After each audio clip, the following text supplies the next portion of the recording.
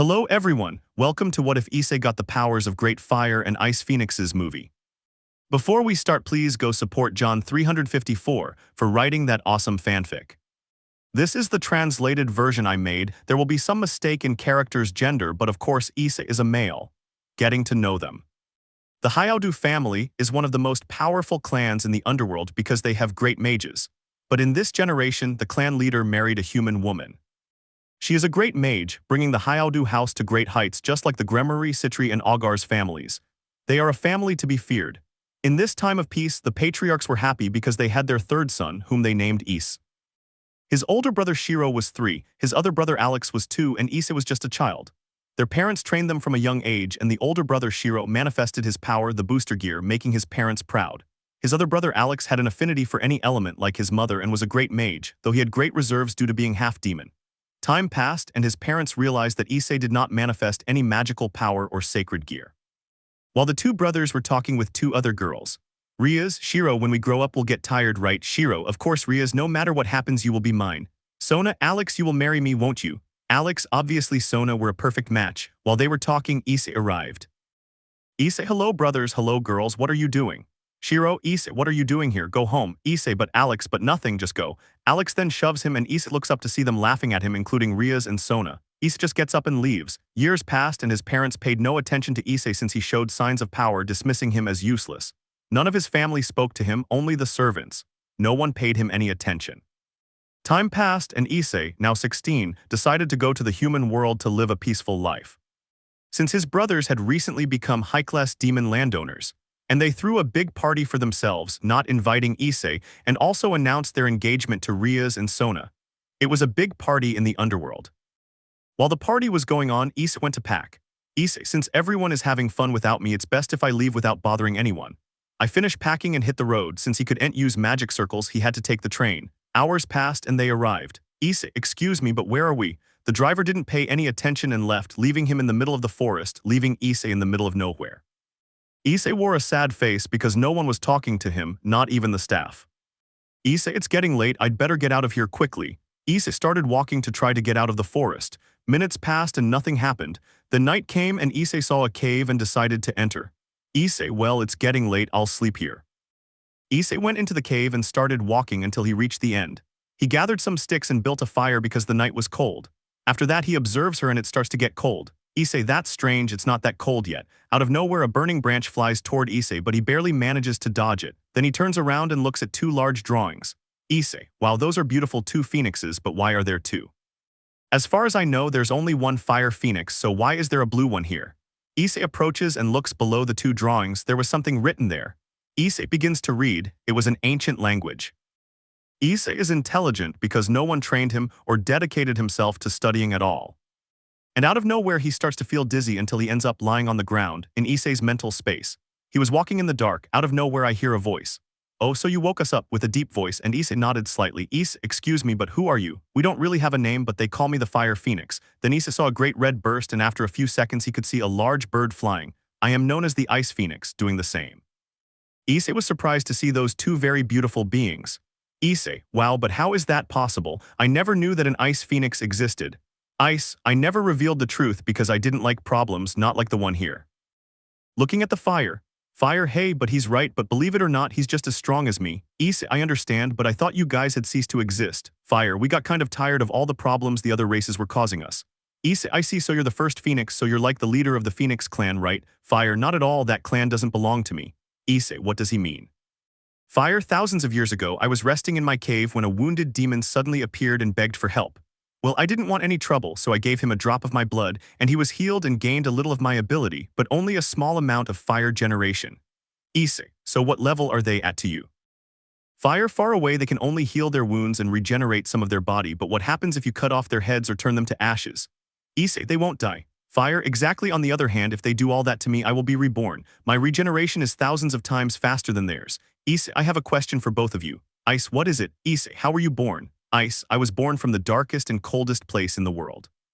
My ice is so powerful that if it touches someone it destroys a part of their body. Issei, great. Fire, mine was something similar, only it was in the hottest place there is where nobody could get close.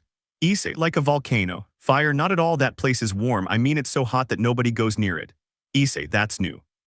So you guys are like Drake and Albion, right? Ice, don't compare us to them.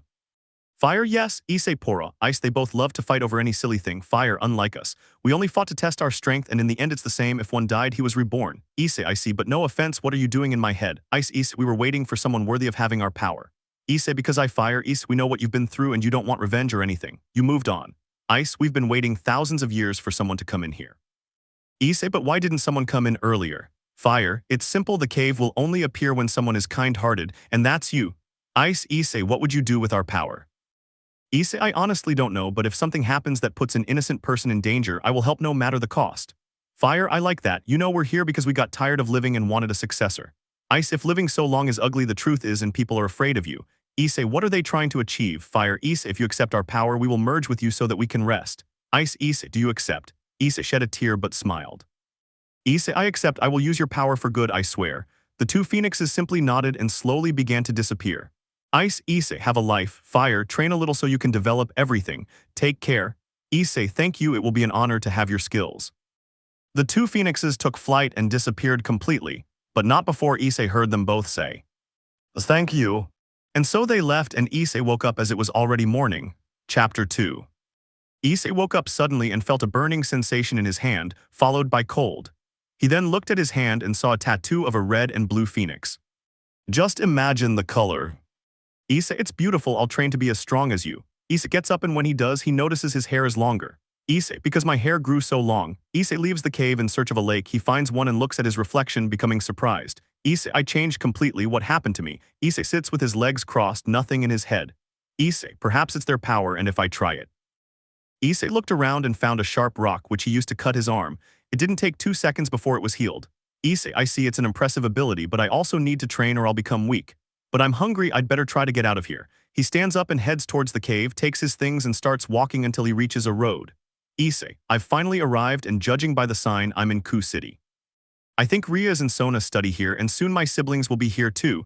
I hope I don't run into any trouble. He started walking until he saw a restaurant, went in quickly and ate like never before. Issei, it was really good. He asked for the bill and continued on his way to look for an apartment. Issei, with all the money I've saved up over the years, I can live for a while. After that, I'll look for a job. As he walked, some girls looked at him and whispered how cute he was. Issei didn't pay any attention. Then he arrived at a building and saw that an apartment was available. Issei called and asked for it. Once inside the apartment, which was already fully furnished, he sat down on the sofa. Issei, I'm going to enroll at the academy tomorrow. I should change my name for now so I avoid any problems. From what I can see, they can't sense my aura, which is better, that way I won't have any trouble with any of them. The next day, Issei left his house on his way to the academy. He arrived, entered, and went straight to the principal's office. Issei knocked and entered. Director, young man who desires. Issei, I've come to enroll. Director, okay, take a seat over there and fill out these papers. Issei took the papers. After an hour he finished, and the director started reviewing them and was surprised at how good they were. Director, you are very intelligent for your age. You will be in second year. Issei simply nodded, and they gave him the uniform as he left the academy. The next day she was getting ready to go to the academy. She was walking through the streets when she arrived at the academy with a ponytail, attracting the attention of many girls. He arrives at his classroom, it's the teacher's turn, and he makes him wait. A few seconds later he enters. Issei, hello, my name is Yukihira Salma. I hope we get along well. The girls screamed with excitement while the boys cried almost blood. Professor, ask your questions. Where are you from? Issei, from China. That surprised the girls, but they liked it. Do you have a girlfriend? Issei, no. The girls cried tears of joy. The teacher silenced everyone and ordered Issei to sit near the window. Issei, hello, I hope we get along well. You can call me Yukihira. Nice to meet you, I'm also Asia Argento. I hope we can be friends. Asia had been in Rias' entourage for some time. Issei just nods while thinking something. Issei, now that I think about it, I never met Rias or Sona's pieces, but she has a crimson aura. Could she be one of Rias' pieces? Minutes passed and lunchtime arrived. Issei went out to explore the area around the school. As he walked, 2 boys bumped into him. They just got up and left. Issei, what's wrong with them? Suddenly someone hits him on the head and Issei falls to his knees while clutching his head. Issei, hey, what's wrong with you guys? You have no right to speak, pervert. Yes, you'd better shut up. Issei, what are you talking about? They were about to hit him again, but 2 girls arrived. Hey, what are you girls doing? Very well, we managed to catch the pervert. Murayama looks at Issei and opens his eyes wide. Mura, he isn't. What are you talking about? Mura, he's the new boy in my class, he just arrived today. All the girls' eyes widened in shock and they began to apologize until Issei stopped them. Mura, I hope you can forgive us. Issei. Mura, my name is Murayama, the captain of the Kendo Club, and she is the vice-captain, Kadis. Kadis, nice to meet you, Yukihira. Issei, the pleasure is all mine. Well, I'm off, goodbye, and so she left, leaving all the women in the club in silence. Issei was walking through the school. Issei, if it weren't for my ability, I'd already be in the infirmary. Classes ended and everyone went home. Issei arrived at his house, changed his clothes, and started running into the forest until he reached its deepest point. Issei, I ran for miles and I don't feel tired, that's great. Well, where should I start? For now I'll train my ice powers more since I don't want any trouble with the Phoenix clan right now. Issei began to create ice and started throwing it at the trees, and when it touched them they froze, surprising Issei, and so it went until he reached his limit. Issei, it wasn't bad, I was able to create even a sword in the end. Little by little I will manage to master it completely. He remained like that for a few minutes, then Issei stood up and headed home. Issei, from what I saw today, there are many devils at the academy besides my brothers. There are quite a few in the student council. There are fewer in the abandoned building. They'll be their retinues. Soon my brothers will have theirs now that they've moved up a class. Someday I'll have my own team too. As he walked towards the house.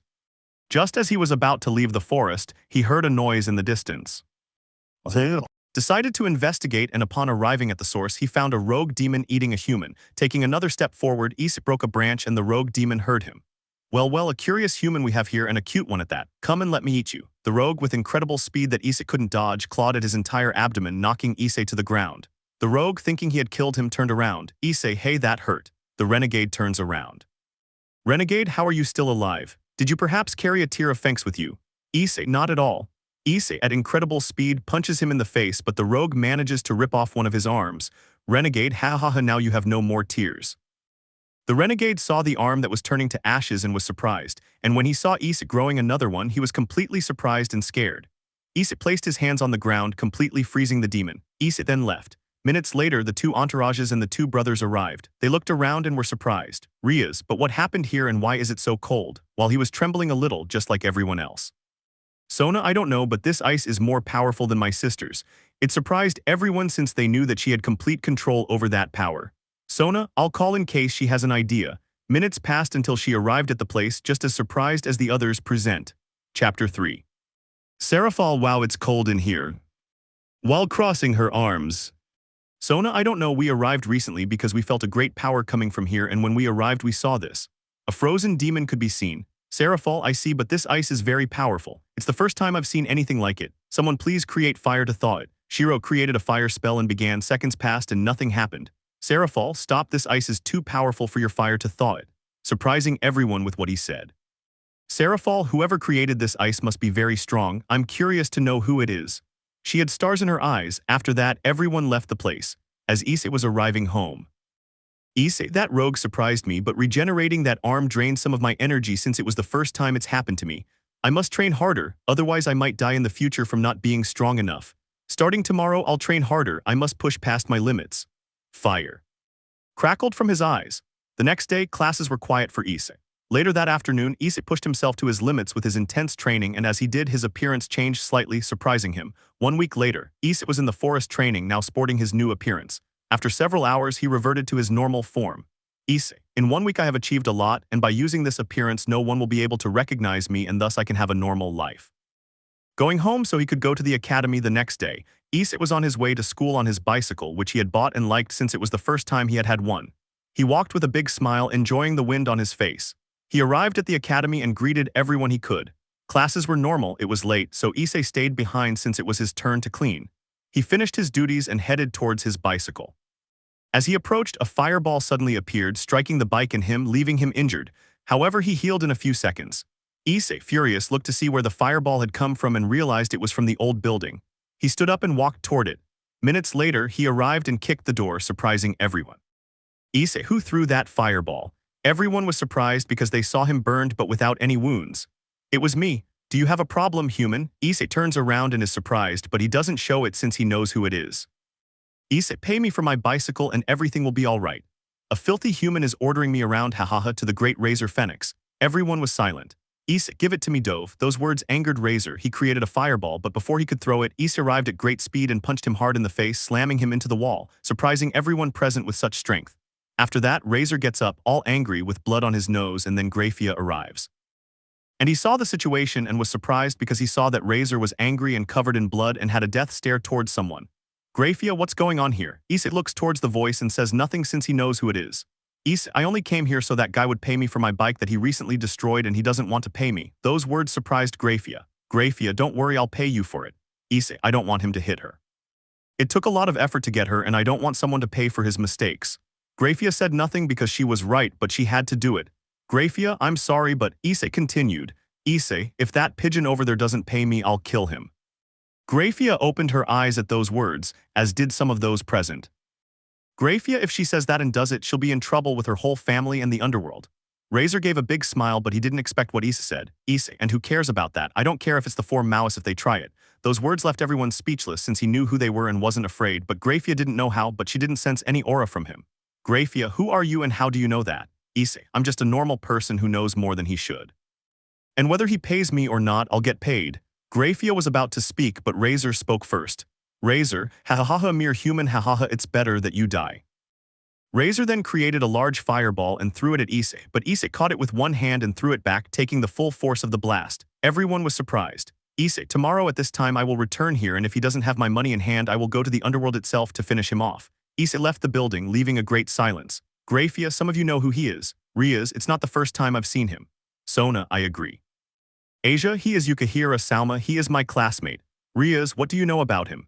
Asia, she's just a good person, she always smiles and greets everyone, she's kind. Grafia, what a problem, despite being human he has great power, it would be better to listen to him since if he knows a lot he doesn't waste his time.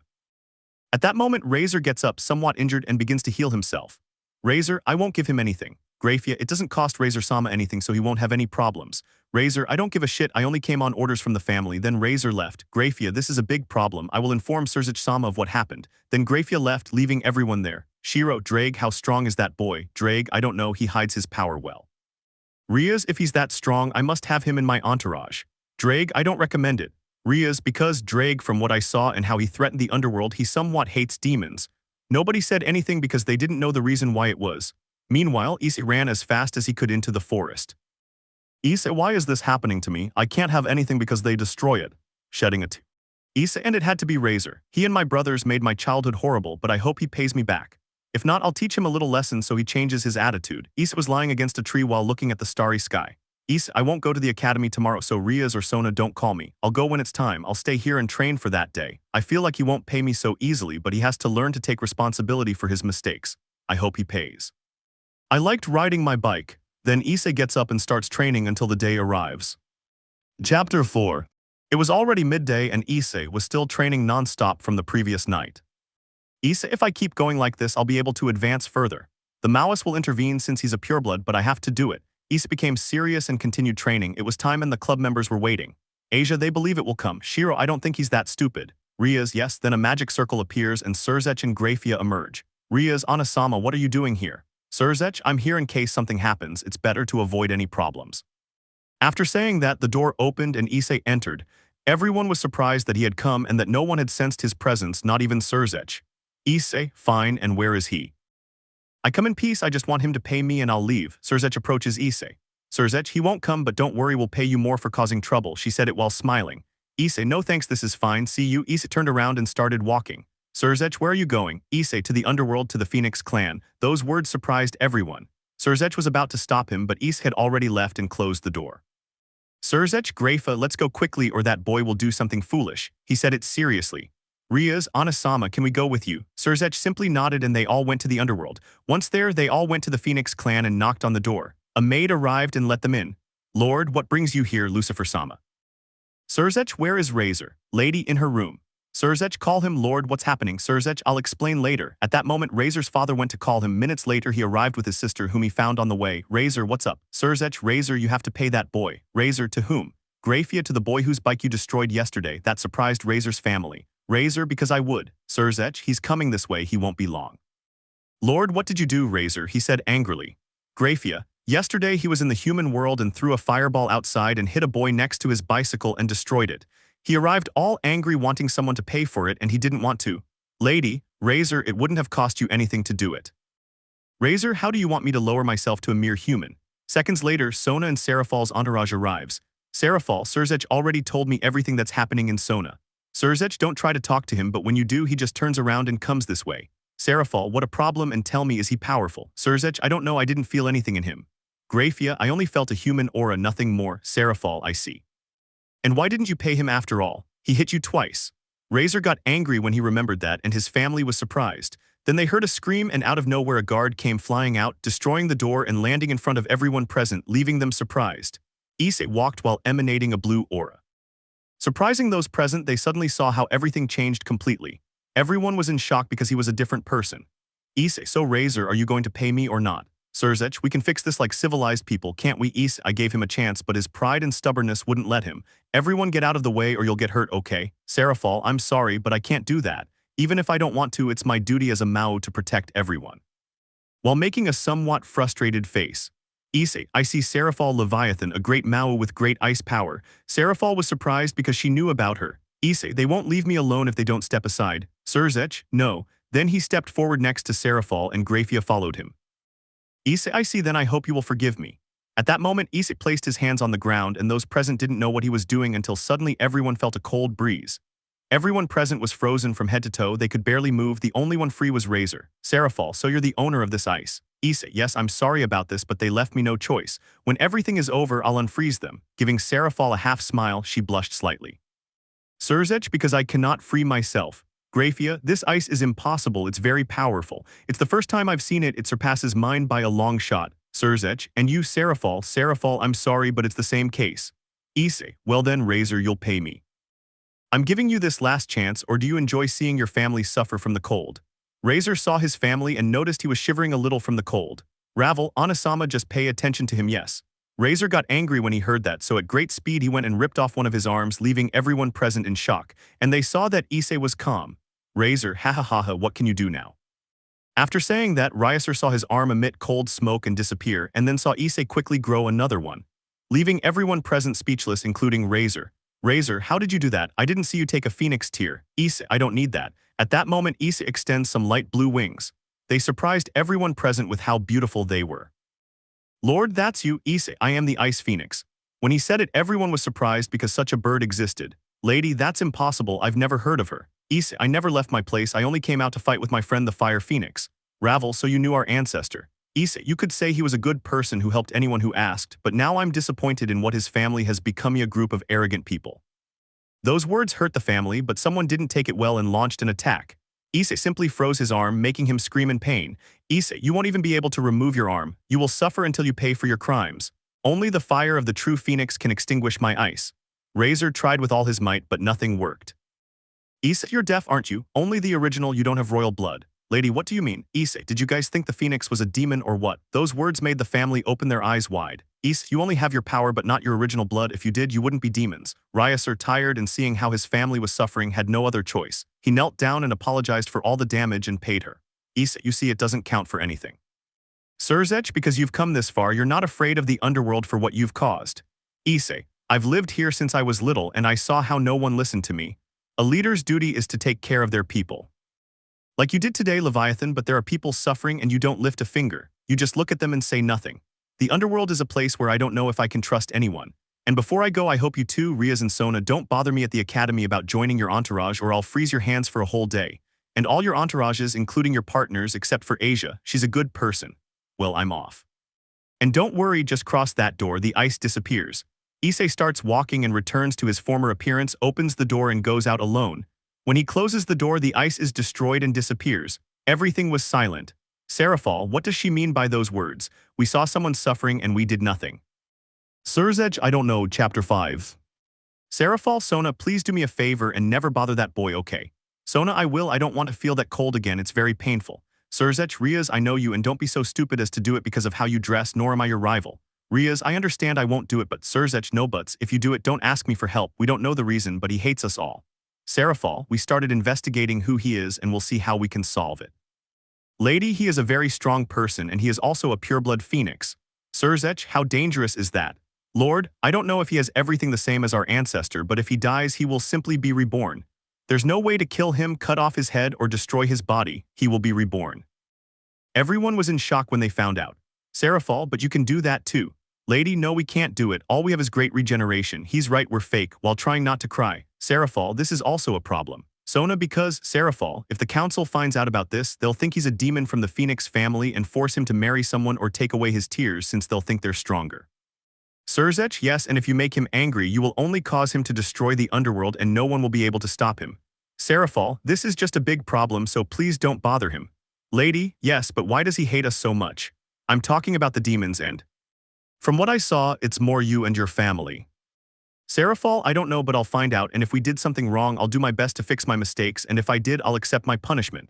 Sona, don't you think that's too much, Nesama? Sarafal, no, because if we did it, we just have to see what we'll do next. Surzech, yes, so please don't bother him, and if he approaches you, just act like nothing is wrong. Everyone nodded in confirmation. Meanwhile, Issei was arriving home and fell to his knees as he entered. Issei, I pushed myself beyond my limit, hehe, but that's good, it'll help me get stronger.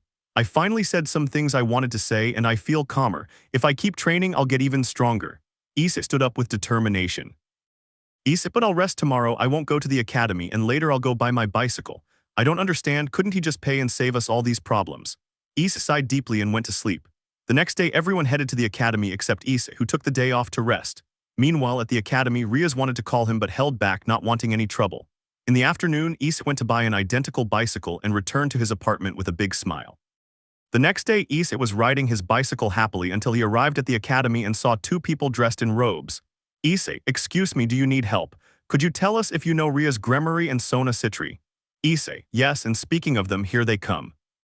Then they arrive and after an explanation, Issei was about to leave but they speak to him. Sona, excuse me, but could you come too if it's not too much trouble? She said it with a little fear since he said he didn't want anyone near him. Issei, sure, I'll go in the afternoon, have a good day. Issei left with a smile. Rias, what's wrong with him? Sona, I think he's only serious when it comes to his enemies. Then they both left in the afternoon. Issei was with Asia. Issei, tell me, Asia, are you dating Shiro? Asia became nervous and blushed. Asia, how do you know? Issei, I can see it in your aura and how he treats you. Asia, he is kind and affectionate. Issei, I see. Then they both arrived and the women from the church were surprised to see him. A chat later and a fight that Shiro won but Kiba lost. Issei went home since he didn't want any trouble. While riding his bike, he passed by his favorite anime store because his favorite series was coming out that day. Then he came in and there was only one copy left, and when he was about to take it, another person grabbed it too. Issei, hey, I'm going to. Sarafal, they were both speechless as they were both surprised to see each other there. Issei, okay, take it, goodbye. Issei drops the manga and quickly leaves the store. Sarafal, not wanting to miss the opportunity, left everything she had to follow him and talk to him. As Issei was leaving, he was heading up to the library, but before he could leave, someone spoke to him. Sarafal, excuse me, but could we talk for a moment? Issei, what about? Sarafal, whatever. Issei, fine, but change, yes. Then Sarafal enters the store, changes into normal clothes and comes out. They both go to a cafe to talk. Issei, well, tell me what you want. Sarafal, how do you know I want something from you? Issei, it's obvious, isn't it? Sarafal, yes, tell me why you hate us. Issei, straight to the point.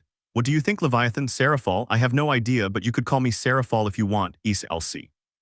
Sarafal, I searched for information about you and I didn't find any clan with your last name or first name, not even among the reincarnated ones. Issei, I haven't worked. Sarafal, it's partly my job, hehehe. Issei, I'll tell you who I am, but what will happen to you if you speak without my permission? Sarafal, I won't do whatever it takes. Issei, a favor from a Mao is nice, but I'm not interested. Sarafal, if I speak, I will be your servant forever. Issei, that's a big bet, don't you think? Sarafal, I never back down. Issei, okay. At that moment, Issei takes a notebook out of his suitcase and writes a letter, then passes it to Sarafal, who takes the pen and signs it.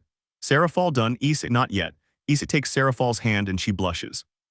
Issei grabs a finger and pricks it and a drop of blood comes out.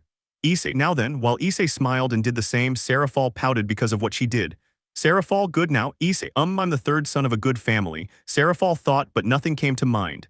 Issei, my brothers are engaged to the sisters of two Maoists. Upon hearing that, Sarafal's eyes widened and she stood up from her chair. She remained like that for a few seconds until she sat down. Sarafal, but you don't look anything like Issei. Issei, life gave me a second chance to be happy, not like before. Sarafal, now I understand everything. As Sarafal lowered her head, she now understood why Issei was so angry against the underworld, since neither his family nor the servants paid attention to him, and his brothers, along with Razor, Rias, and Sona, bullied him. Sarafal understood everything. Sarafal, I see why those words were right. Issei, he already remembered, didn't he? Sarafal, yes. With her head bowed as she spoke of the day when they were little and everyone bullied Issei, and she just walked by and did nothing. Sarafal began to shed tears. Sarafal, I'm sorry, I know I didn't do anything, but I don't know what happened. Issei, I know. What happened is that you love your sister very much, just like Surzech, and you don't care what they do, right? Issei said it calmly, but Sarafal hurt him with every word she said, but she was right. If it was about his sister, he would do anything. Sarafal, I know, and I don't blame you for hating us all. Issei, I don't hate anyone. Sarafal, Issei, it's not that I forgive them, but it's simple.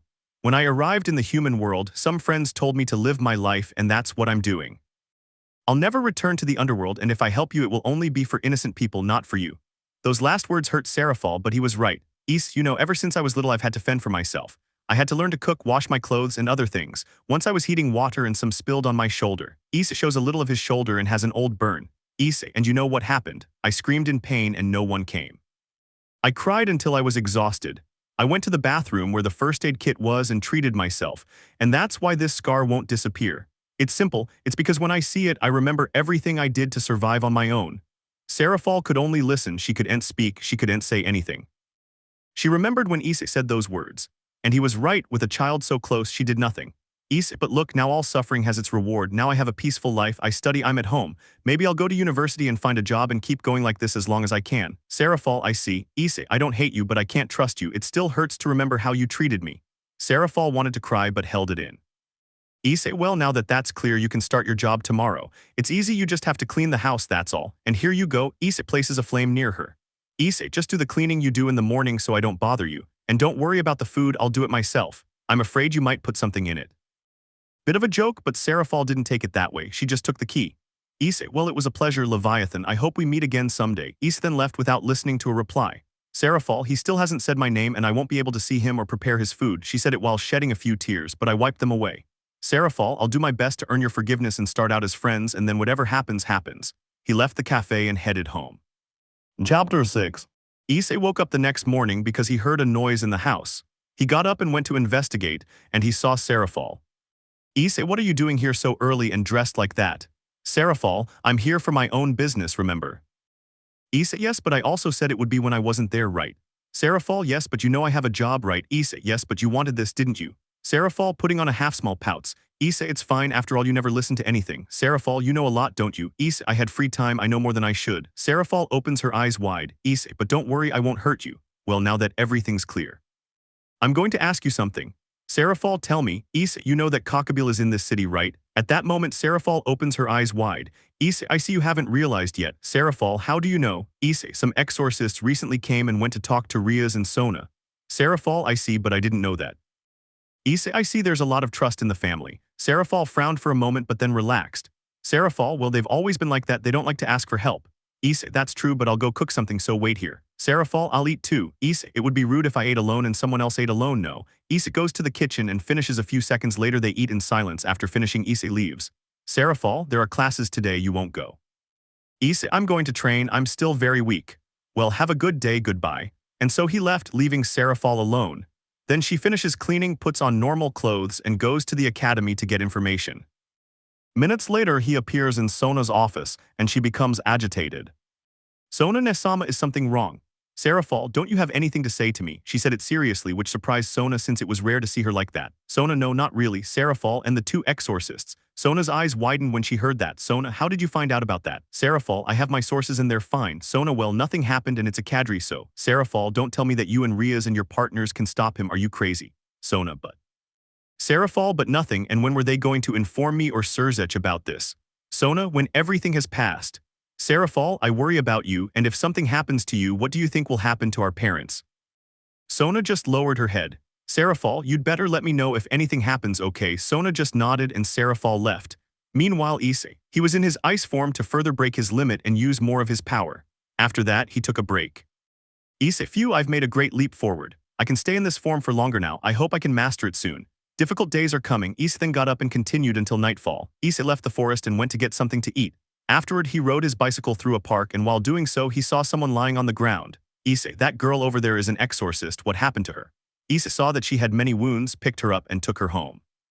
When they arrived, he laid her on the bed, leaned close to her, and a tear fell from her eye as she slowly began to recover.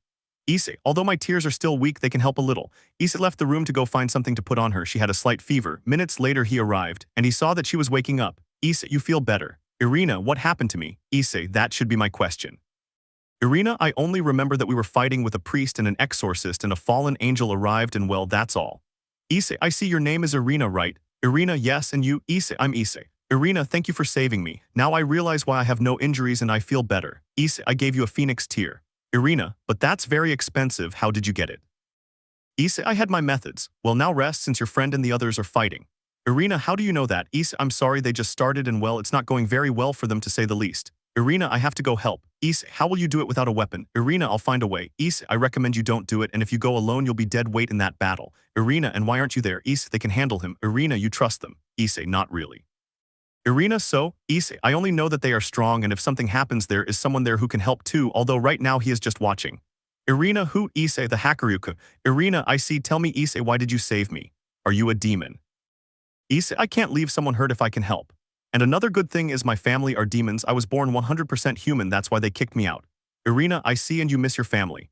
Issei, to be honest, no. Irina, because Issei, they saw that I didn't have any magic power or sacred gear, that's why, so they left me out. Irina, I understand. Issei, tell me something because from what I saw you like Shiro, don't you?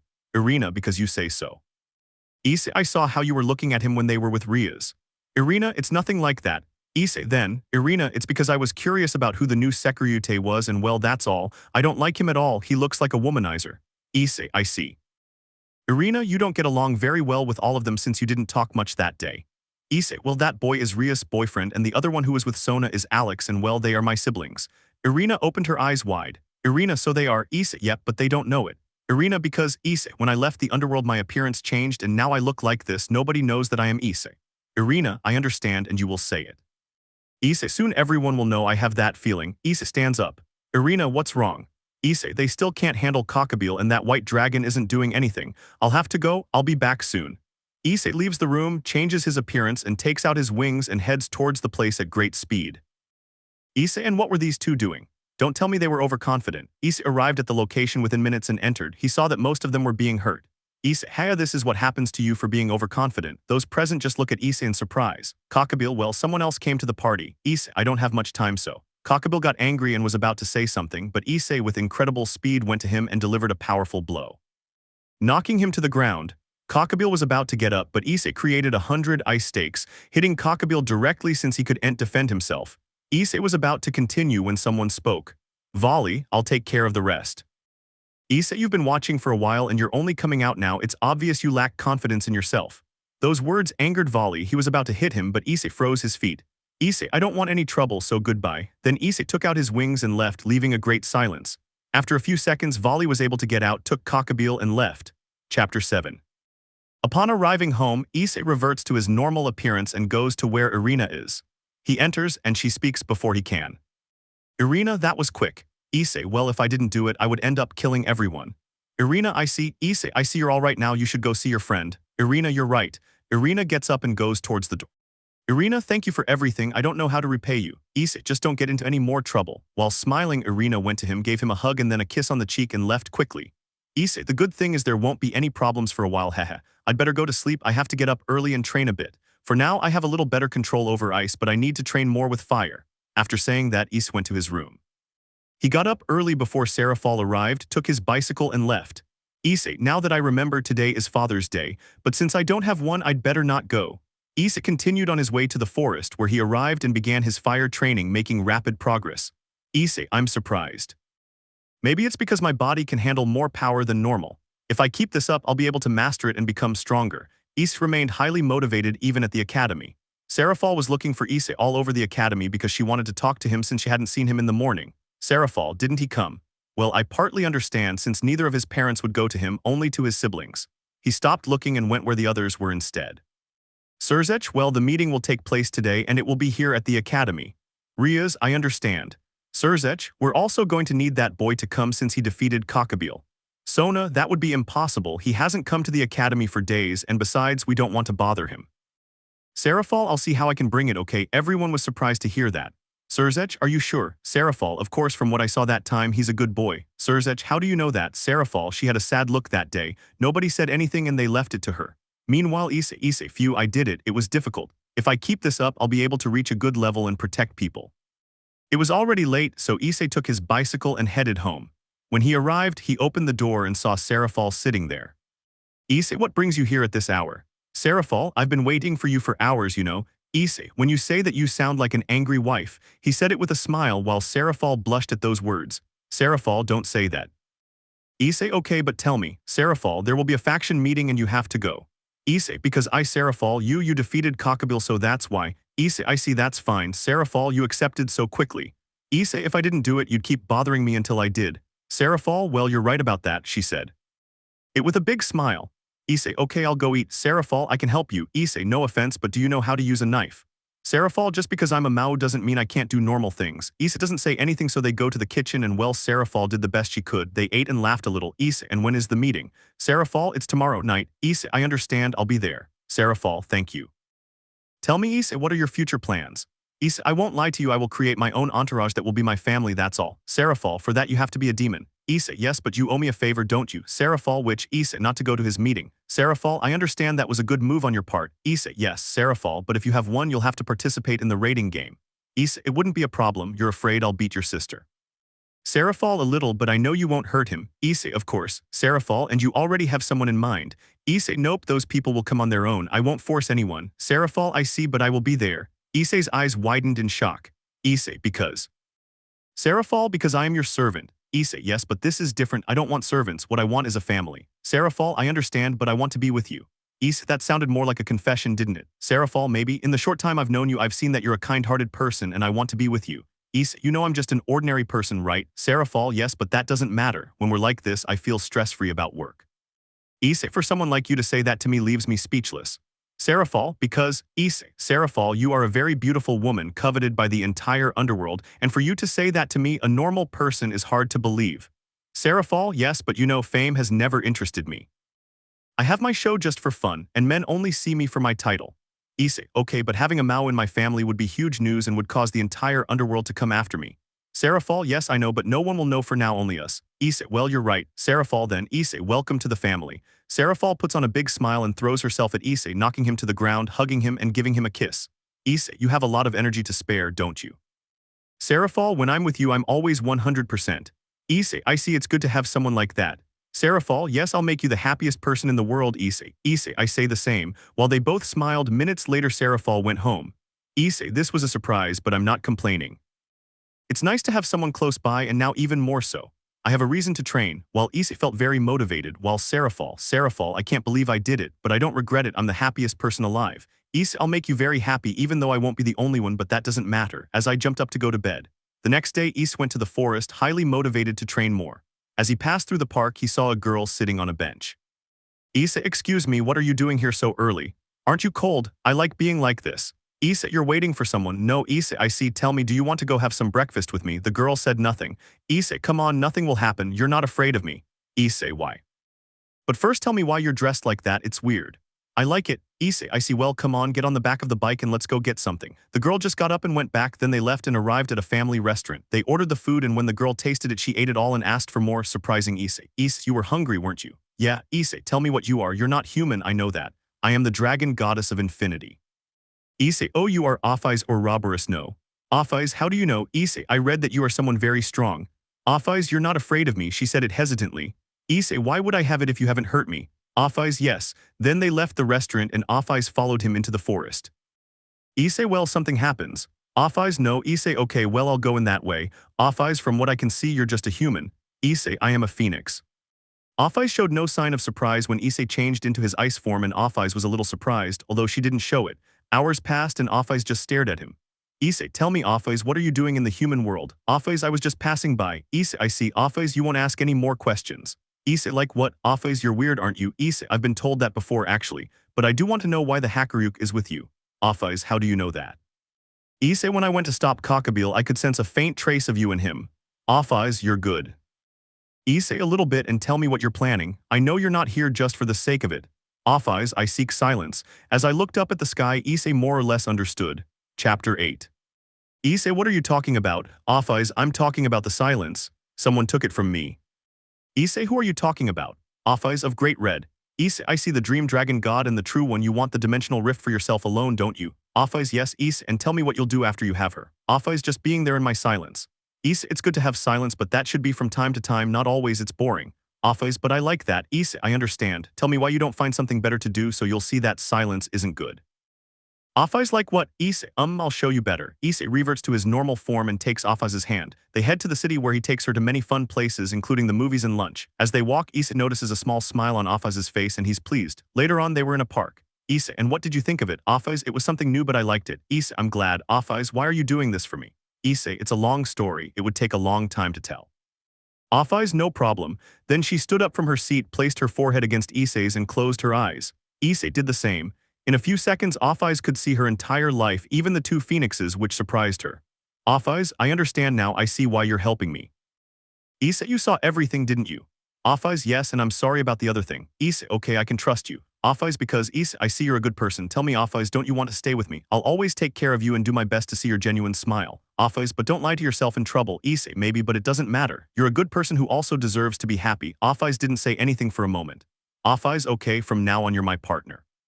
Issei's eyes widened in shock. Issei, because, Offai's, because I'll be with you forever, so you're mine and I'm yours even if I'm the second. Issei, you're not second to me, both of you are first, okay? Offai's, okay, the two hug. Offai's likes it, it's the first time she's felt such quality. Issei, okay, let's go home since I have a meeting with the factions later. Offai's, you shouldn't go, Issei, because Offai's, there's going to be an attack. Issei, I understand, Offai's, even so you will not go. Issei, Sarafal will be there and I must protect her. Offai's, I'll go with you. Issei, I don't think so, they would recognize you and attack you. Then Offai's began to change her appearance. Issei was surprised. Issei, you look beautiful and I see that your aura has changed. Offai's, you realized, didn't you? Issei, yes, but don't do anything, I'll take care of it. Offai's, okay. They both arrived at the house. Issei changed and they sat on the sofa. Issei, tell me, Offai's, what were you planning? Offai's, people came to me and told me that if I gave them power they would help me with Rojo. Issei, you know they were just playing with you, right? Offai's, I don't know. Issei, well, that's how it is now, you'll always be by my side, okay? That way nothing will happen to you. Offai's, okay, I'll do my best. Issei, I understand. Well, since there's still a long way to go, let's watch a movie. Issei took control and they watched a comedy. Issei was laughing and Offai's didn't understand why. But little by little she understood the movie and just smiled.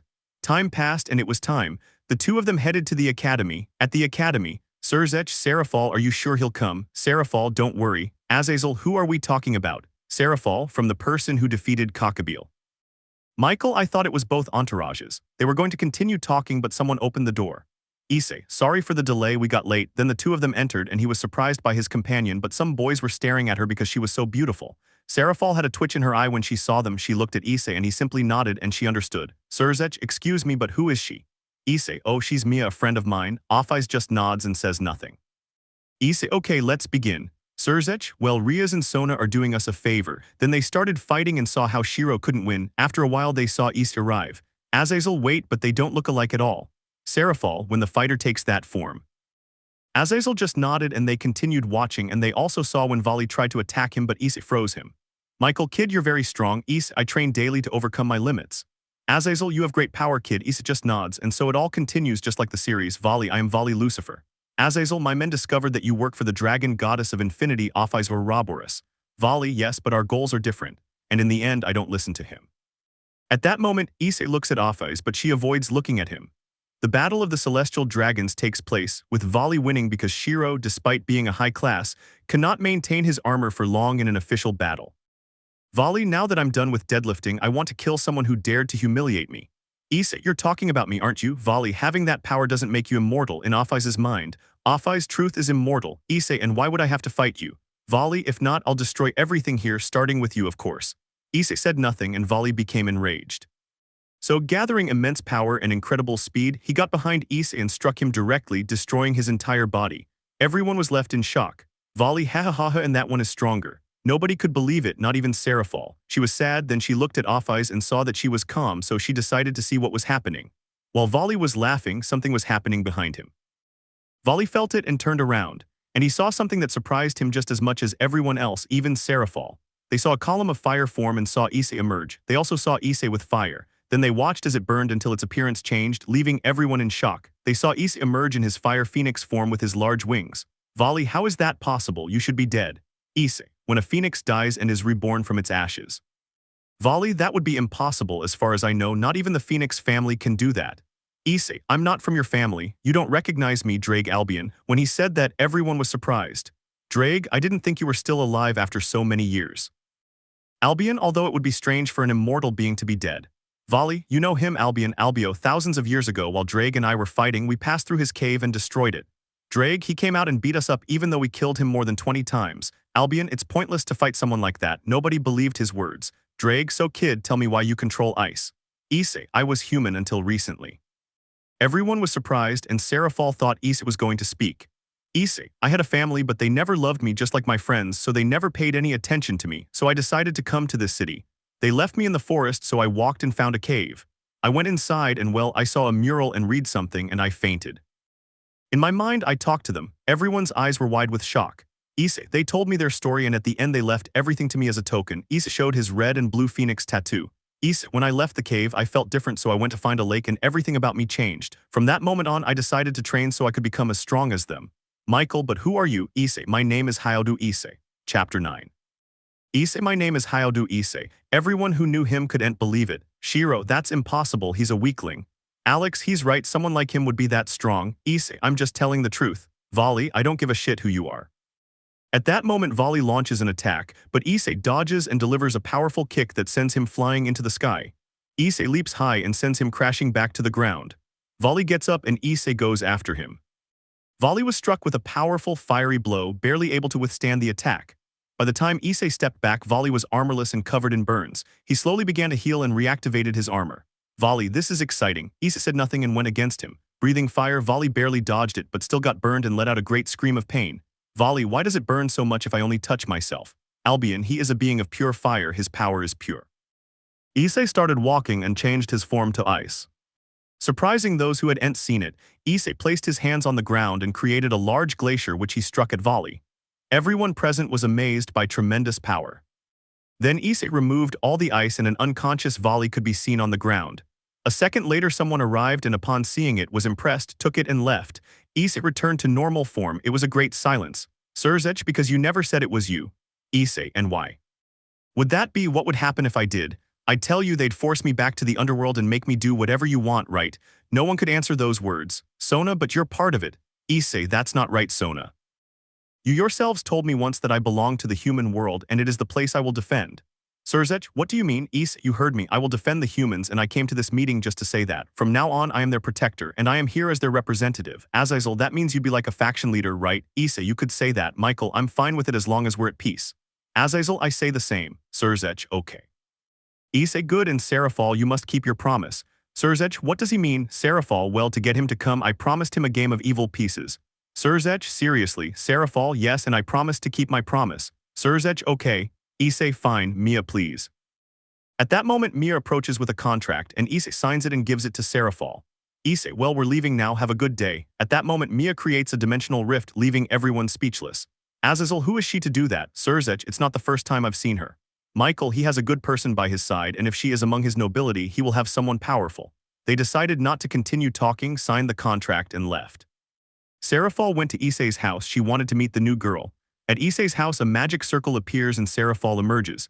Issei, Sarafal, what brings you here? Sarafal, it's not obvious, is it? Issei, hehe, yes. Sarafal, who is she? Issei, you do it or I do it. Offeyes gets up. Offeyes, I am Offeyes or Robberus.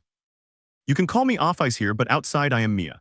Saral's eyes were wide with shock. Before her stood the goddess of infinity. He saw East and after a while of explaining. Sarafal, I understand, that's fine, I hope we get along well. Offeyes, I agree. Sarafal, Issei will go for the evil pieces tomorrow, okay? Issei, okay. After that, Sarafal left. The next morning, the three of them were in the underworld. Issei did everything and then they gave him a box with his pieces. Issei wanted to open them at his house, so the three of them returned. Offeyes, as they are, Issei opened the box and the three of them were amazed because they were unusual pieces shaped like a phoenix and there were 2 sets. Issei, I didn't expect this, there are 2 of them. Sarafal, me neither. Issei, okay, and tell me, do you want to be my 2 reins? The 2 girls just smiled and accepted. Issei started the ritual and they were now part of the team. Issei, for now we'll say that I only have 1 game and Offeyes will be the main character because if they find out it's Sarafal it would cause a big problem. Sarafal, I understand and that's fine. Issei, alright, let's celebrate, yeah. The 2 of them just nodded and left. Offeyes was enrolled in the academy in the same class as Issei and all the boys wanted to be with her. But she just kept a straight face and all the men backed away. Even Issei's brothers tried to seduce her, but they couldn't. Offeyes always sent them flying with a great blow. Issei, Offeyes, I see you're very popular. Offeyes, yes, but that doesn't matter. Issei, tell me what will happen with the Chaos Brigade you created, since you're the leader. Offeyes, nothing, they, as you said in the end, will continue with their plans. Issei, okay, and tell me, do you want to go back to the Dimensional Rift? Offais, the answer should be obvious. No, I am your queen and I cannot leave you alone. Issei, thank you and I can see that you can express yourself better. That makes me happy. Offais, it's thanks to you. Offais took Issei's hand and they both went to the house. When I entered, Sarafal was making dinner. Sarafal, welcome. They both greeted each other and went to where she was. After eating, they talked for a while. Sarafal, Issei, you are invited to the leaders' meeting that will take place during the holidays. Issei, I see. Okay, shall we go or not? Offais, Offais, you must already know my answer. Sarafal, and something else too. Sarafal became serious. Issei, tell me. Sarafal, you have to move into a mansion with the others. Issei, wait, what? Sarafal, this was decided by all the leaders since there will be one of each race. Issei, like those. Sarafal, of the demons you already know. Of the fallen ones there would only be Akino. And of the angels there's Irina. Issei, I understand, that's fine as long as you don't bother my group, I'll be okay. Sarafal, okay. Issei, but this will be our meeting place. Sarafal, sounds good. Well, now that that's clear, tell me, do you want to go to the underworld with me on your vacation? Issei, okay. Offais, are you ready for the holidays? Offais, I know there will be a lot to do with you guys, right? Issei and Sarafal just laughed. Chapter 10. Issei and Offais stood in front of the mansion where they were going to live, carrying 2 suitcases. Issei, Offais, the truth is I don't want to live here. Offais, I don't want to be bothered by your brothers and that Citri pawn either. Issei, just hold on, and if something good happens, tell me and we'll talk about it. It's better not to have problems, don't you think? Offais, you're right. Issei takes her hand and they knock on the door. Maid, can we offer you anything? Issei, well, we're also residents here. Maid, I can see ahead. They both went in and were guided to their rooms. After settling in, they both went down to the living room, and there was nobody there. Issei, excuse me, where are the others? Maid, at the academy. Issei, I see, thanks. He left, leaving Issei and Offais alone. Issei, do you want to watch a movie? Offais, yes. Issei, okay, pick one and I'll go get drinks and popcorn. They both went about their business and minutes later they started a movie. Afternoon. It was getting late and Issei went to the kitchen to make dinner while Offais watched TV. Then the others appear and look at Offais watching TV intently while Issei is in the kitchen. Sona, they've already settled in, haven't they? Offais, yes, that was all he said without taking his eyes off the TV. Rias, what will you do on vacation? Offais, to train. Akino, can I ask you something? Offais, yes. Akino, what is your magic? Offais stopped watching TV and looked at her with a half-smile. Offais, they'll know when we fight in the raiding game. Sona, do you think you two can do it? Offais, I'm enough. Shiro, you see us as so weak. Offais, yes. Alex, then prove it. Offais, everything in its own time. Offais gets up and goes to the kitchen, leaving everyone there. Back in the kitchen, Issei and Offais were eating peacefully until the others arrived. Shiro, and where is what we had? Issei, I don't know. Alex, don't act important. Issei, because I would. I only cooked for 2 since it was just us. Sona, just leave it at that. Issei didn't say anything, but Alex wasn't exactly thrilled. When he tried to hit Issei, Offais stopped him. Offais, it's rude to disturb someone at dinner. While squeezing his hand, Alex screamed in pain. Issei, Mia, please, let's not cause problems. Offais lets go of him and they both get up and go to the kitchen and wash their dishes and they both go upstairs. Asia was healing Alex. Alex, that woman has great strength. Sona, seriously. Alex, yes, and he wasn't even trying. Tsubaki, it's best not to mess with them, they're strong. Nobody said anything and everyone went their separate ways. The next day, Irina arrived. Issei and Offais were training when she arrived. Irina, hello Issei, it's been a while. Issei turns around and sees her. Issei, Irina, how have you been? Irina, good, now I have a friend besides Zenobia. Issei, I see. Let me introduce you to Mia, she's my queen. Offais arrives and greets her. Irina, hi. You already have your own game, huh? Issei, well, I'm happy I'll be able to have friends nearby. Irina, that's true. Issei, Irina, you became an angel, didn't you? Irina, did you realize you guys are the first ones? Issei, okay, so tell me what you'll be doing this vacation. Irina, I have to go to heaven and then to the underworld for a meeting, and you? Issei, we'll go to the underworld to rest a bit and then to the meeting. Irina, oh, that's right, you're the leader of the humans, aren't you? Haha. Issei, you could say that, although I only nominated myself, hahaha. They continued talking and the days passed until the day of vacation arrived. Everyone headed to the train station. Rias, and what are you doing there? Nobody invited you. Issei, if someone did, a good friend, so goodbye. They both boarded the train. Issei went alone with Offais in a carriage. Offais, tell me Issei, did you want to come back? Issei, not much, but sooner or later I'd have to. And well, I came because Sarafal asked me to. Offais, I see. Issei, tell me Offais, will your team or your old allies look for you? Offais, maybe, but it will be difficult for them to find me. Issei, I can see it, not even the leaders know who you are. Offais, yes, so don't worry. And tell me, do you already have someone for your entourage? Issei, I'm not in a hurry, I don't want to force anyone to be with me. Offais, that's true. Issei, besides, we're fine for now, aren't we? Offais, you're right, hehe, and you also have to show up at the youth meeting. Issei, since I have the evil pieces, I have to do it. Offais, it will be very problematic, don't you think? Issei, yeah, but we'll see what happens.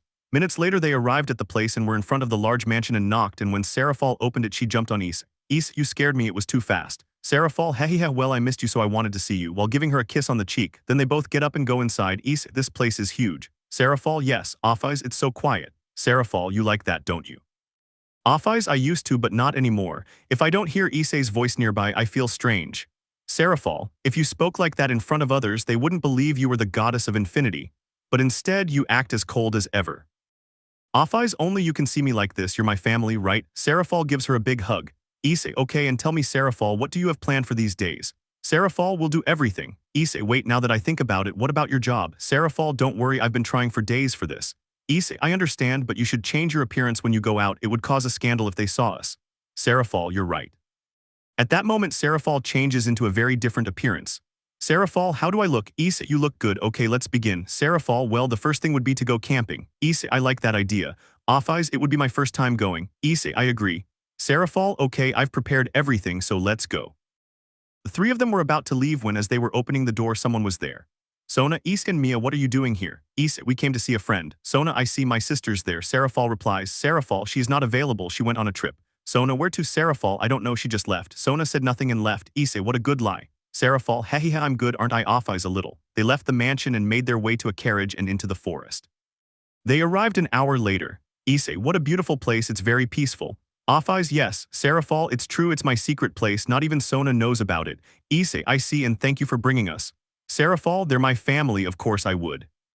Issei approaches and kisses her forehead and rubs her head because she likes it. Afterwards, they went inside the cabin. It was already late, so they went outside to have a barbecue. The three of them ate while laughing and planning what they would do the next day. Chapter 11. Issei, girls, I'm going out for a bit. Sarafal, okay, be careful. Issei left the house and was walking through the forest. Issei, it's a peaceful place for a walk. He continued on until he reached a lake and saw how beautiful it was. He went on his way when he heard a loud roar. Issei, I wonder what that was. Issei went to where the noise had come from. It took him a while to get there, and when he did, he saw a group of dead soldiers who were demons. He started looking to see if there were any alive ones, but there were none. He decided to keep going. What are you doing here? Issei, I was walking through the forest and I heard a roar, that's all. I don't believe you, you'd better die. Issei dodges a blow that was coming towards him. Issei, wait, I won't hurt you, I promise. I don't believe in demons, they only seek me out to bother me. Issei, I know, but I'm not a demon, I'm a human. I was born into a demon family, but my mother is human, that's why I was born 100% human. Now that you mention it, you have that aura, but you also have another one. Issei, I am also a phoenix. Then why do you say you're not a demon? That's a clan. Issei, it's because I'm not from that branch, I'm the original phoenix. Seriously, believe it or not, I saw him once and you don't look anything like him. And as far as I know, he's a bird, not a human.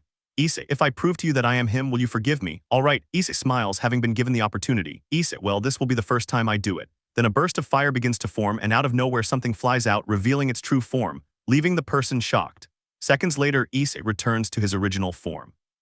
Issei, it's only my first time doing this, but it's difficult. Okay, I believe you. Issei, okay, so tell me who you are. I am the Dragon Queen Tiamat. Issei, great, oh, and excuse me, I'm Issei, nice to meet you. Tiamat, what are you doing here? Issei, I came with my two partners to camp not too far from here and well, I decided to walk a bit and here I am. Tiamat, I see. Issei, tell me, don't you get tired of being bothered? Tiamat, of course, they don't even let me sleep. Issei, I have a proposal for you. Tiamat, what? Issei, do you want to be part of my entourage? Tiamat, how come you have evil pieces? Issei, I earned them by helping and they won't turn you into a demon. Tiamat, so in what? Issei, you will be yourself, the only thing that will change in you is that you will have a little bit of regeneration from a phoenix, that's all. Tiamat, interesting. Issei, of course I won't force you. Tiamat, let's fight and see if you're strong or not. Issei, okay. Issei takes a step back and begins to change. Tiamat, you look good. Issei, thank you. Both launched their attack. Issei had the advantage because he was smaller while Tiamat was in her dragon form. Issei delivers a powerful blow to her face that sends her flying. Tiamat gets up and flies towards Issei and a great battle begins. Minutes later, Tiamat could be seen lying injured on the ground and Issei was exhausted, but she began to heal and seconds later she was fine and returned to her original form. Issei, you're a queen for a reason, you're strong. Tiamat, you won me over and it's only fair, I'll be with you forever as a partner and companion. Issei's eyes widened when he heard that. Issei, wait, what do you mean by partner? Tiamat, you don't know when a dragon loses to someone else, that person will be her mate. Issei, I didn't know that. Tiamat, you don't like me, making a sad face. Issei, it's not that, it's just that I can't force someone to love me. Tiamat, I am not obligated, in time you will love me and I will love you. Issei, okay, welcome to the family, and you'll be in that form. At that point, Tiamat begins to change into a human appearance. Issei, you look very pretty. Tiamat, thank you, she said.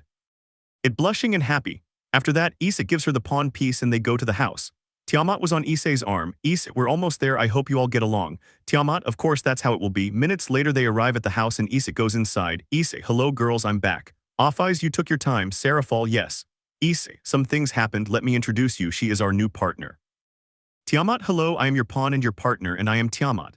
Sarafal, wait, what, you're the dragon queen. Tiamat, yes, Sarafal, and what's this about being a couple? Offeyes, they didn't fight. Issei, you knew that, didn't you? Offeyes, yes. Tiamat, I hope we get along. Sarafal, sure, and let me introduce myself. Sarafal returns to her normal appearance, surprising Tiamat somewhat. Sarafal, I am Sarafal and I am Issei's queen and partner. Tiamat, wait, what's this about you being a queen? You're a Mao, aren't you? Sarafal, I wanted to be with Issei and that doesn't matter. Tiamat, I see, that's fine. Offeyes, hello, I'm Issei's other queen, my name is Offeyes. Tiamat's eyes were wide with shock. Tiamat, wait, what's this about having two queens? Issei, I have two games. Tiamat, I understand, but that name sounds familiar. Offeyes releases a bit of her aura and Tiamat gets a little scared. Tiamat, you are the dragon goddess of infinity. Offeyes, yes, but now I'm just Issei's queen and his partner. Tiamat was too surprised to speak, she had two strong people by her side. Tiamat, I see. Offeyes, when we're together you can call me Offeyes, but in public call me Mia. Tiamat, I understand. Offeyes, don't be afraid, we're family now. Tiamat, thank you. Issei, I'm glad you all get along. Good, now there are three of us in the group. Tiamat, like three? Issei, well, nobody knows I have two retinues except Ajika.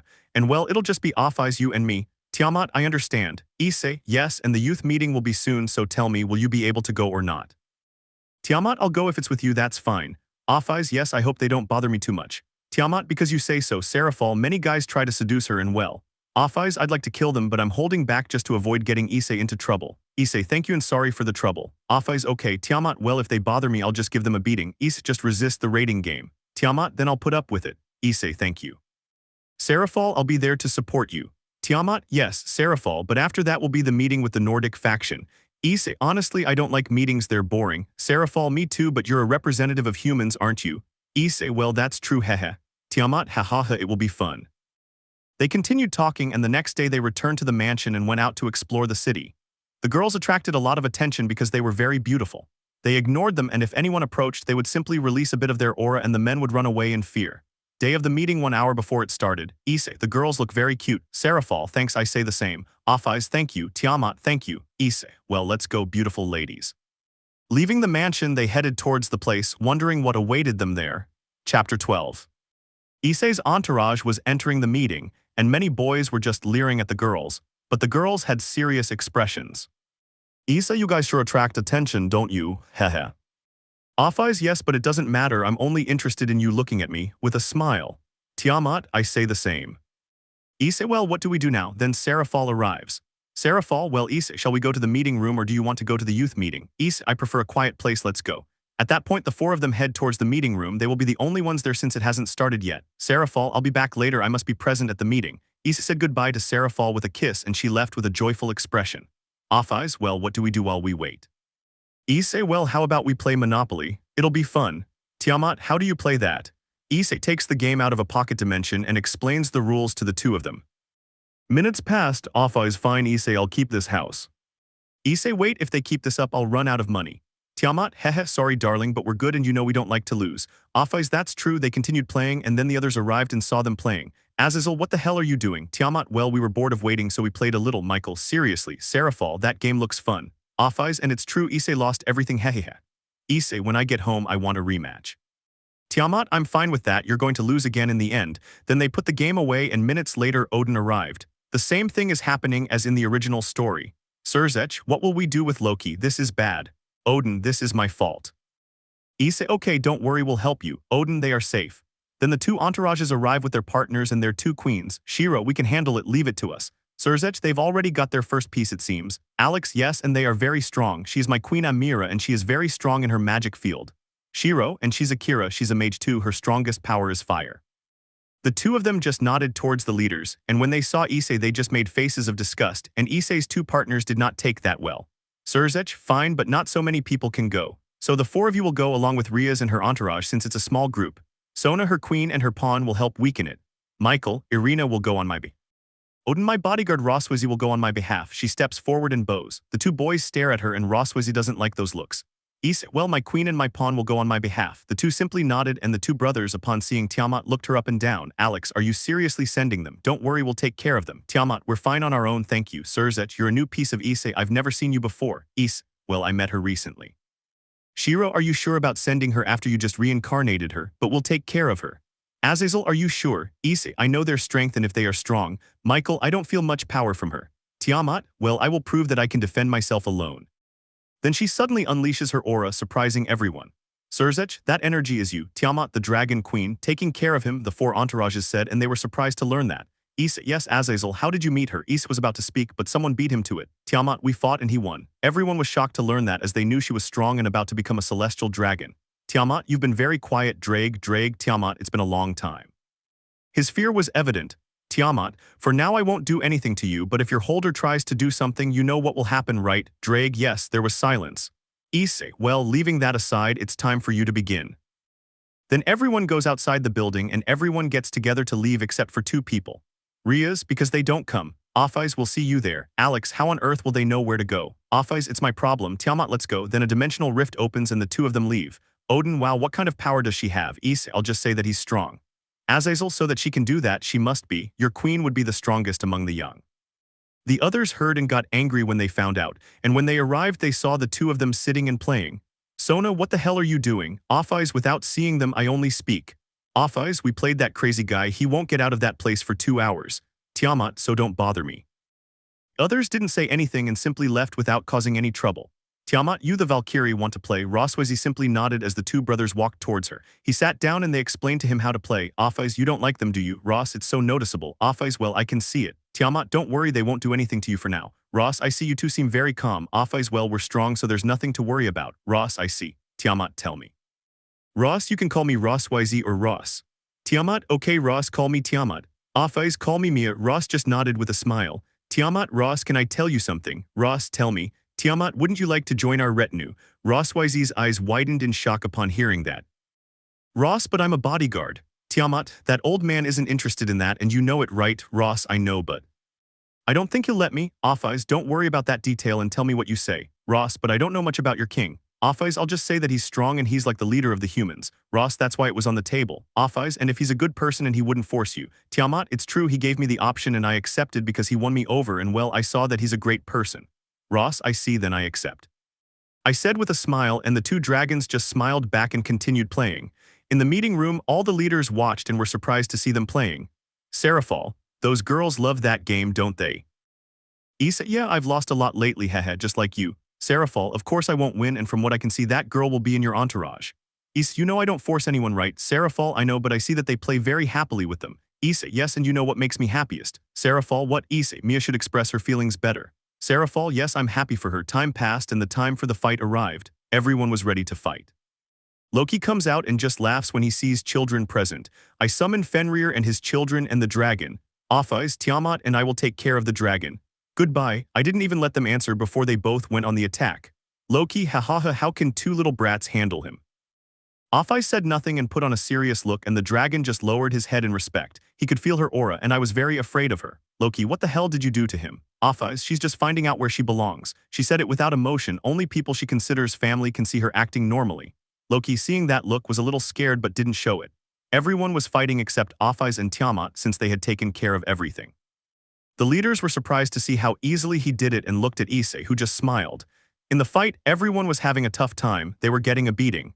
Tiamat, already tired, spreads her wings and goes after Loki. He, being careless, takes the full force of the blow and just as he's about to hit the ground, Offais strikes him again. And then he uses his magic, which is as black as night, making Loki scream in pain until he loses consciousness. Then Vali and his group arrived to take Fenrir away. Offais, upon seeing them, merely shook her head and the group felt a chill. Minutes passed and everyone returned to the meeting room. Chapter 13. When they arrived, everyone was tired except for Issei's group since they hadn't done much. Upon arriving, the two girls hugged him. Issei, being a little taller, patted their heads and they smiled slightly. Issei, they did a great job. Offais, well, it wasn't much. Issei, I see good inside with the others. And so the three of them entered. Most were talking and others were in the infirmary getting healed. Tiamat, hey Issei, can I ask you a favor? Issei, if it's in my hands, of course. Tiamat, you can convince Odin to let Rossweisse be part of the retinue. Issei was surprised to hear that. Issei, you know I can't force someone to be with us. Offais, you saw us, didn't you? We talked for a while and well, one thing led to another. Issei, I see, and what does she think? Tiamat, give me a few seconds.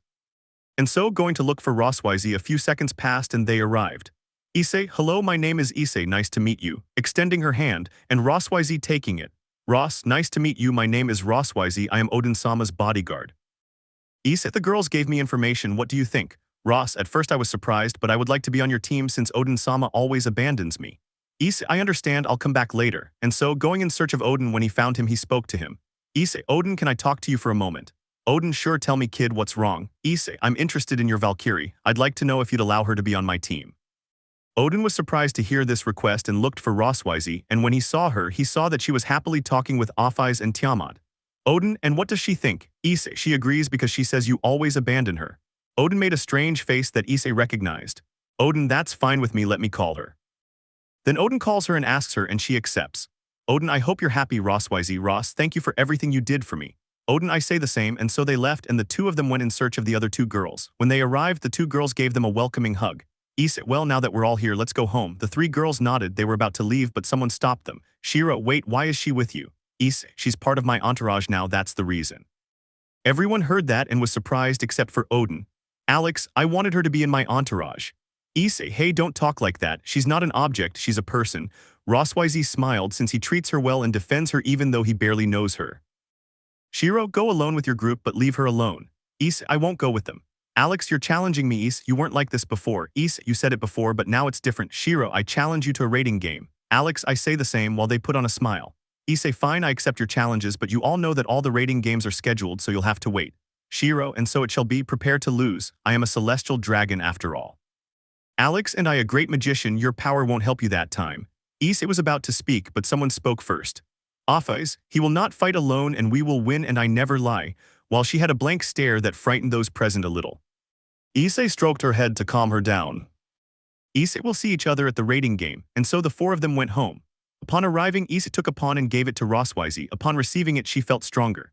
Issei, well, since everything is ready, all that's left is to wait for that day to arrive. Sorry for this, Rossweisse, you'll barely arrive and soon you'll have to fight. Ross, okay, I'm ready for this. While Pony smiled, Sarafal arrived and Ross was surprised. Ross, Sarafal-sama, what brings you here?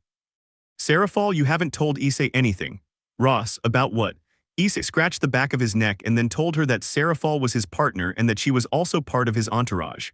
Rossweisse was surprised to hear all that information. Ross, this is a big surprise, it's a lot of information for just one day. Issei, I know, Ross, but what will I do during this time besides train? Sarafal, I have an idea, but it will be your decision.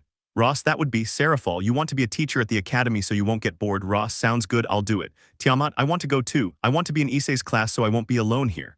Sarafal, okay, I'll talk to the principal tomorrow and you can go soon. Issei, well, since everything is alright, how about we go out to dinner to celebrate Rossweisse being on our team? Offais, wait, before that I have to say something. Issei, I understand. Offais, Rossweisse, since we'll be in the same group, you should know something. Ross, what a thing. Offais reverted to her true form and Rossweisse was surprised to see her since everyone in the supernatural world knows about her. Ross, you are Offais, the dragon goddess of infinity. At that moment, Offais reverts to her other appearance. Offais, yes, but only you know, and call me Mia with the others and Offais at home. Ross, I understand, thank you for your trust. And so they all went to a restaurant to celebrate. The holidays were over and Rossweisse and Tiamat were ready for their first day. Tiamat was in the same class as Issei when she entered. All the men shouted with joy, but the only thing she said, Tiamat, I am Tiamat, I come from France, and before you ask, I am Issei's girlfriend. Everyone was speechless when they heard that, even the teacher. She went to sit next to Offais and gave her a smile. While Rossweisse's first class would be in her third year, upon arrival all the men looked at her. She just put on a serious face. Ross, well, I'll be your history teacher, I hope you'll be serious. Then a boy raises his hand. Ross, something's happening. Student, you have a partner. Ross, that's a personal matter. He said it seriously and some students got scared and decided not to ask any more questions. The days passed and all was peaceful. Offais and Tiamat trained Rossweisse to increase his endurance and make him stronger. It was a quiet night, and Issei was walking through the streets when he heard some noises and decided to go and see. He started walking towards the place. When he arrived, he saw Sona's entourage fighting alongside his brother Alex. Issei could see that they were having a hard time but decided not to bother them because he didn't want any trouble, and he decided to leave. As he walked, his senses heightened, he smelled blood, and he decided to go because it was the smell of blood. Upon arriving at the scene, he saw a blonde girl who was badly injured. Issei, she's barely still alive despite having those injuries. Issei approaches her and wipes a tear from one of her eyes. He sees that the girl begins to heal little by little, until after a while she's completely healed. Issei, I've improved a little with my healing. Issei sat down and waited for the girl to wake up. After a few minutes she began to wake up, saw Issei and jumped up suddenly. But she was surprised to see that she had no injuries and looked at Issei with a serious face. What did you do to me? Issei, I healed you and now that you're alright, I'll leave. He got up and was about to leave, but the girl stopped him. I'm sorry, I'm still in shock at seeing myself like nothing. Issei, I see, that's fine, I'll call him Issei, and you, my name is A. Chapter 14. Issei, my name is Issei, and yours? My name is Alice Zuberg, but you can call me Alice. Issei, thanks, I say the same. Could you tell me what happened to your eye? Alice looked away. Issei, you must have had a hard time, didn't you? Alice, you saved me, so I'll tell you. Issei was about to say something, but he heard his stomach growling and Alice felt embarrassed. Issei, come on, let's go eat and you can explain what happened. Alice just nodded and they both went to the nearest restaurant. When they arrived, they ordered food. Alice ordered a lot because she was hungry. After a few minutes of eating, they were having coffee until she decided to speak.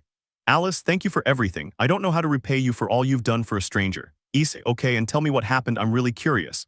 Alice, a group of demons tried to kill me not far from there. I was able to defend myself, but there were many of them, and besides, I don't have much experience with combat. I'm still weak, putting on a somewhat sad and frustrated face. Issei, I see. Before I passed near where you were, I saw the group that attacked you. Well, if it was them, how did you escape? Alice, out of nowhere a blue circle and a green one appeared. They got distracted, and with all my strength I managed to escape to where you found me. I thought I was going to die. Issei, I understand, and your family won't be worried about you. Alice, no, I've been an orphan for as long as I can remember. When I turned 16, I decided to leave. Issei, you're brave to go out and fight the demons. But how did you learn about the supernatural? Alice, it wasn't very pleasant.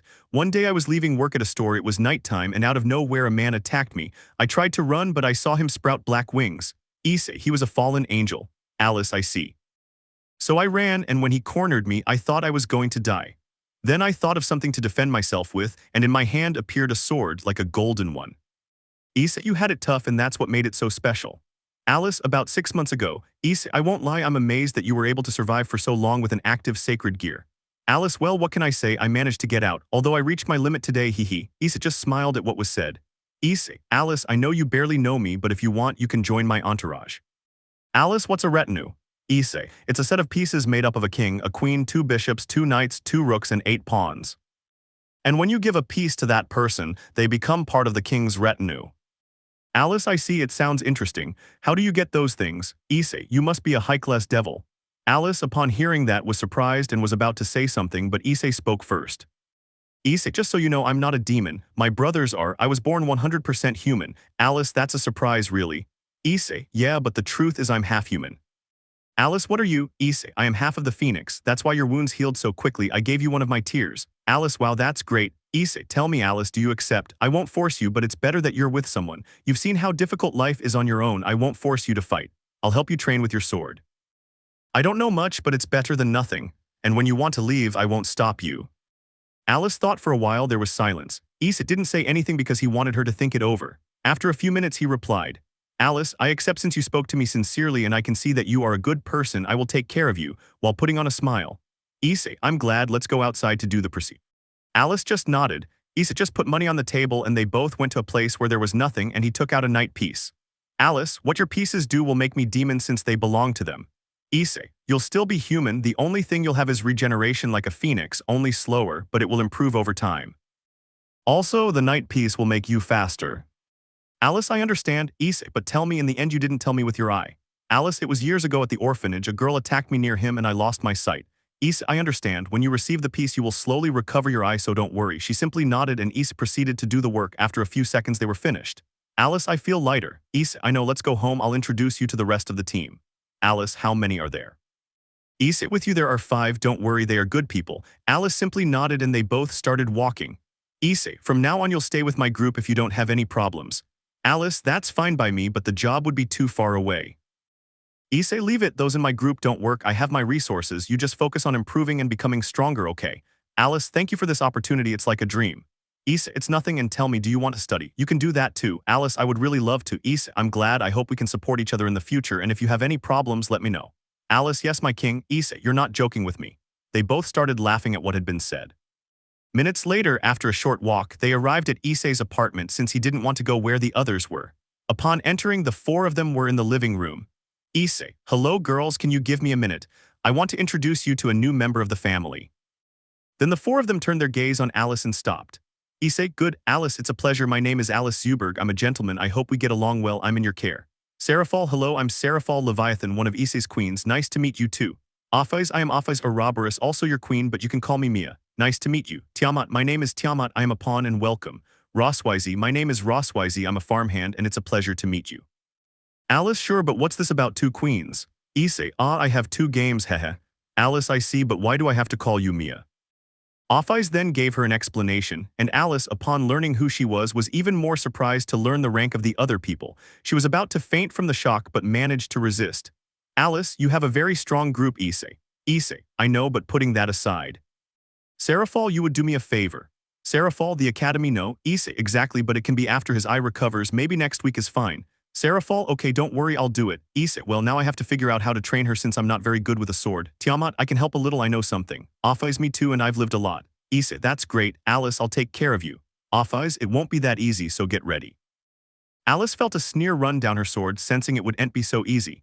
Issei could only manage a smile at Office's words. Issei, Alice, I wish you luck. Okay, Sarafal, tell me who my first opponent will be in the rating game. Sarafal, with Zephyrdor Glacia Labolas. Issei, he's the one who likes to cause a lot of trouble, this won't be so easy, he likes to play dirty. Sarafal, I know, and he's also very arrogant. Issei, if it's like Razor. And when will the game be released? Sarafal, in 2 weeks. Issei, I see. Office and Tiamat think they can help Alice in that time. Well, only if she agrees to join. Alice, I'll do it, it won't be easy, but I'll do my best. Office, she'll be ready, don't worry, I see she has potential. Issei, well, I'm glad then, we need to get ready. They just nodded after a few minutes of chatting to get to know each other better, then everyone went to sleep to start a new day. Chapter 15. The next day the group was having breakfast. Office, okay, Alice, we'll start training now so you can defend yourself in the fight.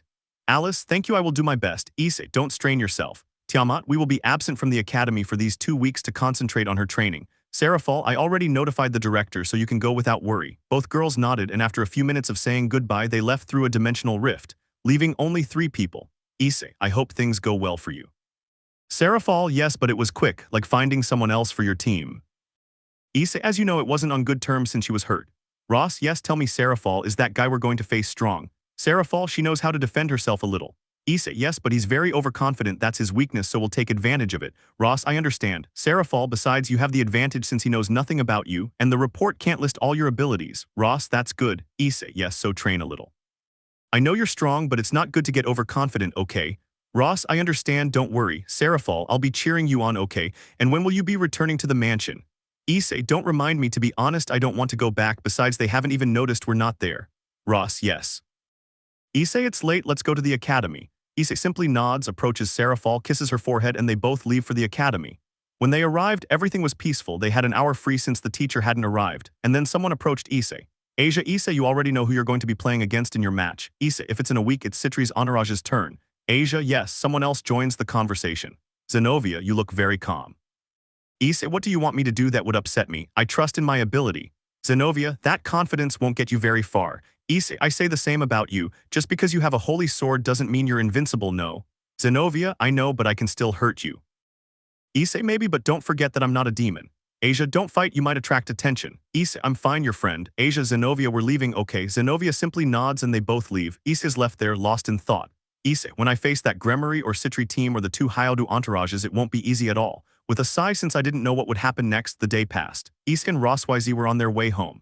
Issei, how was your day? Ross, well, but Rias approached me and told me to quit your team because you're weak and won't be able to handle Zephyrdor. You have so few members. Issei, and what happened? Ross, I just left, leaving her speechless. Issei, he should have been angry, right? Ross, as I walked, I could feel his gaze burning into me. Issei, ha ha ha, I can imagine. Tell me, do you want to go for coffee? There won't be anyone home since the girls are training and Sarafal won't be back until later. She has a lot of work. Ross, I'd love to go. They both took different routes to get to a coffee shop. Meanwhile, 2 dragons and a human were in a place far from civilization as a few explosions could be heard. A few minutes later, there was no sound at all as they decided to rest. Office, well, it was a great improvement for the first day, you're good. Alice, thank you for the compliment, I will do my best. Tiamat, don't exert yourself, even if you regenerate once you run out of strength you won't be able to do it like you do now. Tiamat looked at some wounds she had on her arms and abdomen and saw how they were slowly healing. Alice, I know, but it's more difficult because Office attacks me with her magic and you, Tiamat, distract me with your sword, it's not easy. Office, in a real battle it wouldn't be so easy, so it's best to be prepared for the situation. Alice, I understand and thank you. Tell me how you met Issei since it got late yesterday and there wasn't time. Office, I met him in a park. He approached me and we talked for a while. When he found out who she was, I wasn't scared like the others and I didn't see that he didn't want my power. I was glad and decided to stay with him. Alice, that sounds nice. Offais, besides, I'm his partner. Alice, what a surprise. Tiamat, well, I met him in a forest. I challenged him to a fight and he won, and I'm also his partner. Alice, she didn't understand how you two became a couple. Tiamat, well, when a dragon loses, she stays with the winning male. Alice, I see, but wait, how come Issei has two partners? Offais, well, that makes three, including Sarafal. In the supernatural realm, they can have many partners. Tiamat, but don't get confused, we decided to be with him.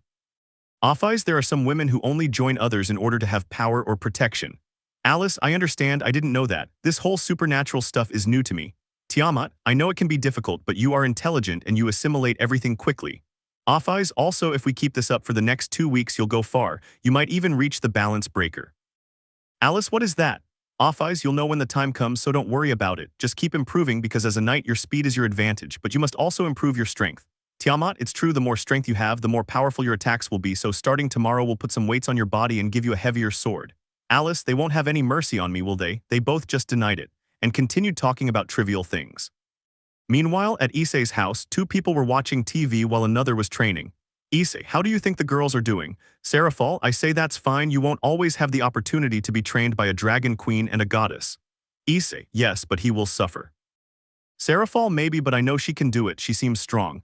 And Rossweisse, I can feel she's giving it her all. Issei, I know, I'm sorry too, I'm glad you're putting in the effort. Sarafal, Issei, you have a great group. Issei, I know, but you're also part of it, don't forget that. Sarafal, I know, although I can't participate, that's sad, while making a pout. Issei, yes, but you have work, later you can participate, even if it's not in raiding games, it could be a mission. Sarafal, yes, and don't worry, I'll take care of going with you and the others. Issei, I don't think it's that easy to leave your position. Sarafal, don't worry about it, leave it in my hands. Issei was about to reply when he saw Rossweisse arrive with a towel around her neck, already bathed. Issei, I see you finished your training. Ross, it's been a while since I've trained like this. Since I was Odin-sama's bodyguard, I didn't have much time. Sarafal, but don't strain yourself. Ross, I know, don't worry, I'm taking it easy. Issei, you must be tired, you should go to sleep. Besides, you have classes tomorrow, right? Ross, I know, I'll do it now, it was a long day. If you'll excuse me, good night. They both said goodbye to them. A few minutes passed and they were still talking until they decided to go and rest as well. Days passed and the girls trained to improve their level, especially Alice since her level was low. Until 2 weeks and 1 day had passed before the raiding game. The 3 girls from training arrived. Chapter 16. It was night and the team was gathered. Issei, so how did it go? Offais, I won't lie, she's good, she learns quickly, she has a great future as a knight. Issei, I'm happy for you, Alice. Alice, thank you, I did the best I could. Tiamat, if I had someone who could teach me better, I would learn more, I would reach higher levels. Issei, I see, I'll look for someone later. Ross, and aren't you nervous, Alice? Tomorrow's the big day. Alice, a little, but since I'll be with you, I'll do my best. Sarafal, I see your eye has healed. Alice, if I can see better now, I'll be able to defend myself. Issei, that's great, and Sarafal, tell me who will be going to the fight. Sarafal, the leaders in some clans are the ones who support your rival. Issei, in short, they want to see me lose, don't they? Sarafal, that's true since everyone knows you're the weakest member of the Hayodu family. Issei, I don't understand why they're like this. Can't they see an example like Sekiryuutei who has come so far without magic? Sarafal, you know how demons are. Tiamat, if they are very greedy. Sarafal, some of you already know how everything works except you, Alice. Be careful when a noble approaches you. Tiamat, they will offer you anything as long as you join their team. Alice, I understand and I don't trust anyone else but you guys. Issei, and that's good. Tell me, Sarafal, will they be there? Sarafal, yes, the 4 retinues will go and your parents will go too. Issei, I see. Offais, Issei, you'll be alright. Issei, besides, I no longer belong to that family, they never wanted me. It's time to forge my own path alongside you. Tiamat, and you will see that we will go far, no one will beat us. Ross, it's true, we're strong for a reason, right? Alice, Issei, for now I can only use my balance breaker for 5 minutes. Issei, while you've come so far in such a short time, that's great. Offais, I told you she has talent, with a good coach she'll go far. Issei, yes, but don't use it, only use it when necessary. Likewise, Offais, don't use too much of your magic, it's better to keep a low profile. And as for Tiamat, everyone already knows about her just like Rossweisse. Offais, okay, I'll use only my strength. Issei, well, I know you're strong, I'm glad to be on your side. Ross, we have to win. Issei, yes, and then celebrate big. Sarafal, I will support them from the greats. Issei, great. At that moment, Issei placed his hand in the center and the others did the same. After that, they all raised their hands upwards. The group went to sleep in preparation for the fight the next day. The next day, the group did not attend classes because they watched some Zephyador fights and wanted to see their style and formations for a plan. Night fell and the group was teleported to a room. Issei, okay, when we leave here we'll be in the arena, are they ready? All the girls nodded with a serious expression. Issei, okay, only you Rossweisse will wear armor and the rest of us will wear normal clothes. Offis, I feel more comfortable. Tiamat, I say the same. Alice, I might eventually get the armor, but I won't need it for now. Issei, good. Offis, Issei, what element will you fight in? Issei, I think fire. I want to try something new, you'll like it. Tiamat, I can't wait to find out what it will be, you always surprise us, that's for sure. Issei just smiled. Meanwhile, in the VIP room, the leaders were gathered along with their 4 entourages and their families. Odin, I can't wait to see that guy's group. Azazel, I say the same, for now we only know that he has 4 pieces. I'm amazed that he got so many in such a short time. Shiro, in his haste he must have gotten the first person he came across. Alex, you're right, brother. Surzech, hang in silence, please. Pi, come on, Surzech, leave them alone. Xiaoticus, don't be a spoilsport. Besides, I don't know why all the leaders are gathered here for a simple fight. Azazel, I say the same about you, plus I know one of the competitors a little and you don't. The parents didn't know what to say because they were right. Michael, come on, calm down. Azazel, good only because my beloved Gabriel. Gabriel, I think you're mistaken about the people, Azazel. You know it will never happen. Azazel, perhaps one day. Griselda, Azazel-sama, please stop your games. Azazel, good. Azazel, but I'm surprised you're here. Gabriel, I didn't have much to do and Anasama invited me so I leveled up. She wore a warm smile. Meanwhile, Issei's brothers tried to approach her because she was so beautiful. But they couldn't because they saw Griselda's serious face. Even Zenovia hid from her because she was a little afraid of her. At that moment, the entire room listened to the presenter. Well, it's time to start the rating games with the first duel, which will be between the young demon Zephyador and the young Issei, who is having his first duel. Everyone applauded, some were excited, and others said that Zephyador had already won the game because of how weak Issei was in their eyes. Presenter, well, let's give a round of applause to young Zephyador and his group. I'll only include him since I don't know who his group is. Everyone was applauding because he had a full entourage. Shiro, he'll win, he has more experience in this, I don't know what that useless guy will do there. Sarafal, you don't know anything about him, just be quiet and watch. Shiro was about to answer, but Sarafal released a bit of her aura to silence him. The leaders were surprised by this. Presenter, well, let's welcome young Issei and his group to their first rating game. Please, King, come in. Then they saw Issei emerge from one of the burning entrances. Everyone was speechless, even the presenter. He was about to say something, but then they saw him lose his composure at her new appearance. Those who were unfamiliar with that style were surprised, especially by how handsome he was and the clothes he wore. Azazel, ha, what a great entrance. Odin, I agree, that's a great way to give a presentation. At that point, the presenter recovered from the shock and continued. Presenter, welcome your queen. They saw Offis come out with a smile and red eyes. Some men screamed, but others were frightened by such a murderous look. Even the leaders felt a chill. Surzech, that girl gives off an aura that's a little scary. Michael, did you feel it? What kind of group does Issei have? The presenter continued better. Presenter, well, your gentleman is next. In the VIP room. Alex, she already got a gentleman. Zenovia, what kind of knight will he be? He might give me a fight. Kiba, we need to check. They turned their gaze towards the entrance and then they saw a blonde woman come out. She wore a casual dress that surprised everyone, although the men were happy to see her. Shiro, she's cute. Alex, I agree with that. Meanwhile, a Sky Knight had a somewhat thoughtful expression and someone noticed. Gabriel, Griselda, what's wrong? Why do you have that face? Griselda, I can tell that girl is strong, but she still has a long way to go. Someone heard his words and approached him. Sarafal, it's true, she's only been training for 2 weeks, she still has a long way to go. Griselda, but I can tell she's good. Sarafal just shrugged and kept watching. Presenter, okay, now to your 2 pawns. That's where Tiamat and Rossweisse come in. Both groups were facing each other, ready for combat, just waiting for the warning. Chapter 17. Zephyador, you've changed, Issei. Issei, I say the same. Zephyador, well, this will be easy. Just because you changed your appearance doesn't make you a winner. Then he looks at the 4 girls and smiles.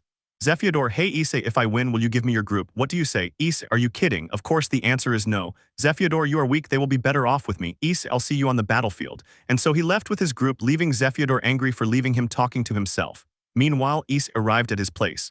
Offis, are you all right, Issei? Issei, while you all take care of the group and I'll go against the king, the sooner we finish this, the better. You can do it. Tiamat, of course, go ahead and do everything so we can get home faster. Issei, okay, I have an idea. I don't want them all defeated. I want them gathered in one place. Ross, because. Issei, I want to try something new, you know, I told you. Offis, well, it won't be that difficult, but we'll have to eliminate some. Issei, okay, half is enough. They all nodded and the group was teleported to the location. It was a place with few trees and a large field with the leaders. Michael, it'll start soon. What kind of plan have they made? Surzech, who knows? Venelana, hey Surzech, have you ever seen Issei fight? Surzech, yes, and he is strong indeed. He is a true phoenix. It shocked both families because they didn't know. They were going to ask, but then they saw the fight start. Everyone saw Issei fly off towards Zephyador. Odin, so he will go all out against the king. Surzech, what kind of plan is that? Shiro, he's a fool who attacks without knowing. Sona, that way she won't win, she's already lost. Rias, yes, during the fight the girls separated. Well, if it isn't the gentleman, what kind of clothing is that? Alice, something I like is comfort. I see you're a gentleman too. Yes, well, let's finish this quickly so I can go to my king. Alice, I agree. At that moment Alice summons her sword and begins to draw it from its sheath. Meanwhile, with the leaders, Azazel, what kind of sacred gear is that? I've never seen one like it. Surzech, I say the same, you know something, Michael. Michael, there are many sacred gears. Azazel is the expert on this, but I see that he doesn't know either. Azazel, I'll ask later. While they watch the fight, Alice strikes a pose.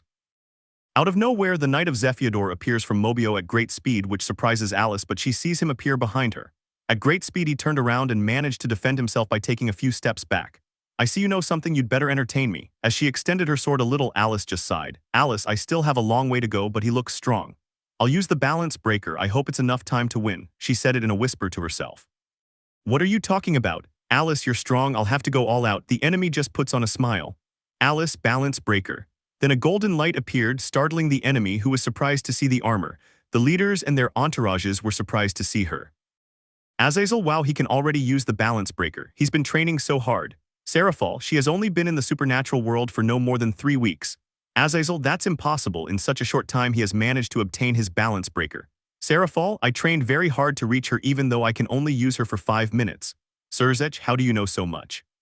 Sarafal, one day I went to give Issei the report of the fight and I saw her and we talked a little. She's a nice girl. Surzech, not even Rias Knight has gotten this far so fast. Kiba felt frustrated when he heard that, but it was true. Griselda, let's see what she's capable of now. In the fight. The two knights were staring at each other when Alice suddenly moved at great speed, surprising the enemy and sending him flying. A few seconds later she emerged from the rubble somewhat injured. Because you have so much strength. Alice, I trained like I've never trained before, but I'm grateful. Then they launched an attack, their swords clashing. Alice with her strength and speed inflicted more damage on the knight. Alice, let's finish this now, taking a step back and activating one of his abilities. Striking the enemy directly and eliminating him, leaving the stands in shock. Azazel, that sacred gear interests me more and more as it holds more secrets.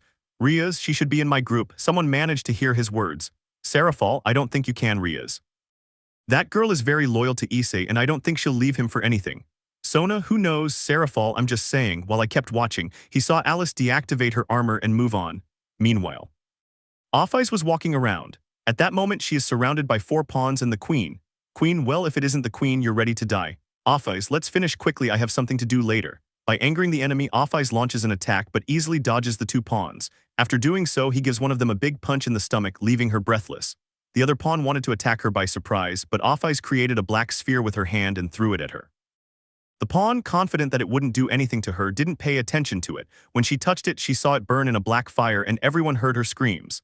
Until the presenter announced his defeat, although he was somewhat scared. Just as the leaders watched as she defeated them without mercy.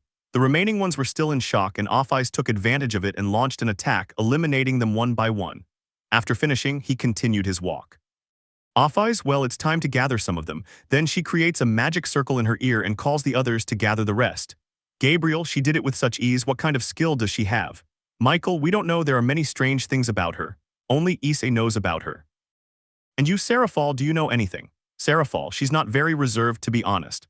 Michael, I see. While watching the fight, Zephyador was angry because they were eliminating his group with great ease and he realized that Issei's group was still complete.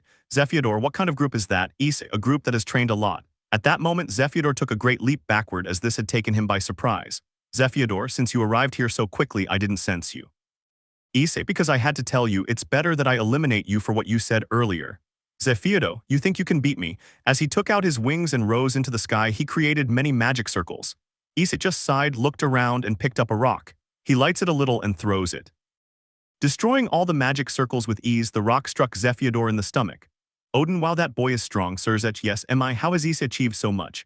Sarafal, he has trained for a long time. He said it without looking at them. Meanwhile, in the stands, Sergeorg, that team won't be so easy from what I can see. Sikvaria, I know, I'm surprised that Ravel is here too. Ravel, I was curious, plus I have to talk to Issei-sama later. Sergeorg, because Ravel, it's something personal. The other 2 demons decided not to ask. They just kept watching. Issei approached the pained Zephyador and was about to say something, but a magic circle appeared in his ear. Issei, is something wrong? Rossweisse, Ross, we're all together with the group now, come quickly. Issei, good. Then the magic circle disappears, he grabs Zephyador by the neck and takes out his wings and at great speed goes to the rest. When he arrives he sees that the rest of the group were in a circle. Issei throws Zephyador into the circle with the others. Issei, good job, now it's my turn, the others just nodded. Sona, what does that stupid guy plan to do? He gathered the whole group. Alex, you know how idiots are. Rias, he just threw himself at the enemy. Sarafal decided not to say anything, she wanted to see what Issei would do. The leaders saw her face so they did the same. Zephyador, you're an idiot, it'll be easier that way. Issei didn't say anything about it, then created a fire sphere and threw it at the team. Zephyador, confident, simply creates a shield and watches as the sphere falls to the ground, then begins to laugh along with the audience and the 4 entourages in the VIP room. Sarafal remained focused. Issei, goodbye Zephyador. He didn't know how to answer because a huge fire tornado formed and engulfed his entire group. Everyone who saw that was shocked and could hear his cries of pain. Some were wide-eyed at the sight. The 4 young men in the VIP room didn't know what to say to the unsuspecting Tom. Sarafal, so that's what it was. Azazel, you knew that would happen. Sarafal, not at all. Issei just said he had a new trick and I see it's strong. Odin, yes, I can see it. The presenter recovered from his shock and made the announcement. Presenter, the winner is young Issei. Everything was silent, but seconds later many shouts were heard from the audience. Issei returned to his true form. Issei, good job everyone, you all did well, especially you Alice, you're great. Alice, thank you Issei. She said it with a smile and a slight blush at her words. Issei, this will be our beginning. As she placed her hand in the center and the others did the same, seconds later they all raised it with a smile. Chapter 18. After the victory, the group decided to go to the rest area. Upon entering, they went through the tunnel towards the room when someone was waiting for them on a wall. Issei, you're Ravel, do you need something? Ravel, we can talk. Issei simply nodded and the group of girls left before him. Issei, so you need something. Ravel, I want to apologize for what happened last time, for what my brother did. Issei, it's fine, besides it wasn't your fault, it was his too. I should apologize for what I did to your family when I saw them freezing. Ravel, they don't care because they know it's my brother's fault. Issei, I see. Well, now that everything is settled, you should go home. Ravel, yes, but first I wanted to have tea with you one of these days. Issei, sure, let me know. And so they left, leaving a happy Ravel behind. When Issei arrived, he saw all the leaders there in the room. Issei, hello, is something wrong? Sarafal, we just wanted to congratulate you on your first victory. Issei, oh okay and thank you. Surzech, you put on quite a show. Issei, I did what I had to do to defend my group. Azazel, yes, but used such an ability at the end. Issei, yes, but I suppressed it a lot in the end since it's stronger. Azazel, I see. Hey, could you do me the favor of asking your knight to show me his sacred gear? It's interesting. Issei, tell him yourself, don't involve me. Azazel, good. After that, Issei went to talk to more people. Issei, hello, are you having a good time? Gabriel, hi, you put up a great fight. Issei, thank you. Oh, my name is Issei, but I think you already knew that, right? Gabriel, yes, but that's fine. My name is Gabriel and she is my friend Griselda. Griselda, hi, you put up a great fight. Issei, thank you. Griselda, you have a great gentleman. Issei, I know you know about swords. Gabriel, she's one of the best in heaven. Issei, great, can I ask you a favor? Griselda, if it's within my power, I'll try. Issei, I could train Alice, she has a long way to go and in my group nobody knows how to use a sword well, my companions taught her the basics. Griselda starts thinking and looks at Alice and after a few seconds. Griselda, okay, I'll do it, but it won't be easy. Issei, great, I'll call her. Wait a few seconds and I'll be right back. And then he leaves the 2 girls there. Issei, Alice, come with me, I want to introduce you to someone. Alice simply nodded. Seconds later, the 4 of them were gathered in a rather secluded spot. Issei, Alice, these are Gabriel and Griselda. Alice, nice to meet you. What's up, Issei? Issei, you see, Griselda is a good swordswoman and I asked her if she would train you, but I want to know your opinion. Alice, I really would like that. Griselda, I'll be waiting. Alice, and when did we start? Gabriel, why are you in such a hurry? Alice, that way I can help Issei in the future. I was lucky now, but not later on. Griselda, I understand that's reasonable, so you want us to start tomorrow. Alice, thank you, I'll be in your care. Where will we train? Griselda, what do you think about it at your house? Alice, Issei, it's possible. Issei, of course, no problem, it's for your own good, I wish you luck. Alice, thank you, I will do my best. Issei simply stroked her head and left, smiling at her. The 3 of them remained alone. Gabriel's, you like him quite a lot. Alice, he helped me a lot and gave me a great family, he's one of a kind. Gabriel, I'm really happy for you. Alice, yes, see you tomorrow. Griselda, then they left with the others. A few minutes passed and the group decided to go home. Issei, okay, now that we're back, what do you want to do? Tiamat, well, it's easy, let's celebrate. Issei, what do you say? Offeyes, that's fine by me, now it's our turn to celebrate. Alice, that's true and I have to train tomorrow. Ross, that's right, now you have a new sensei, I wish you the best. Alice, thank you. Issei, all right, let's celebrate. They all let out a shout of joy. During the afternoon, they went to a karaoke bar, then to an amusement park and finally out to dinner. The next day there were no group classes. I was having breakfast. A few minutes later someone knocked on the door, where Issei got up and went to open it. Issei, hello Griselda, how are you? Griselda, very well, thank you, I've come, you know why. Issei, sure, go ahead. She just nodded and they both went to the living room. Seconds later, Alice appeared. Alice, I'm ready, let's go to the training place. Griselda, excuse me. Issei just nodded and they both left. Issei, well, since there's no school and it's Friday, I'll go out for a while. Offeyes, where will you go, Issei? Issei, I'm going to Russia to invent some things. Tiamat, don't you think the place is very far away? Issei, yes, but I'll go by plane and return in a magic circle, so that's fine. Offeyes, I can go with you, I'm going to be bored. Issei, okay, you two stay here in case something happens and let me know. Ross, if you can go without worry. Issei, alright, let's go. Offeyes, the faster the better. Offeyes just nods and they both leave for the airport. A few minutes pass before they buy their tickets and they sat down to wait for the call. Offeyes, because we don't go through a dimensional rift, it's faster. Issei, it's just that I've never been on a plane before and I'm curious, what about you? Offeyes, it wasn't necessary, so it will be my first time too. Issei, good. Offeyes, Issei, why this trip so suddenly? Issei, well, I want to get to know the world a little bit, that's the reason. Offeyes, I see, then I will accompany you on all your trips. Issei, thanks, but next time we'll all come. Not this time though, since Alice is training and we can't leave her alone. Offeyes, I understand, it will improve quickly. Issei, I know, he has a great future. Offeyes, don't worry, she'll never leave our group. Issei, I don't know, I told him he could leave whenever he wanted. Offeyes, from what I can see, she's happy there with all of us. Issei, and you, Offeyes, how do you feel in our group? Offeyes, I'm not complaining, it's a cheerful group and thanks to you I can express myself more. Issei, if I could see it before you could barely say a sentence, hahaha. Offeyes, hey, don't laugh at me like that, you're mean to your partner. Issei, come on, you know I'm joking, right? He strokes her head and she smiles, just. Then they call for boarding, meanwhile the group that is in the house. After a few hours of training, Alice could be seen with some minor injuries from the kitchen. Ross, you look terrible, Alice. Alice, well, the training was very tough. Tiamat, I see, but it doesn't give results. Griselda, she's made good progress and this is only her first day. Keep it up, she'll go far and she'll be able to rise in rank and have her own retinue. Alice, that's impossible. Tiamat, because Alice, I will always be in this group, I will never leave. Ross, that sounds good and I'm glad you think so. Griselda, but anyway, leaving that aside, where is he? Ross, he went to Russia with Mia. Alice, and that's it. Ross, I don't know, I just decided to do it out of nowhere and Mia followed him. Alice, I see. Tiamat, well, let's have dinner. Griselda, you're staying. Griselda, thank you for the invitation, but I have to return to heaven, it will have to be next time. Ross, okay, see you later. Griselda just nods and leaves, then the women began to have dinner and so the night passed. Chapter 19. They both arrived at their destination after an hour. They arrived at a hotel and checked. Issei, it was a long journey, how do you feel? Offeyes, well, traveling by plane was new to me, it's strange to be honest. Issei, I know, but what will you do now? Offeyes, I don't know, maybe I'll go with you. Issei, why don't you go visit your old friends? Offeyes, that sounds interesting, I have time to watch them. And what will you do? Issei, I'll go out and explore, it's a nice place, don't you think? Offeyes, I don't deny it. Issei, okay, see you tomorrow, have fun with your friends. Offeyes, and because until tomorrow. Issei, sometimes I get so focused on my surroundings that I lose track of time. It's also good that you're talking more with your old friends. Offeyes, I understand, but you should know that I must act as I did before, not before. Issei, a little bit, if they ask you, just say you have more interns during this time. Offeyes, seriously, then they'll think I've never thought. Issei, seriously, Offeyes, you created a huge terrorist group without knowing much about it. Offeyes, I get what you mean, then I'll see you tomorrow. And so, opening a dimensional rift and going to the place. Issei, well, let's go out and explore this place for a while, leaving the room and going anywhere. Meanwhile, at Issei's house. Tiamat, now that I think about it, we haven't gone to the mansion where the others are.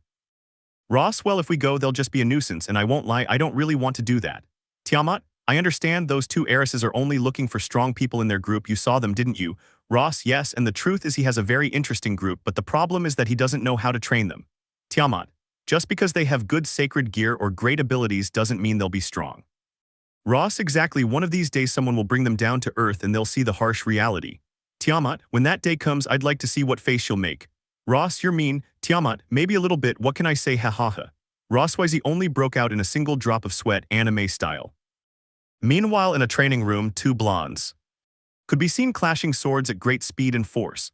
Griselda, with her experience, had the upper hand while Alice could only defend herself. After a few more minutes they finished and took a break. Alice was very tired. Griselda, you're doing well, Alice, keep it up. Alice, thank you, I do the best I can. Griselda, yes, with the ability that Issei gave you, your wounds will heal. Alice, I know, but I'll never reach her level. Griselda, why do you say that? Alice, Mia told me that Issei was killed at the faction meeting. That surprised Griselda since she didn't know what had happened that day. Alice, he told me it formed like a pillar of fire rising again. He was reborn. Griselda, wow, that sounds great. Alice, I know, that's why I'm telling you I'll never reach their level. Griselda, yes, but you have regeneration, not many people can have that, you know. Alice, I know, but Issei told me that the stronger I get, the faster it will be. Griselda, oh yes, that sounds good, but why do you train so much? Alice, right now I'm the weakest of the group. Tiamat is a dragon queen, Rossweisse is a former Valkyrie, and Mia, well, she's very strong. Griselda, yes, I could see it in the fight. But you're doing well, you're almost at 100% control of your balance breaker. Alice, yes, but I have to improve to be on par with all of them. Griselda, I have a question, it's just out of curiosity. Alice, tell me, Griselda, you like Issei. Alice, no, why do you say that? A little red and nervous. Griselda, if you make that face, you'll be giving away a lot of clues, you know. Alice, I see, and to answer your question, I honestly don't know, we haven't known each other for very long, but I can see that he's a good person. Griselda, maybe it's love at first sight. Alice, I don't know, I never had time for love and I don't know what it means, time will tell. Griselda, I see, I wish you luck. Alice, thank you, and so their break ends and they continue with training. Meanwhile, Offey's appeared where Volley's entire team was, they were surprised to see her. Leffe, Offesama, I thought we would never see you again. Offey's, well, I didn't have much to do so I came. Kuroka, I miss you. Offey's, no, with an emotionless face. Leffe, and what has he been doing all this time since we haven't felt his aura anywhere? Offey's, I wandered around and out of nowhere I ended up here. Biku, I see. Offey's, well, I'll go to my room, leaving the place. Leffe gets up from his seat and follows her. When they arrive, they both enter the room. Offey's, something's happening, Leffe. Leffe, it's not like he left out of nowhere. Offey's, well, I found a new purpose. Leffe, wait, what will happen after defeating Great Red? Offey's, that's in the past, I'm not interested. Leffe, but you want silence. Offey's, I used to but not anymore. I realized that silence is boring and well, I found something entertaining to do. Leffe, what he's been doing all this time. Offey's secret.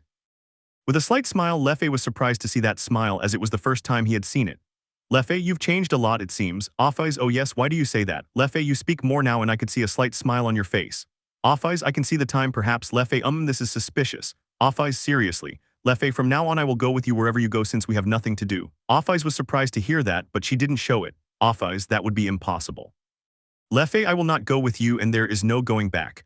Offey's, I don't think you'll ever be able to find me. Leffe, I'm renting it. Offesama knows I'll do it. Offey's, yes, but if you come with me it would just be a big problem and I don't feel like leading with that. Leffe, then he will tell me. Offey's, maybe in the future but not now. Leffe remained silent. She understood that insisting would not help so she decided to leave the room. Offey's, what will I tell Issei now? As she let out a sigh about what had happened, Issei was walking through the streets while taking pictures of all the places when night fell and he was near a port. Issei, wow, it's a beautiful sunset. He sat on a bench and watched the sunset. While watching it, he managed to sense a faint, very weak aura in the distance. Issei, what is that aura? From what I can sense, it's on an island far away from here. What's someone doing there? He got up from the bench, cast an invisibility spell, and then, taking out his wings, went to the place. After a few minutes of flying, he reaches an island. He then descends towards it and begins to walk. Issei, I'm sure it's this way, I'm close. He walked for about half an hour and finally reached the place. When he arrived, he saw a small hut made of branches and leaves. He was going to keep walking, but he felt something sharp against his sword. Issei was surprised because he didn't manage to sense her because of how quickly she arrived. Issei, you're fast. He was about to turn around, but the person wouldn't let him. They stayed like that for a few seconds until Issei decided to continue talking. Issei, excuse me for coming here, I sensed a faint aura and was curious. My name is Issei. After saying that, I didn't hear anything until I heard a faint whisper. Issei, sorry I can't hear you. My name is V, Chapter 20. My name is Velvet Crow. Issei slowly turned around to look at her. Issei, nice to meet you and sorry for coming unannounced. Velvet, it's fine, if you had done anything more you would already be dead. Issei, I see, thank you for letting me live. Velvet, so how is it that you felt my aura? Issei, I was near the sea and felt a faint aura so I decided to come. Velvet, okay, Issei, but tell me what you're doing here. Velvet, the truth is I've already achieved my goal and now I have nothing to do but wait. Issei, wait for. Velvet, I have already fulfilled my purpose by dying. Issei, I see. Velvet, you won't ask. Issei, why would I can see you don't trust me. Velvet, you're interesting, someone would ask. Issei, thank you, can I ask you a question? Velvet, yes. Issei, what are you? Velvet, I used to be human, but after a tragic accident I think I became a half-demon because they gave me a demon's arm. Issei, I understand why you have those bandages on your arms, right? Velvet simply nodded. Issei, what was your purpose since you fulfilled it? Velvet, now you're asking. Issei, I'm a little curious, but you can ask me later so we're even. Velvet, it's fair. I had a brother and one night I wasn't home. When I came back, I saw some people gathered around him performing a ritual and I went to help him, but it was too late. He was already dead. I swore to kill them all, especially their leader. It took many years until I finally succeeded. It wasn't easy. Issei, I see you've been through a lot, haven't you? As he approached and gave her a hug, she was surprised but returned it since she had wanted a warm hug for years. After a few seconds they separated. Issei, you feel better? Velvet, yes, and thank you, maybe I wanted to vent a little. Issei, okay. Velvet, well, what are you? I can tell you're human, but also something else I don't know. Issei, I am half human and half phoenix. Velvet, phoenix, like the immortal bird. Issei, yes, but the more time passes, the less human I will become. Velvet, this is the first time I've ever met a phoenix even though I've seen many species. Issei, I see, and tell me what your arm is doing. I know it's not normal. Velvet, well, it has the ability to devour the life force of anyone it touches. And take some of their abilities. Issei, well, that's surprising, but if that's the case you should be sought after since you must be strong. Velvet, well, I've managed to hide well, nobody has found me except you now. Issei, I understand, and tell me, aren't you bored being here? Velvet, not much, it's quiet and far from the supernatural. Issei, you don't want to go back there. Velvet, it's not that, it's just that I have no business being there. Besides, I'd look scary with my arm. Issei, you're beautiful just the way you are. Velvet, are you flirting with me? Issei, that's not true at all. Tell me, Velvet, do you know about the evil pieces? Velvet, it's what high-level demons use, isn't it? Issei, I see you know. Velvet, well, one day I ran into someone who was very arrogant and, well, you can imagine. He tried to force me. Issei, I see. Tell me, Velvet, do you want to be part of my team? It's your decision, I won't force you. Velvet, I don't like being tied down. Issei, I can see it, but I won't force you to fight or anything, and when you want to leave, I won't stop you. Velvet, but tell me how you got those things. They're not just for demons. Issei, my family are demons. I was born the only human. They never loved me, so I decided to make my own family. Velvet, I see. He closed his eyes for a few minutes to think. Issei was just waiting. Velvet, okay, I'll do it. I'll trust you. Issei, thank you for your trust. I will take care of her. Taking out a rook piece and doing its thing. Velvet, I feel a little stronger. Issei, well, there aren't many changes. The only high is your regeneration. Being on my team, you'll have that advantage. Velvet, I understand that it's better than nothing in a fight. It's the most important thing. Issei, I'm glad. Well, let's go. Velvet, where to? Issei, let's go to my hotel so we can rest and I'll introduce you to one of my team members. Velvet, and what are you doing here? Issei, well, I just wanted to see Russia and my partner just followed me. Velvet, I see. Issei, before that you should change your clothes. You'll attract a lot of attention. Velvet, it's my battle suit. I've always had it. And besides, I don't have any other clothes. Issei, okay, I'll take care of it. Creating a magic circle at Velvet's feet, after a few seconds she had more normal clothes. Issei, well, Velvet, that's acceptable and thank you for the glove. Issei, you're welcome. Come closer to me, we'll go in a magic circle. Velvet just nods and they both leave and appear in an alley and start walking.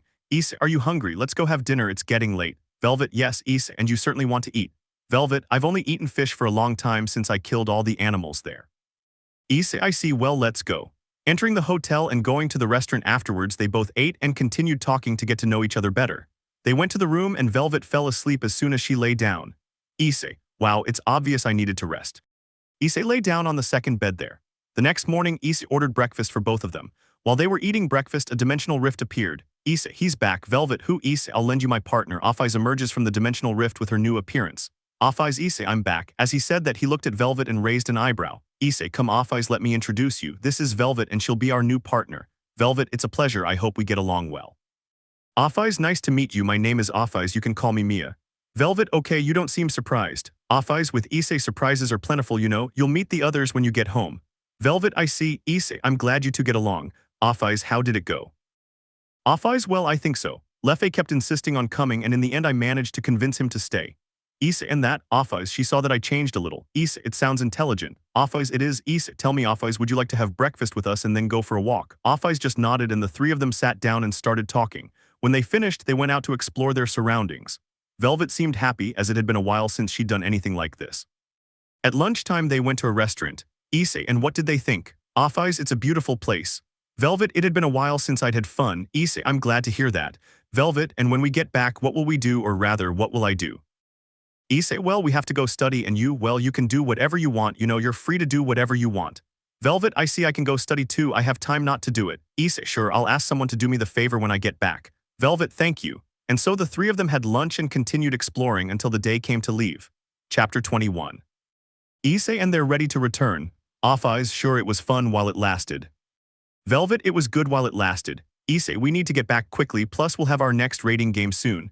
Velvet, what is that? Issei, I'll explain at home. And so a magic circle was activated, appearing in the room, surprising the four girls present. Upon seeing Issei, they stood up. Issei, we're back. All welcome. At that point, the four girls turned their attention to Velvet.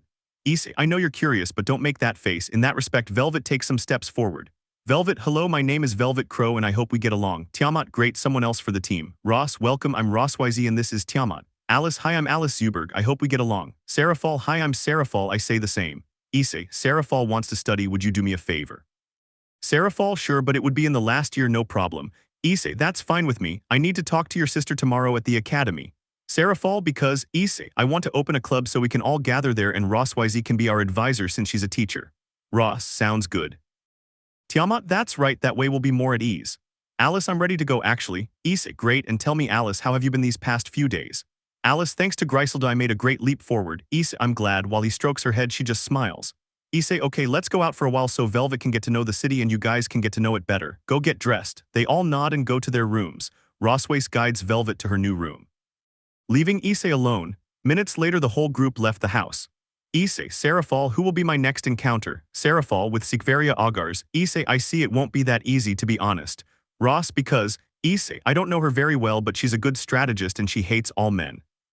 Tiamat will have a hard time because a good strategy does more damage than power. Issei, I know but don't worry, I know more or less how she thinks in battle. Offeyes will see about that in combat.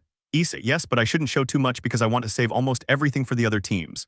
Sarafal, you mean your siblings and Rias and Sona. Issei, it bothers you a little. Sarafal, a little but they're grown up now and should know that it's a defeat. Issei, and tell me who won between the two of them. Sarafal, Rias won. She had more attack power but she had a tough time because Rias is also a good strategist. Issei, I know. Velvet, Issei, I want to participate in the next battle too. Issei, are you sure you haven't fought in a while? Velvet, okay, I'll just warm up a bit these next few days and I'll be as good as new. Issei, okay, Alice, great, that way there will be more of us. Offeyes, okay, let's leave that aside and go anywhere. Issei, what do you think of the aquarium? All the girls nodded and the group headed towards the place. When they arrived they were surprised because they had never seen anything like it. Issei, wow, it's a nice place, isn't it? Sarafal, I agree with you as I never had time to come before, it's new for me too. Tiamat, I say the same. Issei, but you don't work. Tiamat, sleeping is work. Everyone broke out in a cold sweat upon hearing that statement. They decided to continue exploring the place. As the hours passed, they decided to go to dinner since it was late and it had taken them all day to go around so much. Issei, it wasn't so bad although we didn't go to many places. Ross, yes, but that was a nice place. Offeyes, that's right, we have to come back another day. Issei, that's how it'll be. I'll be back in a moment, I'm going to the bathroom, they need something from me, getting up from his seat and leaving the place. Alice, tell me Velvet, how did you meet Issei? Velvet, it was on an island, he appeared out of nowhere and we talked a little. Offeyes, even though she had it, she threatened him with a sword. Velvet, it's for protection, how do you expect her to react to such a situation? Offeyes, I know it's just a joke. Tiamat, it's strange that you're joking. Sarafal, I agree with that, if the supernatural world found out about this it would be a huge scandal. Offeyes, but no one will know. Alice, well, putting that aside Velvet, could you tell me what those bandages on your arm are if it's not too much trouble? Velvet, we're colleagues now I'll tell you, and so telling them the same thing as Issei. Ross, you had it tough didn't you Alice but you're brave to move forward. Sarafal, now you're not alone anymore you have us we're family now. Velvet, thank you. Offeyes was about to say something, but then about 4 boys approached them and one of them sat in Issei's seat. Offeyes didn't take that well but Sarafal stopped her. Sarafal, excuse me guys but that seat is taken. Oh yes but I saw him alone and besides I wanted to talk to such beautiful ladies. Sarafal, you can go somewhere else this is a family gathering. What if we go out and I become part of your family while forming a smile just like everyone else around him? Tiamat, we're not okay like this, you can leave my food might taste bad if you're here. In a private conversation, the boy who was sitting down didn't take those words very well. Don't get too big for your britches just because you're somewhat pretty. Tiamat, do I want to look pretty to a useless person like you? He said it with a serious face. He got up from his chair and was about to go towards Tiamat but someone stopped him.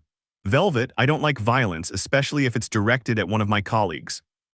While squeezing her wrist, she let out a few groans of pain. Another boy was about to intervene but Issei arrived and he had a serious face. Issei, excuse me but my female companions don't like being bothered. Can you please leave? Some of the boys shuddered upon hearing a rather deep voice and frightened grabbed their friend and left. Issei, sorry for the delay, the place was full. Ross, okay we can defend ourselves. Issei, I know but it's better to make a fuss in a place like this. Let's have dinner and leave. Besides 2 people have classes tomorrow. Alice, yes since it was a long day I'll just go home and sleep. Issei, good. And so after dinner chatting about trivial things the group headed home. Until the new day arrived. The next morning the whole group was having breakfast, some in their uniforms and others in their teachers' uniforms. Issei, alright we'll go first. Alice and Velvet you'll be in the same class and Rossweisse will be your teacher, good luck. And so after leaving minutes later the other group came out. When they arrived many boys looked at them since in their words they were very pretty. Upon arriving Rossweisse let them in. Ross, okay we have 2 new colleagues, please introduce yourselves. They both just nodded. Alice, my name is Alice Uberg, I hope we get along well, having a serious face. Velvet, my name is Velvet Crow, hello, he only said those words without interest. Since he didn't have much intention of getting along with them. Ross, any questions? All the men in the room raised their hands. They have boyfriends. Alice, personal. Velvet, I agree, you are family. Alice, we're half-sisters. Ross, okay that's all, please take a seat. And so both of them went to their seats passing by Rias. Rias just looked at Velvet and made a somewhat happy face, as did Issei's older brother, and so the day passed. Chapter 22. It was lunchtime, and Issei sent Offais and Tiamat to where the other two were to have lunch, while he went to the student council. Upon arriving, he knocks on the door and is given permission to enter. Sona, upon seeing who it was, is surprised but doesn't show it. Sona, that brings him here. Issei approaches and takes a seat. Issei, I've come to ask for permission to open a new club. I just raise an eyebrow and stop writing. Sona, because Issei, I need a place where I can be with my teammates without being bothered. Sona, to open a new club you need 4 members and a teacher. Issei, everything is done, I have the 4 and the master would be Rossweisse. Sona, and what would the club be about? Issei, I don't know yet, we'll discuss this later. Sona, I see, taking a piece of paper out of one of his drawers and giving it to Issei. Sona, have your classmates and the teacher sign here, and after that you come back and I'll stamp it and everything will be fine. Issei, good and thank you, getting up and leaving the place. Tsubaki, Kaicho is sure about that, I thought she wouldn't. Sona, he has everything required so I can't do much and it's best not to have any problems with him. Tsubaki, that's true. Sona didn't respond and continued with what she was doing. Seconds later, the rest of the student council arrived. Meanwhile, Issei was walking through the corridor when he saw his group through a window. They were sitting on the grass talking, deciding to head towards where they were. A few minutes passed before he arrived. Issei, hello, Alice. Issei, I thought you weren't coming back to where you went. Issei, the student council needs something. Could you please sign this paper? Velvet, and what is it? Issei, it's to create a club. I need the minimum of 4 people, but let's talk about 5, that's better. Velvet, I understand. While they were passing her the paper, she signed it too. Issei, well, as my queen Offais, you will be vice president, okay? Offais, of course. Issei, okay, keep eating. I'll go to the teacher's lounge so Rossweisse can sign too. Tiamat, you will not eat anything. Issei, I'm not hungry, see you in class. Leaving the place minutes later after walking, he arrives at his destination, opens the door and sees Rossweisse signing some papers. It's approaching slowly. Issei, hello Rossweisse. Rossweisse was a little scared when he heard it. Ross, Issei, you scared me, you didn't make any noise. Issei, seriously, then I apologize. Ross, okay, what do you want? Issei, I've come to have you sign this paper for the club so that you can be our tutor. Ross, I understand. While I was taking the paper, someone spoke. Azazel, hello Issei, it's been a while. Issei, Azazel, I say the same. Azazel, be more polite, we're in the academy. Issei, yes, but there's no one present. Azazel, whatever, I can't wait for your next rating game. What surprise will you give us this time? Issei, none. Azazel, yes, of course. Hey, could you let me see your knight's sacred gear? It's interesting, I've never seen it before. Besides, I was surprised to learn that he hasn't been using it for very long and that he can use balance breaker. Issei, I train a lot, and to answer your question, tell her I can't force her. Azazel, okay. Ross, Issei, you can go, I'll take him to Sona. Issei, okay, see you at home, so leaving the place. Azazel, hey Rossweisse, tell me what that boy is like. Ross, relax. Azazel, come on, tell me more. Ross, no. He gets up from his seat and goes to the council. The day passed and everyone went home except for the new club. They were all on their way to their new classroom. When they arrived, they saw a very dirty place. Issei, wow, it's obvious this place hasn't been used for very long. Ross, yes, it's very dirty. Offais, Issei, close the door, I'll use magic. Issei, let's not do it the old-fashioned way with our hands and a little music. Alice, that sounds good to me. Velvet, I agree. Tiamat, whatever you do for me is fine. Offais, okay. Issei, and you Rossweisse. Ross, it's good to act like normal people once in a while. Issei, saying that makes it sound like we're monsters. Ross, we're not, but some are dragons, others are half-demons, one is a legendary bird and 2 are human. Issei, well, if you put it that way, it's different. But putting that aside, let's begin. They all nodded and went inside to begin cleaning. 2 hours passed and it was already late. Alice, let's finish this even though it's late. Tiamat, I thought we were never going to finish. Issei, yes, although we ended up a little dirty. Offais, I'll take care of it, creating a large circle where everyone was and feeling like new. Issei, thank you, so how about we go to a restaurant for dinner? Ross, that sounds good. Tiamat, yes. Velvet, let's hurry, I'm already hungry. While her stomach growled, she felt ashamed, and so everyone left the place. They went to a family restaurant. Issei, this place. Offais, we're here for the first time, aren't we? Issei, you still remember. Offais, of course, that was the day my life changed so much. Velvet, Issei, how did you meet Tiamat, Alice, and Rossweisse? Issei, to Tiamat in the forest, although our first encounter wasn't very good to say the least. Velvet, because Issei, she wanted to kill me. Velvet was surprised and looked towards Tiamat, who simply nodded. Issei, and we fought a little, I barely won. Tiamat, and then I joined his team and I'm also his partner. Velvet, what a way to meet someone. Issei, maybe Alice was here one night. I saw her hurt and helped her. Now I remember we came here too. Alice, that's right. Issei, wow, that's something. And Rossweisse went on a mission against the god Loki. Velvet, what a way to meet people. Offais, don't say too much since you were about to kill him when you met him too. Alice, seriously. Velvet, it was self-defense, okay. And he was invading my home. Issei, well, she's right. And well, the rating game is coming up soon, are you ready? Offais, of course, as always. Ross, I feel fit. Tiamat, I'm ready. Alice, I want to try out new skills that Griselda taught me. Velvet, of course, although it will be my first time going to the underworld. Issei is just like the books say. Issei, it's nothing like a normal city here. Velvet, wow, that's quite a surprise. I really want to go see it. Issei, soon. Well, let's have dinner. There are things to do. After the raiding game, I'm going to the United States. Ross and that, Issei, the leaders asked me to go there. They say there's a Chaos Brigade base there. They told me to go investigate and eliminate any they find. Offeyes will go with you. Issei, only one person can go. You decide. They all looked at each other. Offeyes, I have a way to fix this situation. Tiamat, I already know what you're planning. Offeyes, yes. Alice, what a thing. Offeyes will play cards, more specifically Uno. Ross, I'm ready. Tiamat, good to be back. They all ate while discussing a few things. When they finished, they quickly left for home. Issei was practically being dragged along because of how fast they were going. When they arrived, they all went to a table and didn't even change. They took out their cards and all became serious. After playing for a while, the winner emerged with a smile.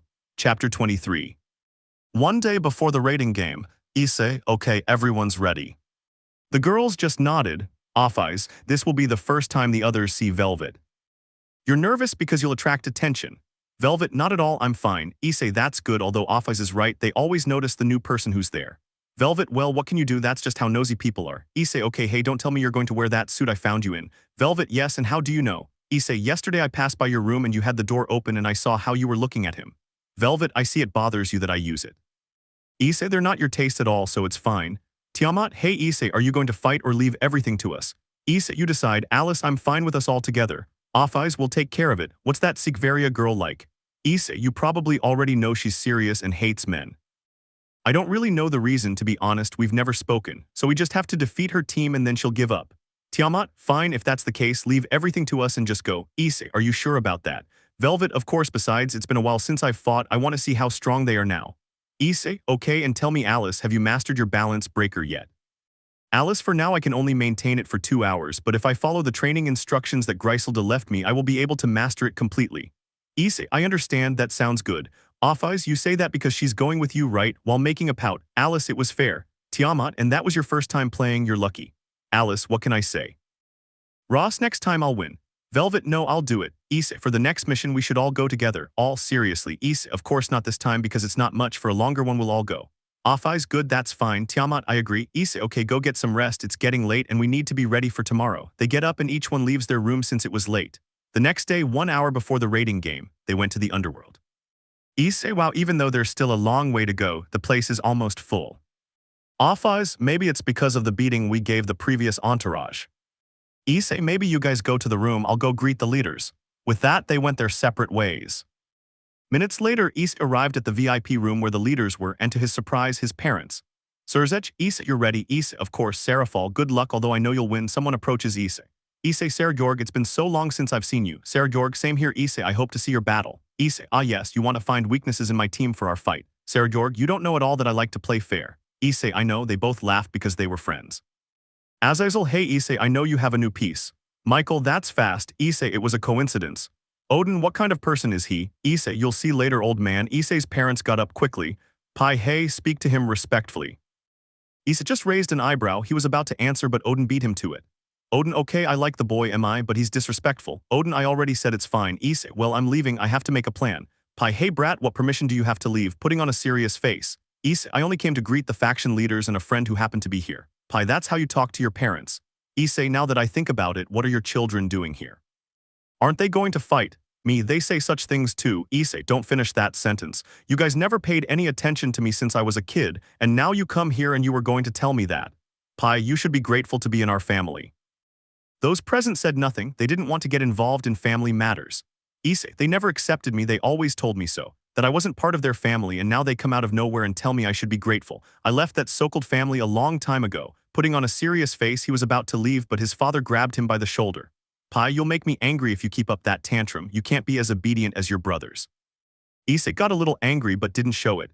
Issei, let me go, in a calm voice. Pai, not until you get down on your knees and apologize for that childish behavior. Issei said nothing and took her hand from her shoulder and froze it, making her scream because it was a very painful ice. Issei, it'll be over in about 5 minutes. If you'll excuse me, leaving the room without looking back. While his father stifled a scream of pain, his face contorted in annoyance. Just like his brothers, who were present but didn't want to say anything, but when they saw that they got angry. They were going to Issei's, but Surzech stopped them as they didn't want any fighting. All they could do was clench their fists in anger. Asia approached Issei's father to calm him down a little. When I see that boy, he'll pay for this. How dare he do that to his father? Sarafal, I don't think you should bother him. Pi, because while I endured not screaming, Sarafal, he's like the leader of the human faction. Deity, how is that possible? We didn't know. He used to be called Shiro, now he'll be called Deity in case you're confused about who he is. Sarafal, you weren't in any condition that day. Taking out the document where the leaders and the others had signed, they were surprised to see Issei's signature. Sarajorg was surprised but happy for his friend, Surzech, so they can't do anything to him. Why not? Azazel, because if they mess with him, they mess with the entire alliance without seeing her. When the parents found out, both the entourages and the siblings were equally angry. As Issei walked through the corridors, somewhat angry about what had happened, he punched the wall hard, making a large hole, deciding to go with the girls. When they arrived, the girls were able to see him. Ross, Issei, something happened to you. Tiamat, and don't go saying nothing happened, he just sighed. Issei, girls, can I ask you a favor? They just nodded. Issei, I can fight alone. Offis, and we had already discussed that before. Issei, when I went to the leaders, my parents were there and they reproached me for some things and I got angry. Alice, you want to vent, don't you? Issei, yes, I know a little that our rival isn't to blame, but Velvet, okay, Issei, do it. Offis, let it all out in battle. Tiamat, vent a little. Alice, it's not good to hold anything back. Ross will be supporting you, but you need to know not to seriously hurt anyone. Issei, of course not, I'm not a monster either, you know. Offis, I wish you luck in the battle, Issei. We'll be watching. Issei just smiled and approached them all, and they gave each other a big hug while all he could say was thank you. An hour passed and the presenter made the announcements, with the Sekiryuutei team entering first. Here she has a whole entourage, okay. After that, I called Issei's classmates except for Velvet since she was new. Presenter, Young East has one piece and it's a tower. Give a round of applause to Velvet Crow. And so she came out in her outfit. The men whistled at her appearance and the clothes she was wearing. Rias, that girl is the new one at the academy. Sona, that was to be expected. Azazel, what a surprise they will give us. The presenter gave them 15 minutes to prepare. Then he sent the two groups out into the desert to face off directly. Issei could see the other group gathering to create a plan. Offis, Issei, are you sure? Issei, if before coming here to this fighting arena I could see their faces. Alice, good luck. Issei, will go further back. Issei just nodded and stood there while the girls walked backwards. The fans wondered what they were doing. Michael, what plan do they have to make them do that? Surzech, I don't know. Sarafal could only think. Sarafal, you'll be fighting alone, it seems. You want to vent about what happened before. I wish you luck. Sekiryuutei didn't understand what they were planning, but she didn't let her guard down and continued with what she was doing. After 15 minutes had passed, they gave the signal that the game was starting. Issei just took a great leap while transforming into his fire version and landed in the middle of the other entourage. Issei only said a few words. Issei, I'm sorry about this. They didn't understand what he said and watched as he began to attack. Those in front were injured while firing fireballs, and those in the back managed to create a shield, but one was eliminated from the game. Announcer, a Sekiryuutei Agar's pawn has been eliminated. After that attack, Issei spread his wings and went to the sky, creating a sphere of fire, giving to some and eliminating them. Presenter, a knight, 3 pawns, and a demon have been eliminated. The audience was surprised because with a single attack he quickly eliminated several. Michael, he plans to fight alone. Odin, I can see it. While Issei looked at his enemies with a neutral face. Sekiryuutei, you plan to fight alone. Issei said nothing and began to create a sphere of red and black fire, surprising everyone with such fire, just like the leaders. Issei, I'm sorry, thus launching his attack, going all out against the whole group, eliminating the entire entourage, even their king. Issei descended from the place and returned to his usual appearance. Everyone was in shock at what they saw, even the leaders. After a few minutes, the presenter recovered from the shock. Presenter, the winner is Issei since he eliminated the entire entourage. An applause was heard, then another, until many were heard, and then even shouts of joy at such a victory. Issei went with the girls and they were all transported to the place where the audience was. Chapter 24. Everyone applauded such a demonstration. Issei, I'm sorry about that. He told his group. Offis, okay, Tiamat, and how do you feel now? Issei, actually that's better, I'm not complaining. Alice, I'm glad. Issei, you can all go home now. I'll go to the infirmary first to apologize to Sekiryuutei for what I did. Offis, okay, don't be long coming back. Alice, pack my things. Issei, pack some of mine too, please. Alice simply nodded and Offis created a dimensional rift to leave. Thus Issei made his way to the infirmary without paying attention to the public. Minutes after walking, he arrives and sees the whole entourage resting in bed, a little injured. They were asleep because it was a major attack. Sekiryuutei, being the least injured, was awake, and he saw a door open and saw Issei. Sekiryuutei, have you come to mock me? She said it angrily. Issei said nothing and just lowered his head. This took her by surprise. She was going to say something, but Issei spoke first. Issei, I'm sorry for what happened. I know you're angry about what I did, but I was angry too. Sekiryuutei, why? I didn't do anything to you. Issei, I know, but my parents told me things I didn't want to hear and I took it out on you. I hope you can forgive me. Sekiryuutei, your family matters should not interfere with a battle. Issei, you're right, but it's been years since they last spoke to me and the first thing they say is just nonsense. Sekiryuutei, I see. Issei, I hope you can forgive me in the future. Sekiryuutei, what is your name? They only say your first name, not your last name. Issei, it's just that I don't have a last name. I used to have one. My name was Hayodu Issei. Sekiryuutei, you are one of the Hayodu clan, but I've never heard of you. Issei, I know I never left the house, that's why almost no one knows about me. Since I was born 100% human and well, my siblings probably already know. Sekiryuutei, what a surprise, I have a pretty good idea of what happened. Issei, yes, but well, having said that, I'll leave so you can rest, Agerson. Sekiryuutei, okay. So she left the place, leaving Sekiryuutei somewhat thoughtful about the situation, but she was tired so she decided to sleep a little. Issei teleported home. When he arrived, he saw the girls playing Monopoly. Issei, wow, they really like that game.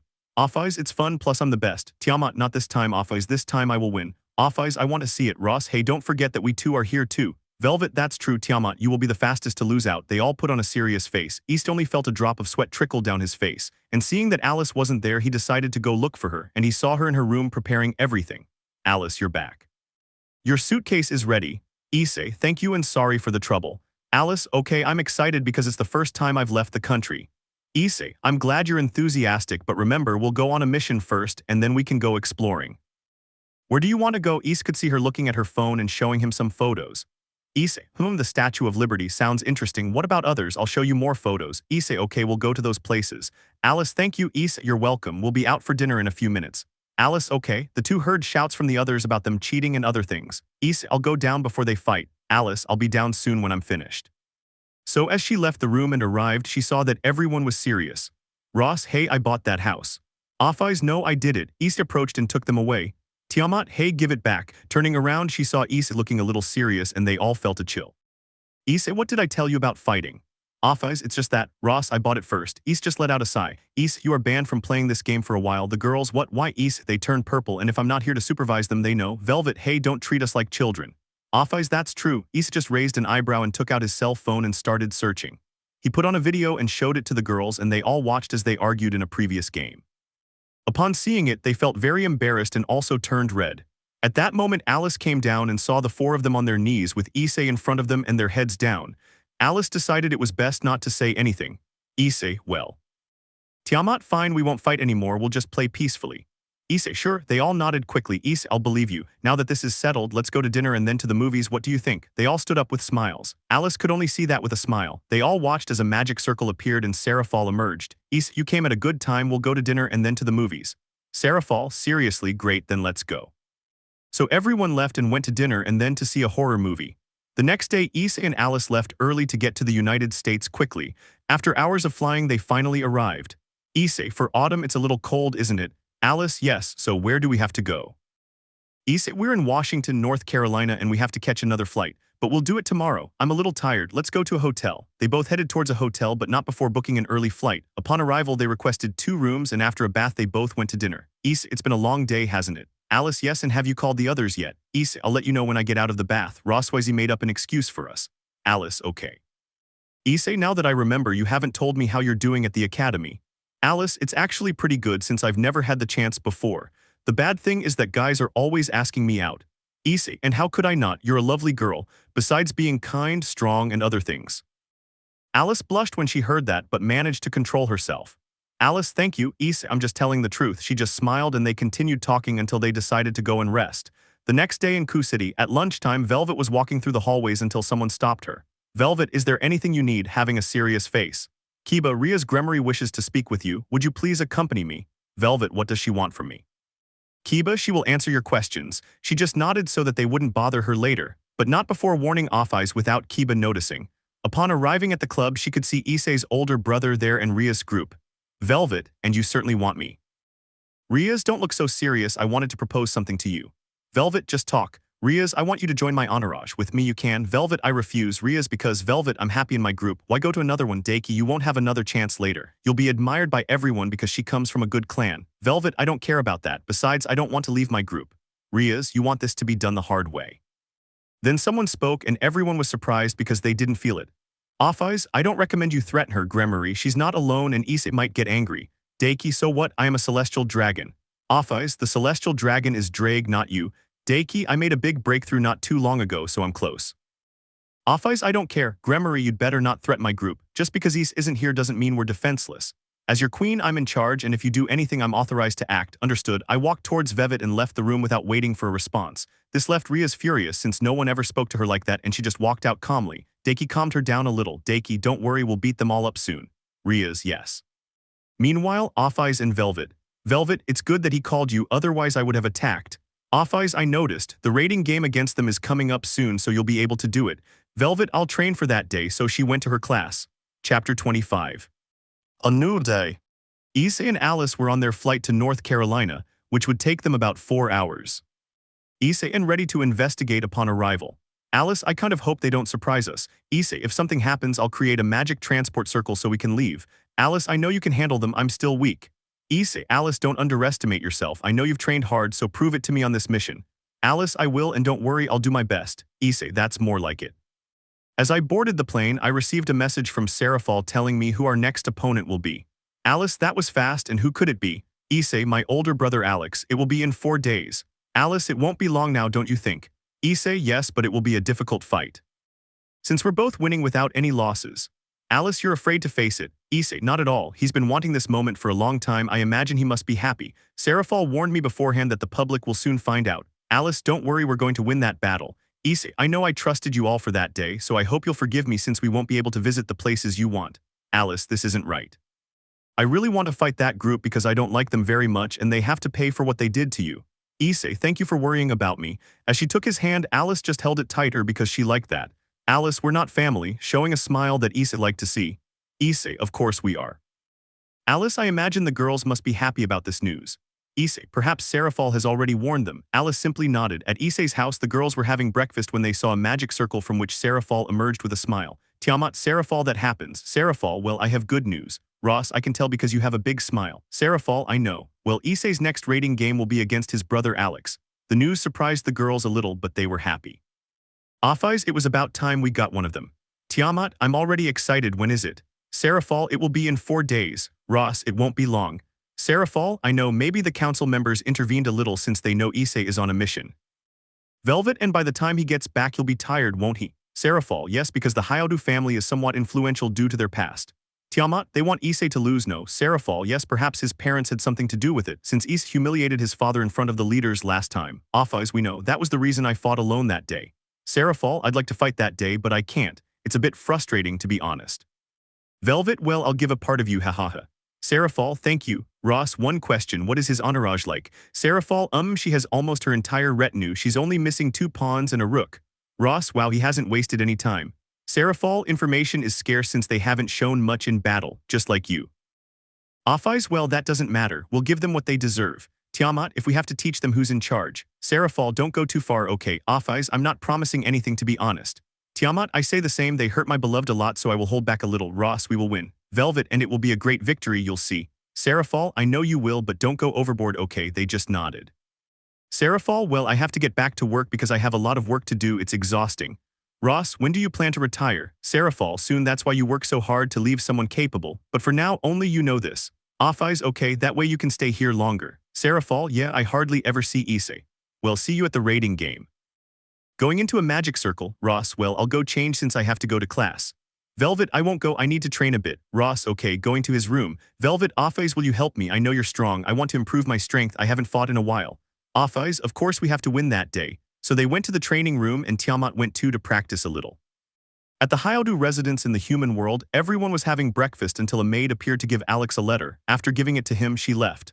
When he opens it, he smiles broadly. Sona, is something wrong, Alex? Alex, I already have a rival for my next raiding game. Deity, that's great, and who is he? Alex, our little brother. Deity, seriously great, in how many days? Alex, in 4 days. Rias, it will be soon because he is on a mission. Sona, yes, he'll be tired when he gets back. Alex, well, that's his fault for leaving like that. Poor guy, Tsubaki, and you will fight with your entire entourage.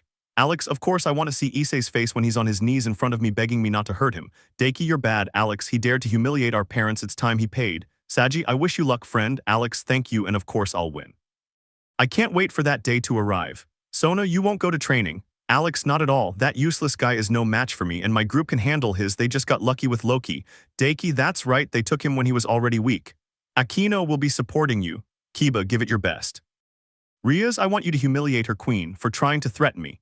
Alex, don't worry, sister-in-law, of course I will. So everyone continued with their breakfast. Sona is giving him ideas to help him formulate a good strategy. It was already late and Issei and Alice were going through a forest because with the date of the raiding game approaching, they had to secure their belongings.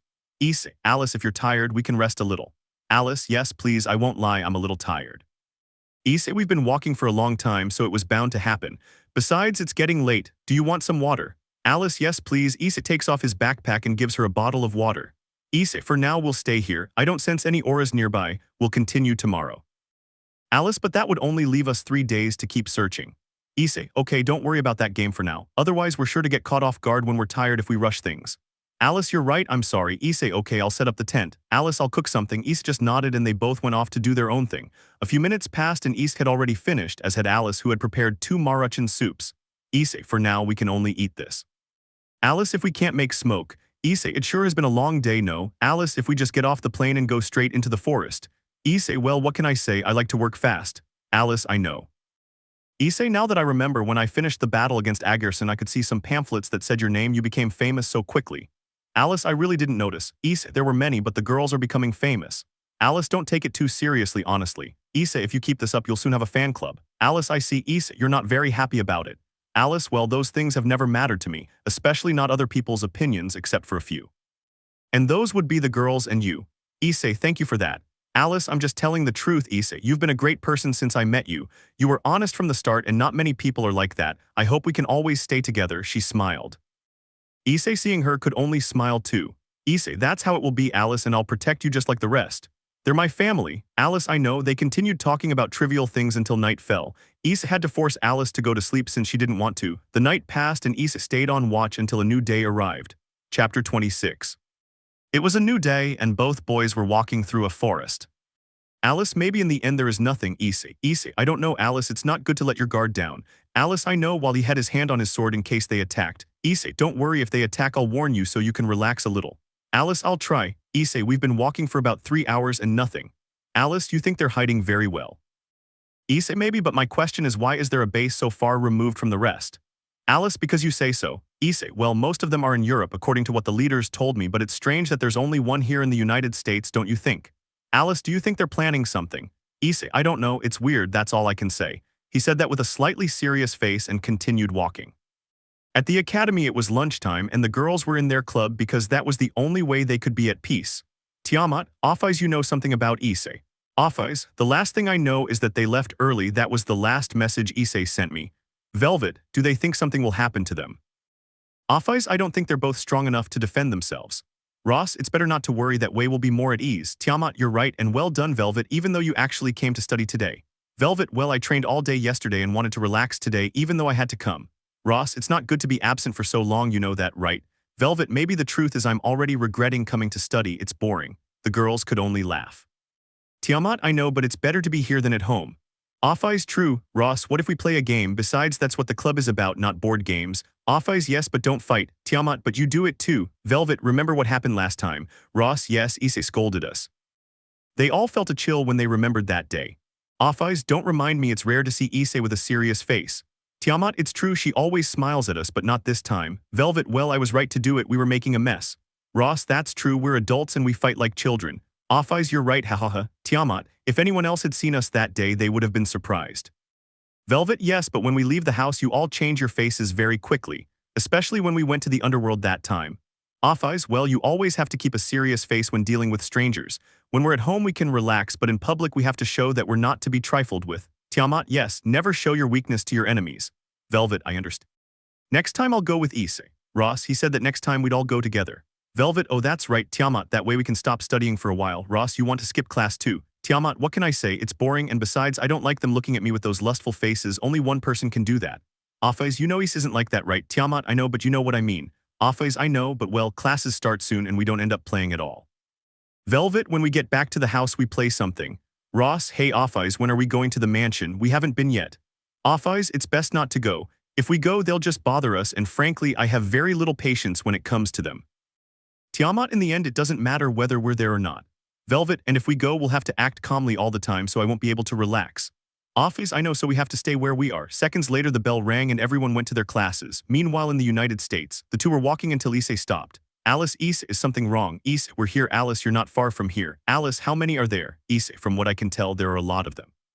We'll have to get a little closer to see. Alice, are you sure? What if they find out? Issei, don't worry, we won't go that close, just close enough to see. Besides, it's kind of late, they won't be able to see us. Alice, okay. They both started walking slowly to get as close as they could. As they did so, they could see many fallen angels, demons, and other races. That surprised Issei a little. Issei, from what I see, there are also yokai and some Nordics and some Olympians, but how is that? Alice, what do you mean? Issei, that this group of terrorists is gathering many races from other mythologies. Alice, what do you think they're planning? Issei, I have no idea. I can only say that Riasvim wants to create a great team. Alice, how strong is he? Issei, well, he's the son of Lucifer, so he's a super demon. Alice, I see, so what do we do now? Issei, the truth is there's nothing left to do but attack and return to the others. Alice, okay, Issei, you can do it, we've walked a long way. Alice, don't worry, I can do it, I'm 100%. Issei simply nods and transforms into his fire form while Alice activates her armor. Issei, Alice, if you need help, call me, I'll go first. Alice, don't worry. Issei, at great speed, ran towards the enemies who could only see a head of red hair. And since I kill them easily, Alice left the place to start attacking those closest to her as well. One of the fallen called out to the rest because they were being attacked. Seconds later, many were outside the place and began the attack. Without thinking twice, Issei creates a fireball and throws it at the rest, giving to the majority and ending up hurting. Alice began killing several with a serious face because if she hesitated, they would kill her. A group approaches her and she kills them.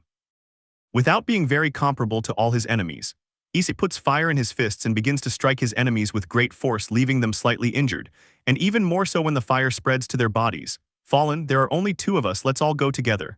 An angry voice was heard from a fallen warrior. Just then, some Norsemen drew their swords and attacked.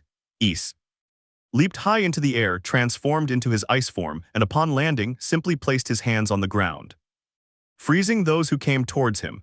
Without thinking, he created an ice sword and went on the attack against his enemies. Alice was surrounded by enemies who were smiling, but she didn't flinch. One of them started running towards her, but she saw him, turned around, and cut off his head when he was close enough. That surprised the others since she did it easily. They got angry and several attacked. Alice went after one, cutting off an arm and another a leg, making them scream in pain. Some were distracted by their companions, and Alice took advantage of that and went and killed them by hitting them in the heart. Minutes passed, and all that could be heard were shouts and the clash of swords. Some trees were also painted red. After that, it was over. Issei spared one of them because he wanted questions. He grabbed him by the neck and threw him into a tree. Issei, what are they planning in such a remote place? Demon, rot in hell. Putting on a smile, Issei just stares at Alice and she senses him approaching the demon and cutting off his arm, making him scream. Demon, I'm going to kill you, bitch, but first, I didn't finish because Issei punched him hard in the face. Issei, you'd better not finish that sentence. I won't allow you to speak to my wife like that. She had a serious face, but Alice blushed a little upon hearing those words. The demon was frightened when he saw those cold eyes. Issei, and you'll do it one way or another. Demon, well, we only received orders from Salbasama. He told us to do some experiments here. Issei, what kind of experiments? Demon, some who serve as berserkers so they can attack the underworld. Issei, what else? Demon, to kidnap women and make them have our children. Alice felt furious when she heard that. Demon, but they didn't last long and they died, putting on a cheeky smile. Issei just got angry and created a fireball and threw it at him, slowly burning him while he screamed in pain. Issei, that's what you get for doing such things. A few minutes passed and the shouting stopped. There was silence until Alice approached and touched his shoulder. Alice, Issei, are you okay? Issei, forgive me, this is difficult to process, there are so many things. Alice, I understand, then I hugged him from behind. Issei turned around and returned the hug. Issei, thank you. Alice, okay. They separate and Issei gives her a smile, remembering what he said earlier. Issei, I'm sorry for what I said earlier, I got angry. Alice, okay, Issei. Issei, but. Alice, Issei, I love you and when you said those words you made me happy. Issei, you know it's a bit of a strange place to confide in, don't you think? Alice, hehe, I know, but it doesn't matter, I just wanted to tell you. Issei, thank you for telling me and I'm happy to know. He approaches her, takes her by the waist and gives her a kiss which she gladly accepts. After a few seconds they separated, both smiling. Issei, you can stay out here, I'll go inside and see what's going on. Alice, I'll go with you. Issei, there might be some nasty things going on there. Alice, okay. They both start walking and upon opening the large door they begin to walk through the corridors looking around and seeing nothing, and then they see a door and open it. Alice, what is this? Issei.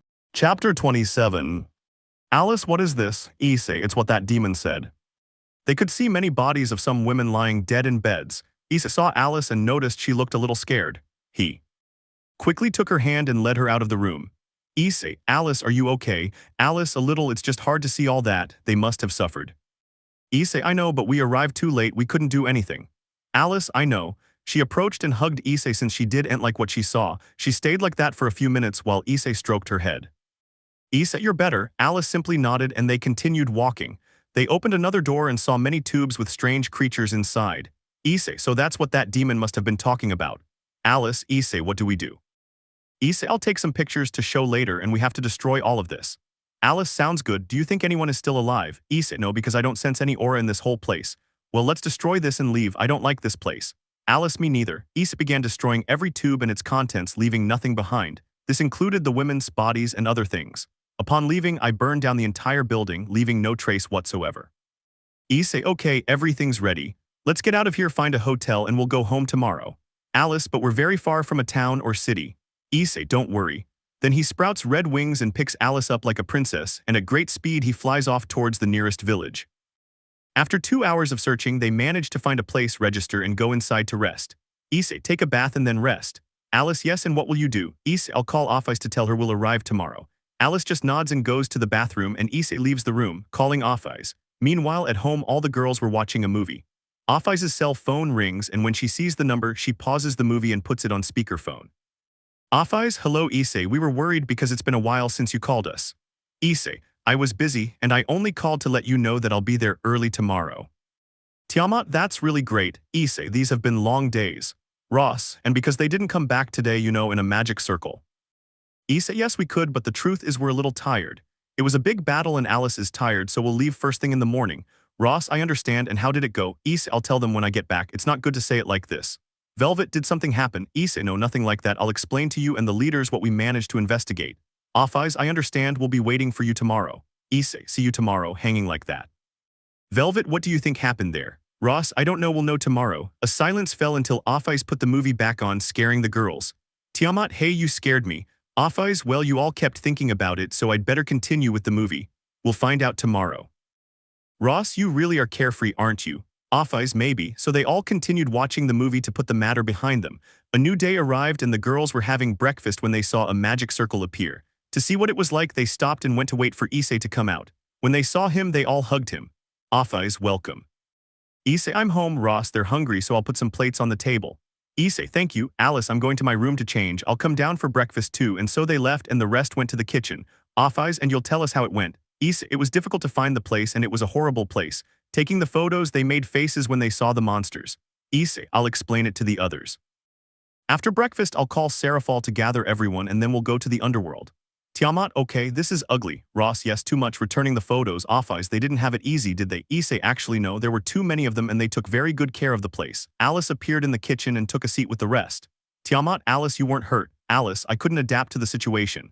Since they underestimated me, I was able to take advantage of it. Velvet, a common mistake. Issei, well, let's eat and talk about something else. Tell us what you've been doing these days. Then the girls told him everything they had done about playing games and watching movies. Velvet, well, and also that Rias Gremory tried to force me to join her entourage. Issei, ah yes, I'm not surprised by her. Velvet, yes, but Office arrived and spoke before I could launch my attack. Office, I just gave him a warning that if he does it again, he'll see me angry, and I don't think he took it very well. Issei, well, she's always been very proud and doesn't like to lose, you know. Office, I know, but you know I don't like threats. Issei, I know. Well, I'll go call Sarafal. He gets up from his seat and goes to the patio. Sarafal, Issei, it's been a while since I heard your voice, I missed you. Issei, forgive me, you know how busy I've been. Sarafal, I know, and how's your mission going? Issei, that's why I'm calling you. I came back home today and wanted to tell you to gather the leaders for a meeting. Sarafal, you only call me for that, how mean. Issei, I'm sorry, you know I can't, I'll make it up to you later. Sarafal, great, I like hearing that. Issei, now that I remember my personal maid doesn't come anymore. Sarafal shuddered slightly upon hearing that. Sarafal, I've been busy, hehe. Issei, you're leaving your position so quickly, aren't you? Sarafal, but I'll do that later, yes. Issei, you know I'm not joking, you don't have to anymore. Sarafal, no, I'll do it myself, but later. Anyway, let's drop the subject. I'll call the others and you can come in 2 hours, you know where. Issei, see you later. So hanging on and going to the room where the rest were. Issei, well, we'll be going to the underworld in 2 hours. I'm going to get some sleep since I'm tired. Can you wake me up, please? Office, of course, don't worry. Issei just nods and goes to his room. Tiamat, and it continues well. Alice, well, I confessed after the battle. Velvet, don't you think it's a bad place? Alice, Issei told me that too. Office, even so, congratulations. Alice, thank you. Ross, I still can't believe I tortured that demon you're talking about.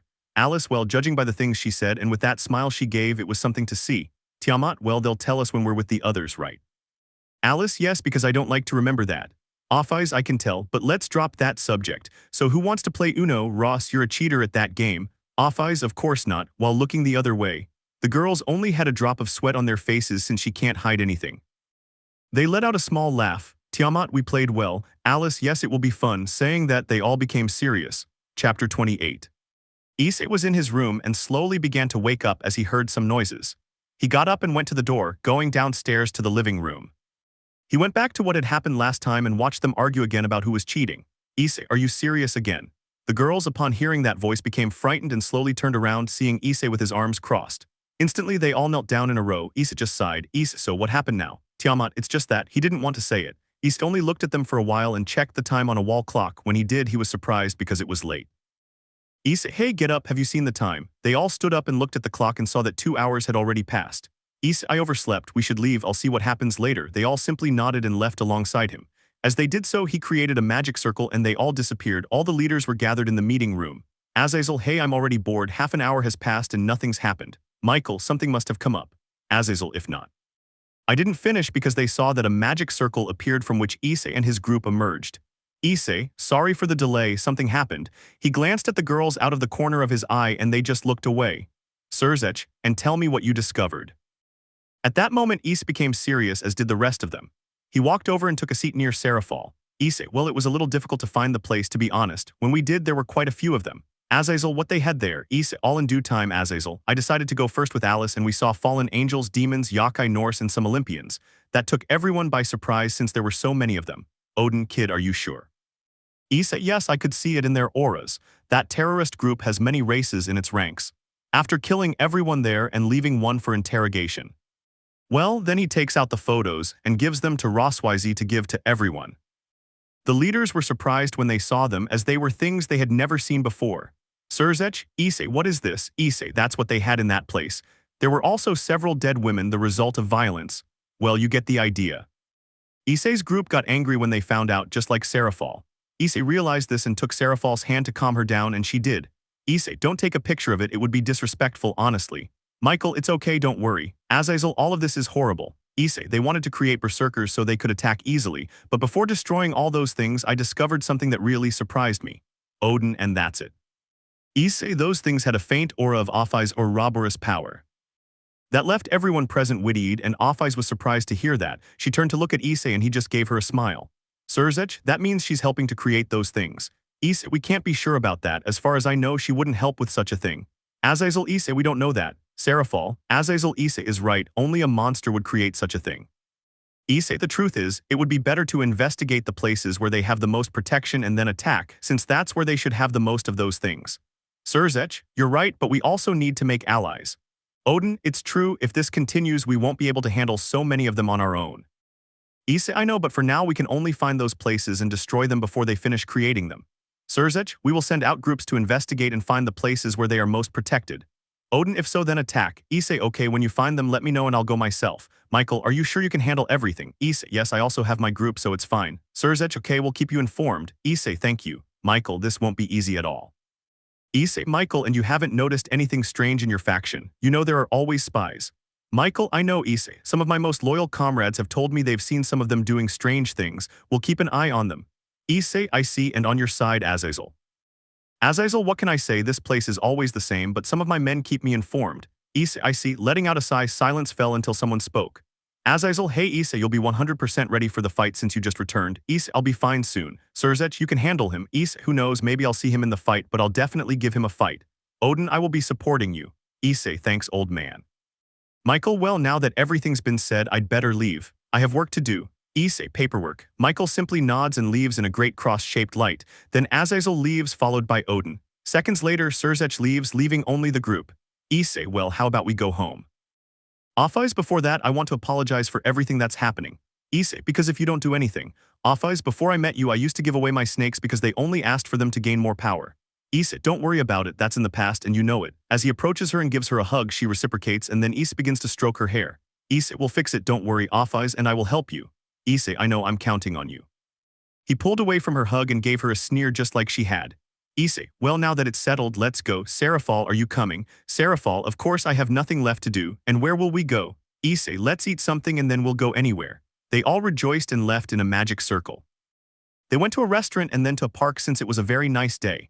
Ross, it's a beautiful day, isn't it? Velvet, you're right, it's warm. Tiamat, Issei, now that I remember there will be a trip to Kyoto soon. Issei, it really sounds good, I've never been there. Office, I passed by there once, but I didn't think much of it. Issei, well, that's not much information, really. Velvet, we third-year students will also be going, so we'll all go together. Issei, that's a surprise, 2 years together. Ross, well, many teachers discussed it, and in the end it ended up like this. Sarafal, I'll go, but first I need to speak with the Yakai leader. We've had a meeting scheduled for some time regarding an alliance. Issei, sounds good, maybe we'll see each other around. Sarafal, sure, that way we all go out. It's a really lovely city at night. Issei, I'm starting to get excited, to be honest. Tiamat, how can you not do it if you've been busy? Alice, it's true, you're always on missions or other things. Issei, well, we'll take it easy that day. Office, yes, tomorrow is the raiding game, and after that a little bit of school and then the trip. Issei, that's good, not much except for the game. Now that I think about it, we haven't talked about it yet. Upon hearing that, the girls stood up and ran out carrying Sarafal. Sarafal, wait, what? Why are they taking me too? While shouting it, Tiamat, we need a shield just in case. Sarafal didn't know what to say, then she saw Issei following them. Alice, run, they're catching up to us. Issei, don't run, I won't do anything to you. Ross, your words are one thing but your face is another, while they continued running all over the park. Chapter 29. Only hours remained until the raiding game, and Issei went for a short walk in the park. The girls stayed behind, they didn't feel like going out. As he was walking, he came to a park with a fountain. He arrived and sat down. Issei, what a day awaits me today. As she closed her eyes, she heard a sound and opened them. Issei, you're Irina, aren't you? Irina, if it has been a while, no. Issei, so how have you been? Irina took a seat. Irina, very well, I can't complain, and you? Issei, to be honest, I've been busy here and there traveling. Irina, you've had a difficult time, haven't you? Issei, a little, but I'm not complaining. Issei realizes something. Issei, you're going to the academy. Irina, I started recently. Issei, I hadn't seen you since it's been a while since I've been there. Irina, I know the teacher is calling you but nothing. Issei, we're in the same class. Irina, yes. Issei, I'll go someday since the trip to Kyoto is coming up soon and I'm looking forward to it. Irina, are you seriously going just for the trip? Issei, what can I say, I like it, hahaha. Irina, I realize that now. Issei, I saw you in the fight against Loki. You fight well. Also, you're an angel. Irina, before this meeting, Michael-sama gave me the opportunity and I accepted it. Issei, I'm really happy for you. Irina, thank you, I've seen your 2 raiding games, you did great. Issei, thank you. Irina, and today you're fighting against one of your brothers, aren't you? Issei, yes. Irina, you're nervous. Issei, I'm not ready at all anymore. Irina, I'll be giving you my support. Issei, thank you. Irina, I hope we can do it again someday. I hardly have any friends. Issei, whenever you wish. Irina, that's great. Putting on a big smile. Issei, you look better with your smile. I hope to always see you like this. Irina, thank you. Well, I have to go. I need to change and then go to the underworld with the others. Issei, you're talking about Rias and Sona and their entourages and my brothers.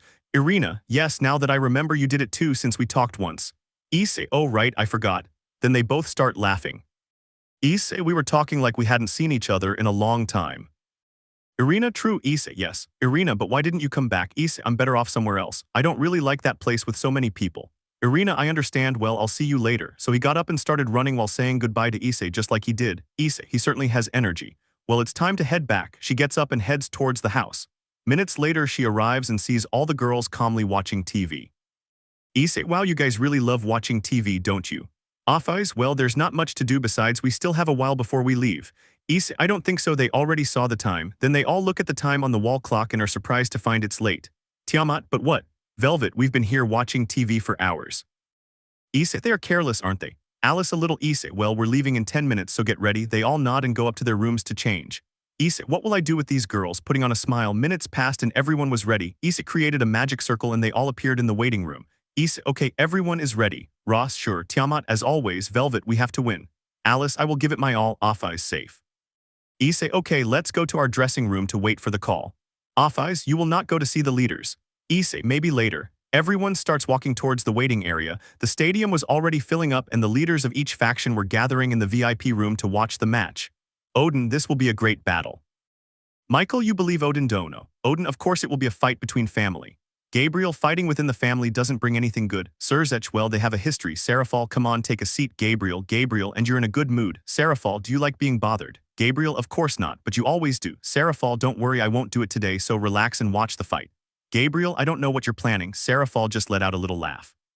Minutes passed and the stadium was full. The announcer made his announcements, then called the first group, which was Alex's. He made a grand entrance with his entourage. This made many girls scream with excitement because they thought it was cute. After that, Issei called and entered with his entire group. Only with his normal appearance, he hadn't changed at all. At that moment, both entourages were face to face. Alex, I hope you entertain me, little brother. Issei, maybe. While they shake hands, the presenter spoke again and only gave them 15 minutes while sending them to a forest. Issei, all right girls, I'll leave you to your group. I'll go straight to him since that's what he wants. Offeyes, yes, he'll be waiting for you. Alice, don't worry, we'll be fine. You go and win. Issei, thank you, rest assured I will. Tiamat, we will make sure that no one bothers you on your way. Issei, thank you. Velvet, it's about time to fight. It's time for me to get back into action. Issei, you will use your arm. Velvet, maybe I'll get a good skill. Issei, I see, but don't go overboard, okay? Velvet, I know, don't worry, you know I won't. Issei, I know, well, it will start soon. In the living room.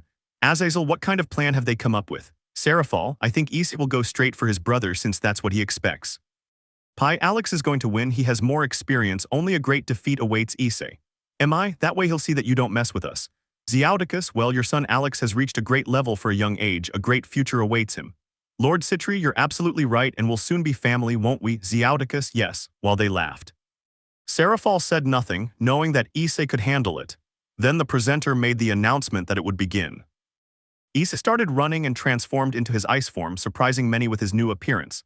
He sprouted wings, only this time they were made of ice. They were surprised to see him. Then he took flight, going to find his brother, Zeaudicus, what he just did. Surzech, well, he can use ice too, Deity, yes, but even if he's going to lose.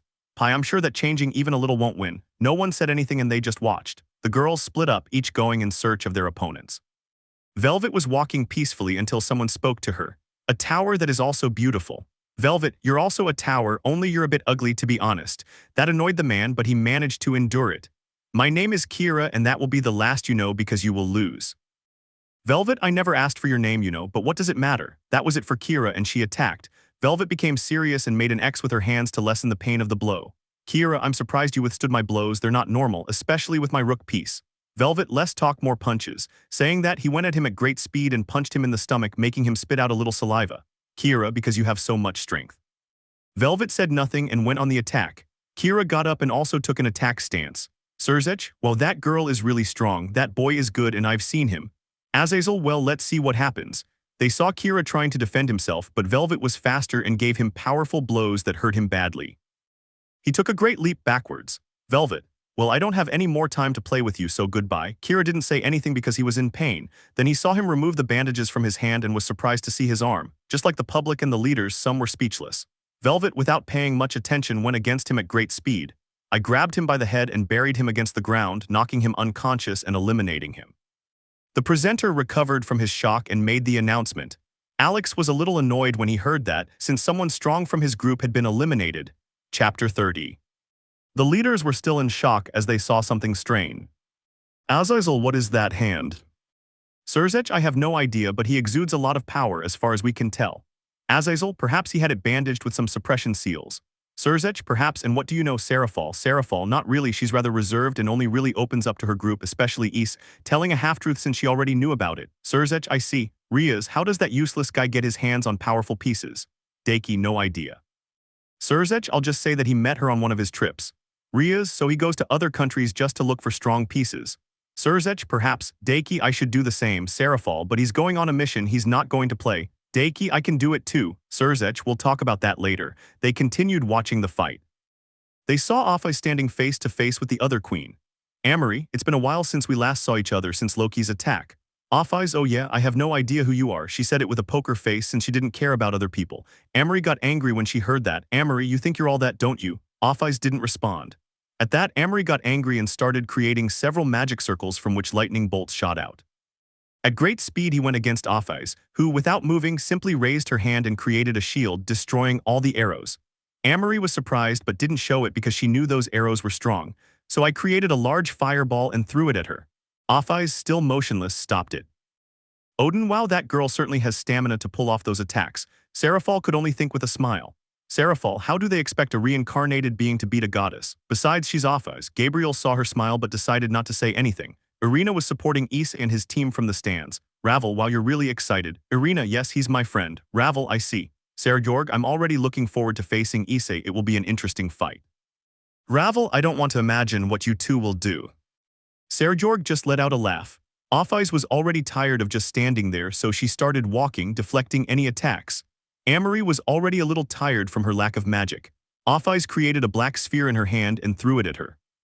Amory created a shield thinking it could do the trick, but as soon as the sphere touched it, it was destroyed, hitting it directly, eliminating her. Alex only got angrier when he heard the announcement. Alex, that useless woman, was easily defeated. Then he saw someone starting to descend in the sky and realized it was Issei. Issei, well, I'm here now. Alex, I was already tired of waiting, you know, it's time to end this, I'm tired of being here. Creating several magic circles with different types of magic. At that moment, Issei threw them all, created a shield, and as the smoke cleared, he saw Alex standing in front of him with a spear which pierced his chest. Everyone saw a huge hole appear in his chest and everyone declared Alex the winner. He jumped back. Pi, well, this is over now. Sarafal, I wouldn't say that. Pi, because Sarafal, he looked over and saw how quickly it regenerated, and in a few seconds it was as if nothing had happened. This surprised the leaders of each house. Alex was annoyed because he thought that was enough. Issei, well, I didn't expect that, to be honest. Alex, I'll kill you, creating several magic circles and casting various types of magic. Issei began moving at great speed toward him. When he got close, Alex couldn't create a shield and received a powerful blow to the stomach, causing him to spit out a little blood. He was on his knees. Blood was seen coming from his mouth, and that made him even angrier. Alex, you bastard, I'll kill you. He gets up, casts speed magic on himself, draws a sword, and goes on the attack. Issei creates an ice sword and stops the attack. Issei, you are easily guided by emotions. Alex, shut up, she said it shouting because it was the first time anyone had hurt her. Lord Citri, how is it that that boy has so much stamina? Venelana, I have no idea, but he's giving Alex a run for his money. Emi, yes, she said it angrily, clenching her fists just like her husband. Issei gives him a powerful blow that sends him a little further away from him. Issei, it's time to end this, besides, your entire group has been eliminated. Alex, but what? That's when he realized he no longer felt any aura from his team. They had all already been eliminated. Alex, I will never forgive you for such humiliation. Issei, never expect forgiveness. Issei returns to his normal appearance and Alex thought he no longer had magic. But he saw Issei put his hands together and create something. Issei, thanks for the fight. Then he threw a sphere into the air somewhere between red and light blue, and everyone saw that it formed into a phoenix. And even with great speed he went against Alex, he created several shields, but nothing worked. The collision created a huge explosion, completely eliminating Alex. The presenter gave the result since he was used to surprises. The screams came immediately. Issei's parents got up from their seats and went to see their son, as did his brother, but he left in a great rage. Sarafal just watched them leave while wearing a smile. Azazel, wow, I wasn't expecting that. Especially with that technique I used at the end. Odin, that boy just keeps surprising us. Surzech, if you also combine two elements into one, that's not easy, is it? Michael, of course not, it's difficult because they're very different. Gabriel, I was scared when I saw the state of her chest. Sarafal, once they destroyed her entire body and she came back as if nothing had happened. Gabriel, seriously. Sarafal, yes, they watched as Issei greeted the audience and joined their team. Issei, so how did it go? Off-Eyes, to be honest, it wasn't a big deal. Velvet, those I faced were just talkers. They should know that in a fight you don't talk. Tiamat, they gave me a bit of a fight but nothing out of the ordinary. Ross, some had skill but not much experience. Alice, like Ross said, they're skilled. Sure, I had a little trouble, but I managed to handle them.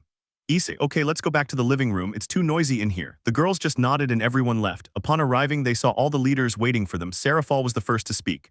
Sarafal, that was a good fight, Issei. Congratulations. Issei, thank you. Odin, that last attack was amazing. Issei, I've been practicing for a while now and it's been tough, but I finally managed it today. Even I was surprised. He said this while scratching the back of his head. The leaders just chuckled at what he'd said. Chapter 31. Everyone was talking calmly until someone kicked the door open at great speed. They all just saw a red march and watched as Issei was beaten. They were surprised to see who it was. Sarafal, Deity, what the hell are you doing? Deity, make him pay for what he did to my brother. He said it angrily, wearing his armor except for his helmet. Just then Issei emerged from the rubble, his face regenerating from the blow. Issei, but he can even kill me, and I could do it with just a few punches like that. Deity, you bastard, you won't get away with this one. Surzech, Deity, you'd better calm down, you know what you're doing. Deity said nothing since he saw that all the leaders were in the room. Issei, if you want to fight, just wait. Deity, I swear that when that moment comes I will make you suffer. Starting to walk towards the exit, there were a few seconds of great silence. Issei, that's why I didn't want to fight them. Everyone's eyes are on Issei.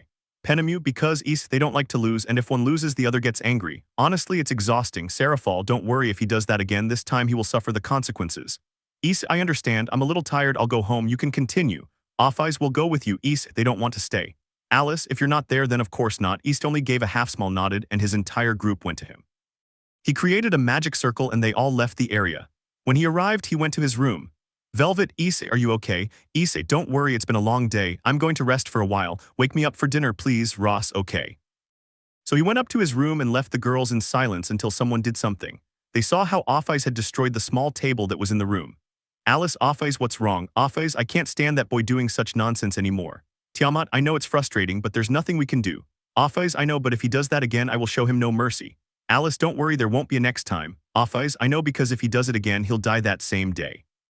With a serious face. Velvet, oh please change that face because it's truly frightening. Offeyes, sorry I got carried away. Velvet, okay, I feel a little annoyed too. Tiamat, it's just from. I stopped talking because they felt several presences in the house.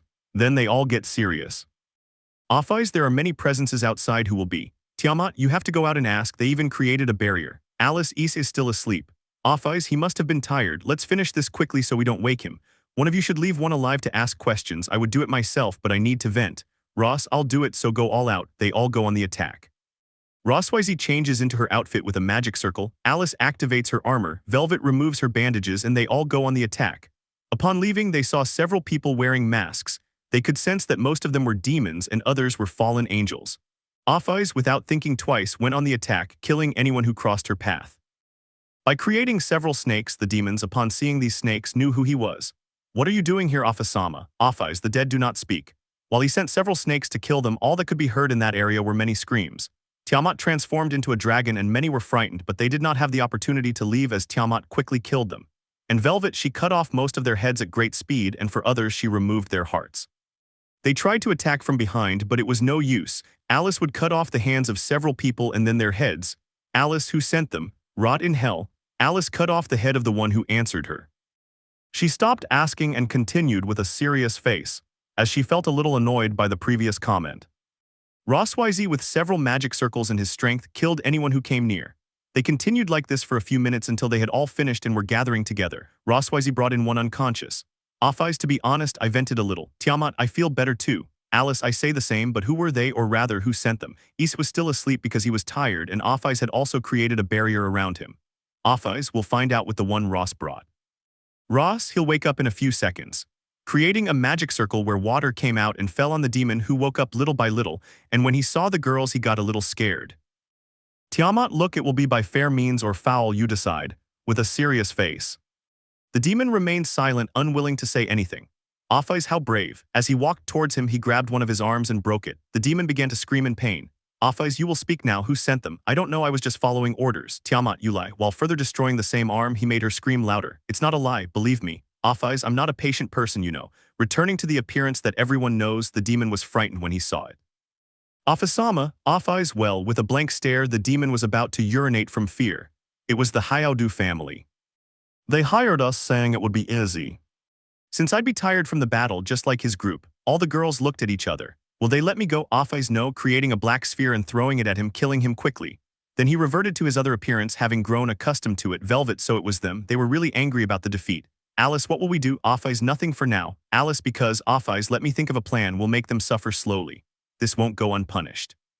Tiamat, tell me so I can help when that day comes. Velvet, I'm going to participate too. Ross, I don't really like fighting, but I'll participate.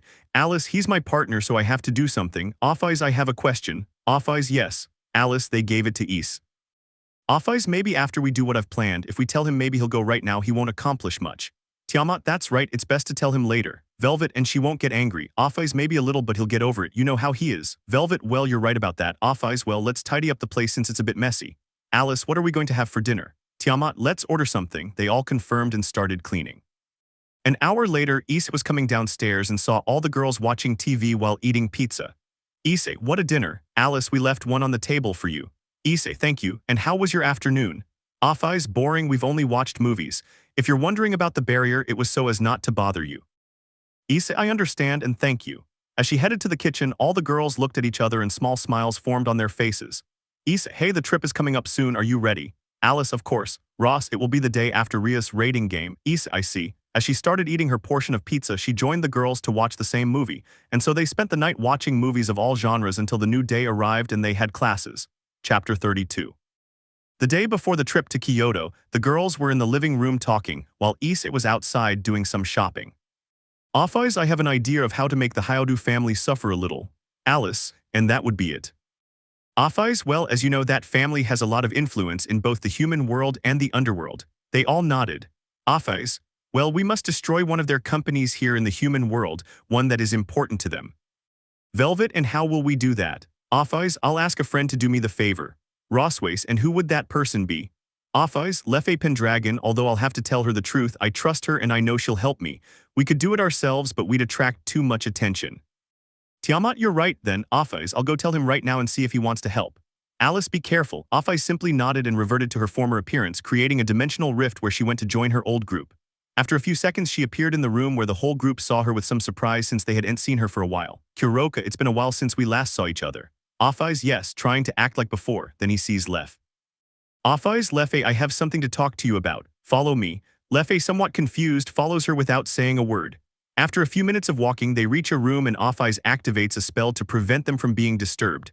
Leffe, something's wrong, Offisama. Offais, if I need you to do me a favor, I would do it myself, but I don't have time. Leffe, and that would be it.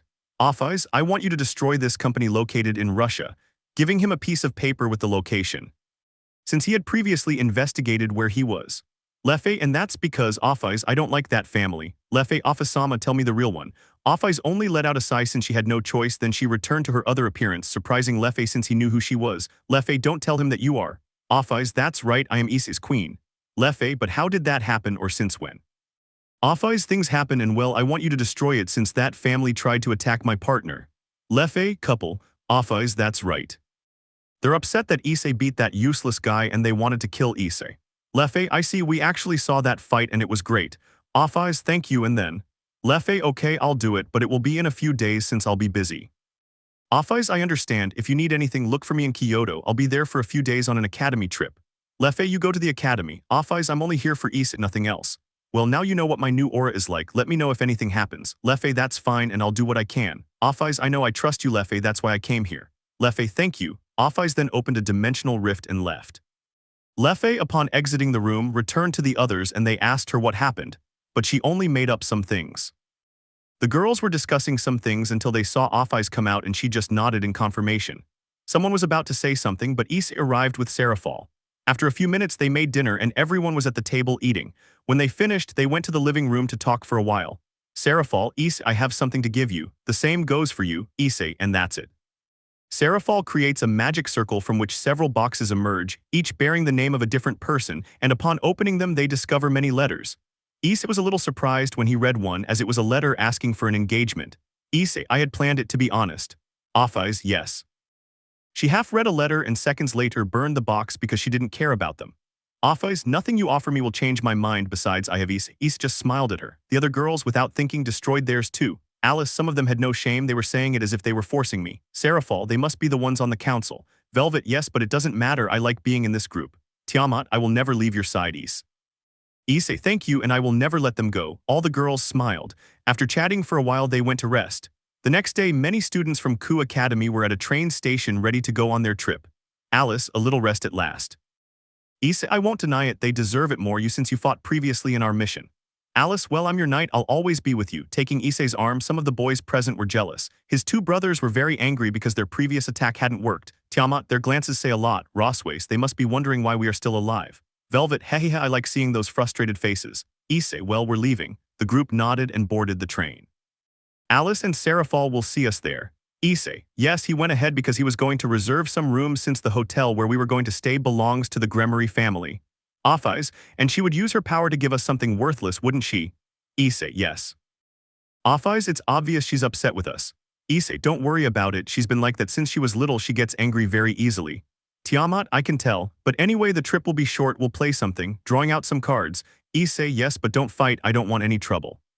They all nodded. Hours passed. During that time they played a little and then talked. Then they arrived at their destination. Before getting off the train, Issei received a call from Sarafal telling him where they were going to stay. After hanging up, Issei called his group and they took a different path. After a few minutes of walking, they arrived at a luxurious hotel where Sarafal was waiting for them outside. Upon seeing them, she went to Issei and gave him a hug, which he returned. Issei, okay, so what will we do now that we're separated from the group? Sarafal, we need to explore a bit and I haven't had the chance to talk to Yasaka yet. Issei, okay, you're the guide. Sarafal just sat down and took them to their rooms. After leaving their things, the group went out again to start exploring and taking some photos. Issei, you were right, Sarafal is a nice place, especially at night. Tiamat, I won't deny it, there's a great sense of peace here. Velvet, it reminds me of a place I went to a few years ago. Alice, it's the first time I've seen something so beautiful in a city. Sarafal, this is the charm of Kyoto, plus there are hot springs and they're very nice. Issei, that sounds good. Sarafal, there's a place where they're mixed, I already booked the spot. Issei, you already had everything planned, it seems. Sarafal just smiled at him. Minutes later they went to dinner. After finishing, the group headed to the hot springs. Rossweisse, while they feel great, Tiamat, I won't deny it, this place feels very relaxing. Issei, Sarafal, they haven't told you anything yet. Sarafal, no, and that's weird actually. Issei, Offeyes, you can find her aura. Offeyes, give me a few seconds. Issei just nodded, then after a while he opened his eyes as he had to concentrate. Offeyes, I can't find her, something is interfering. Sarafal, then something is happening. Issei, you should go and confide in his house. Sarafal, I'll go early tomorrow, you can come with me. The group simply nodded. After a few minutes of relaxation, the group left the place and went to the hotel to rest. Chapter 33. The next day the group was having breakfast. After finishing, they headed to the great castle. When they arrived, the guards tried to stop them, but Sarafal had to say a lot to get them to let them in. They called their leader and were eventually allowed in. They were led to a large room and the guards left. Minutes later, someone arrived. Sarafal, Kanu, where's your mom? I had an appointment with her a while ago to talk. Kanu, she's busy right now, giving him a smile. Sarafal, Kanu, don't lie to me, I know she's not here, tell me the truth. Kanu just lowered her head and looked sad. Sarafal slowly approached her. Sarafal, tell me if. Kanu, my mother was kidnapped a few days ago and my soldiers haven't found anything yet. Sarafal, that was the reason why I hadn't informed myself yet. Kanu, yes, but I don't know what to do. We've searched many places, but there's no trace. Offeyes, there's something interfering with you finding her. At that moment, Kanu turned his gaze to the group that had remained silent. Kanu, excuse me, but who are you? Sarafal, they're acquaintances of mine, so don't worry. Issei, nice to meet you, my name is Issei. If you need anything, don't hesitate to tell me, giving a small bow. Offeyes, my name is Mia, nice to meet you. Alice, it's a pleasure to meet you, my name is Alice. Rossweisse, if we can help, tell us, my name is Rossweisse. Tiamat, my name is Tiamat, I will do what I can. Velvet, my name is Velvet, if they help I will too. Kanu, it's a pleasure to meet you all and thank you for those words, but I don't want to bother you. Issei, that doesn't matter. I can tell you're very worried about your mother, so we'll do what we can. Kanu, but Sarafal, let them be. Kanu, that's fine, but what do you want in return? Issei, nothing, we're fine like this, we'll just help her without expecting anything in return. Kanu, thank you all very much. Bowing to the entire group. Issei, well, since it's early, we'll go out and investigate. Alice, come with me. Tiamat and Rossweisse, you two go together, and Velvet and Mia, you two go too and search wherever you can. The group nodded. Issei, well, to avoid delays, we'll do it right now. Sarafal, be careful. Issei just gave him a half smile and left the place with his group. Kanu, what are they like? Sarafal, they're very strong and they're trustworthy, and that guy is my partner. Kanu was surprised to hear that. Sarafal, but don't tell anyone, it's a secret for now, and also don't tell anyone that I'm part of their entourage just like them. Kanu, that it wasn't only demons who could have that. Sarafal, he earned them because of some things he did previously. Kanu, I see. Meanwhile, the group had already left the castle and went their separate ways to look for something. Alice, Issei, do you think she's okay? Issei, I hope so. I could tell that girl was sad, she must love her mother very much, so I should help in any way I can. Alice just took Issei's hand. Alice, I know and will help too. Issei just smiled at her and they both continued their search. They stayed like that for several hours until it got late. While Velvet and Offeyes were still looking for someone spoke. Lefei, Offesama, Offeyes, oh Lefei, is something happening? Lefei, well, a few hours ago I did what you asked me to do, showing him a hologram. Offeyes, thank you very much, let me introduce you to one of my colleagues, she is Velvet. Velvet, it's a pleasure, Offeyes told me about you. Lefei, a pleasure as well. Velvet, thank you for your help. Lefei, it's nothing, besides I don't really like that family. Offeyes, well, all that's left is to wait for the news and tell me what you're doing here. I don't think you came to me just to tell me that. Lefei, I was investigating some things and well, not far from here I felt a great barrier and I was heading there to see, but I saw you. Offeyes, I see, I was heading that way too, I already informed the rest of my group. Lefei, I can go with you if. Offeyes, sure, no problem, we'll go. Both girls simply nodded. Then the three of them left. The other members also headed there. After a few minutes, everyone was gathered. Issei, well, now that we're all here, we need to make a plan, but first, who are you?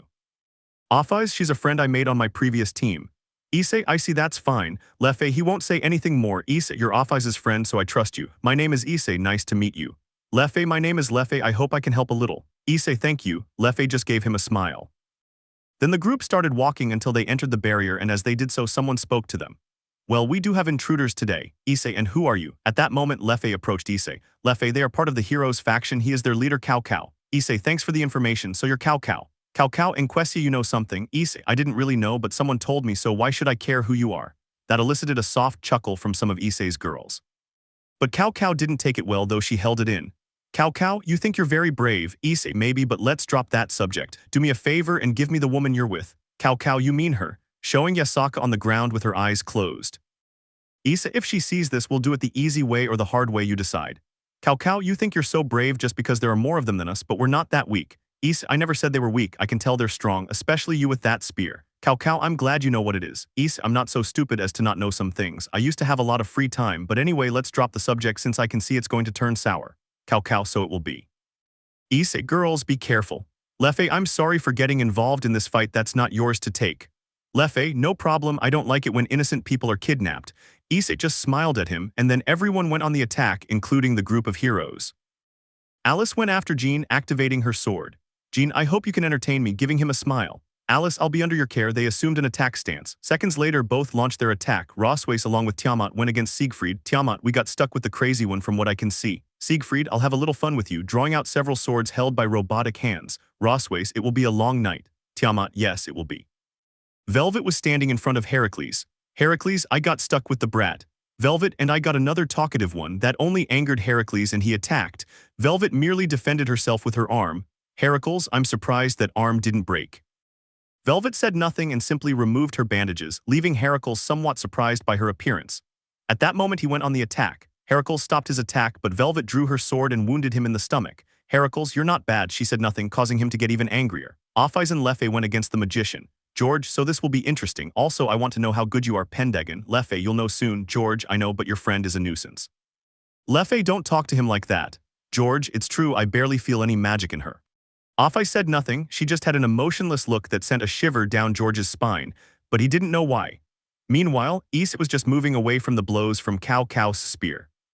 Cao, do you only know how to escape? How pathetic. Issei, it's called strategy. Then Issei pulls a spear out of a magic circle and puts on different clothes. Cao, so you will attack. Issei went on the attack quickly, surprising Cao a little since he barely managed to defend himself. Seconds later, both went on the attack, clashing spears without anyone retreating. Chapter 30. Everyone was fighting, some had the advantage and others were evenly matched. Jean, you're not bad, but I'm tired of playing. Alice, I agree. Activating her armor, she surprised Jean a little. Jean, so you weren't giving it your all. Alice, who knows? This angered Jean, causing her to create a large dragon made of swords. Alice, with a blank expression, simply raised her sword, creating a powerful spell that would destroy the dragon upon impact, leaving Jean stunned as it easily destroyed the dragon. Jean, you damn girl, this time you're not getting away. Going on the attack, Alice just waited for the blow and both began to clash swords at great speed. Heracles was not having a good time because someone was giving him a fight.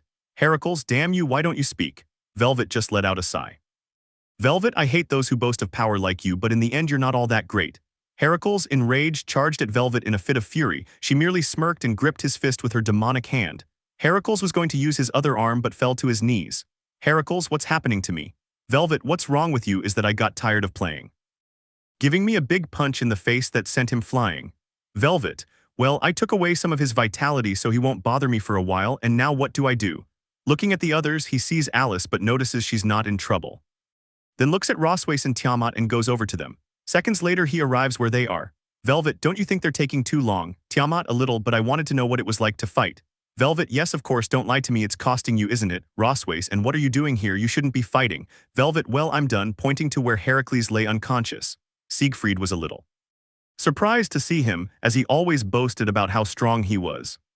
Siegfried, who are you? Velvet, why would I have to tell my name to a crazy person like you? Rossweisse and Tiamat just let out a small laugh and Siegfried got angry and went on the attack. While George didn't have it as easy as he thought since Offais was beating him up with just her fists, easily destroying his spells. George, who the hell are you? Offais didn't say that she didn't want to talk to someone much inferior to her. Offais, Lefei. Lefei simply nodded, knowing what it meant. Then she began casting spells and George created several shields to defend himself. Cao was already tired of only being able to defend himself, but he couldn't do more since Issei defended well and attacked well. Cao, for being just a human, you know how to do something. Issei, maybe. At that moment, Cao activated one of the spear's abilities and launched an attack. Issei only used his spear to defend himself, but it broke in half and the true Longinus pierced Issei's chest. At that moment, Issei fell to the ground while Cao let out a laugh. Cao, it was fun while it lasted. He turned around and started walking, but when he took a third step, someone spoke. Issei, I won't lie, that hit hurt. It's the best Longinus for a reason. Getting up, Cao quickly turned around and saw Issei's chest beginning to regenerate. Cao, you had a phoenix tear with you. Issei, not at all. Cao, what are you, Issei? Someone ordinary. As his body began to emit fire and his appearance changed completely, Cao was surprised. Then Issei starts attacking with fire bullets. Cao came out of his shock and barely managed to defend himself, but some attacks did hit him, causing him to let out some groans of pain. When Issei finished, he created an ice sword and went on the attack, taking Cao by surprise and receiving a chest wound that made him scream in pain. Taking a step back, he called out to his companions, thinking they were finished, but they never arrived. He turned around to see Heracles embedded in a wall, Jean on the ground, Siegfried exhausted from fighting, and George barely able to defend himself against Lefe's attacks. Cao only modified the lower part of his lip in frustration as his plans had gone very wrong. Then I called George to gather the rest. Cao, this won't stay like this, you and your group will pay for this. Issei simply returned to his normal appearance and said nothing. Then George, with barely any strength left the place. Seconds later, all the girls went to where Issei was. Issei, are they all right? All the girls nodded and Issei watched as Rossweisse carried Yasaka in her arms. Issei, how is she? Rossweisse, he's just unconscious, they drained a lot of his energy, he just needs to rest. Issei, I see, and how are you, Lefe? Lefe, I'm fine, thank you, since I didn't do much because Afasama did most of it. Issei, I'm glad you're okay. Lefe, you won't arrest me because you know I'm a criminal. Issei, you're not a good girl at all and you're also a friend. As he stroked Lefe's head, she just gave him a smile. Tiamat, you don't waste any time, do you, Issei? He said it somewhat mockingly. Issei, I'm just telling the truth, but anyway you should go, Lefe. I think Sarafal will come looking for us soon. Lefe, it was nice to have met them actually. Issei, you can come to our house whenever you want, you're always welcome. Lefe, thank you. Then she created a magic circle and left. Minutes later, Sarafal arrived with Kanu and some guards. Upon seeing their mother, they quickly went to hug her. Issei, she's fine, she just needs to rest to regain her energy. Kanu, thank you all very much. She shed a few tears of joy at having her mother near her again. Issei simply smiled at her. Issei, well, you should take her home, it's getting late. Kanu, you can come to the house and stay there if you want. Issei, okay, and thank you for the opportunity. Minutes later, the whole group went to the castle and went to rest. The next day, everyone was having breakfast when Yasaka arrived. They all stood up. When they saw her, Yasaka, please continue with what you were doing. I also want to thank you for what you did. Bowing, Issei, it's okay, we just wanted to help, to be honest. Yasaka, if you want anything, please don't hesitate to ask me. Issei, there's nothing we wish for, but thank you anyway. Yasaka simply nodded and sat down at the table to have breakfast with them. Kanu, and what will you do now? Issei, well, tomorrow we'll return to Ku again, so we'll go out and explore the places. Kanu, I see, I can guide you to some very beautiful places. Issei, it wouldn't be a bother. Kanu, I wouldn't do it willingly at all. Issei looks at his companions and they just nod at him. Issei, then we'll be in your care. Yasaka, you get along well with them, they're your partners. Issei, yes, Velvet and Rossweisse didn't say anything since they weren't, but they liked the idea. Yasaka, I see. Well, when we finish, we'll go out to explore. Issei, it's not occupied. Yasaka, I have the excuse that I can't work yet, letting out a laugh. Minutes later, a large group left the castle heading to various places. The girls attracted a lot of attention because they were pretty, but no man had the courage to speak to them since Issei wouldn't allow it. Chapter 35. 2 days had passed since their trip to Kyoto, and Issei learned that one of his parents' companies had been destroyed, but he didn't pay much attention to it. The girls were happy to see how the family struggled to find the person responsible and found nothing.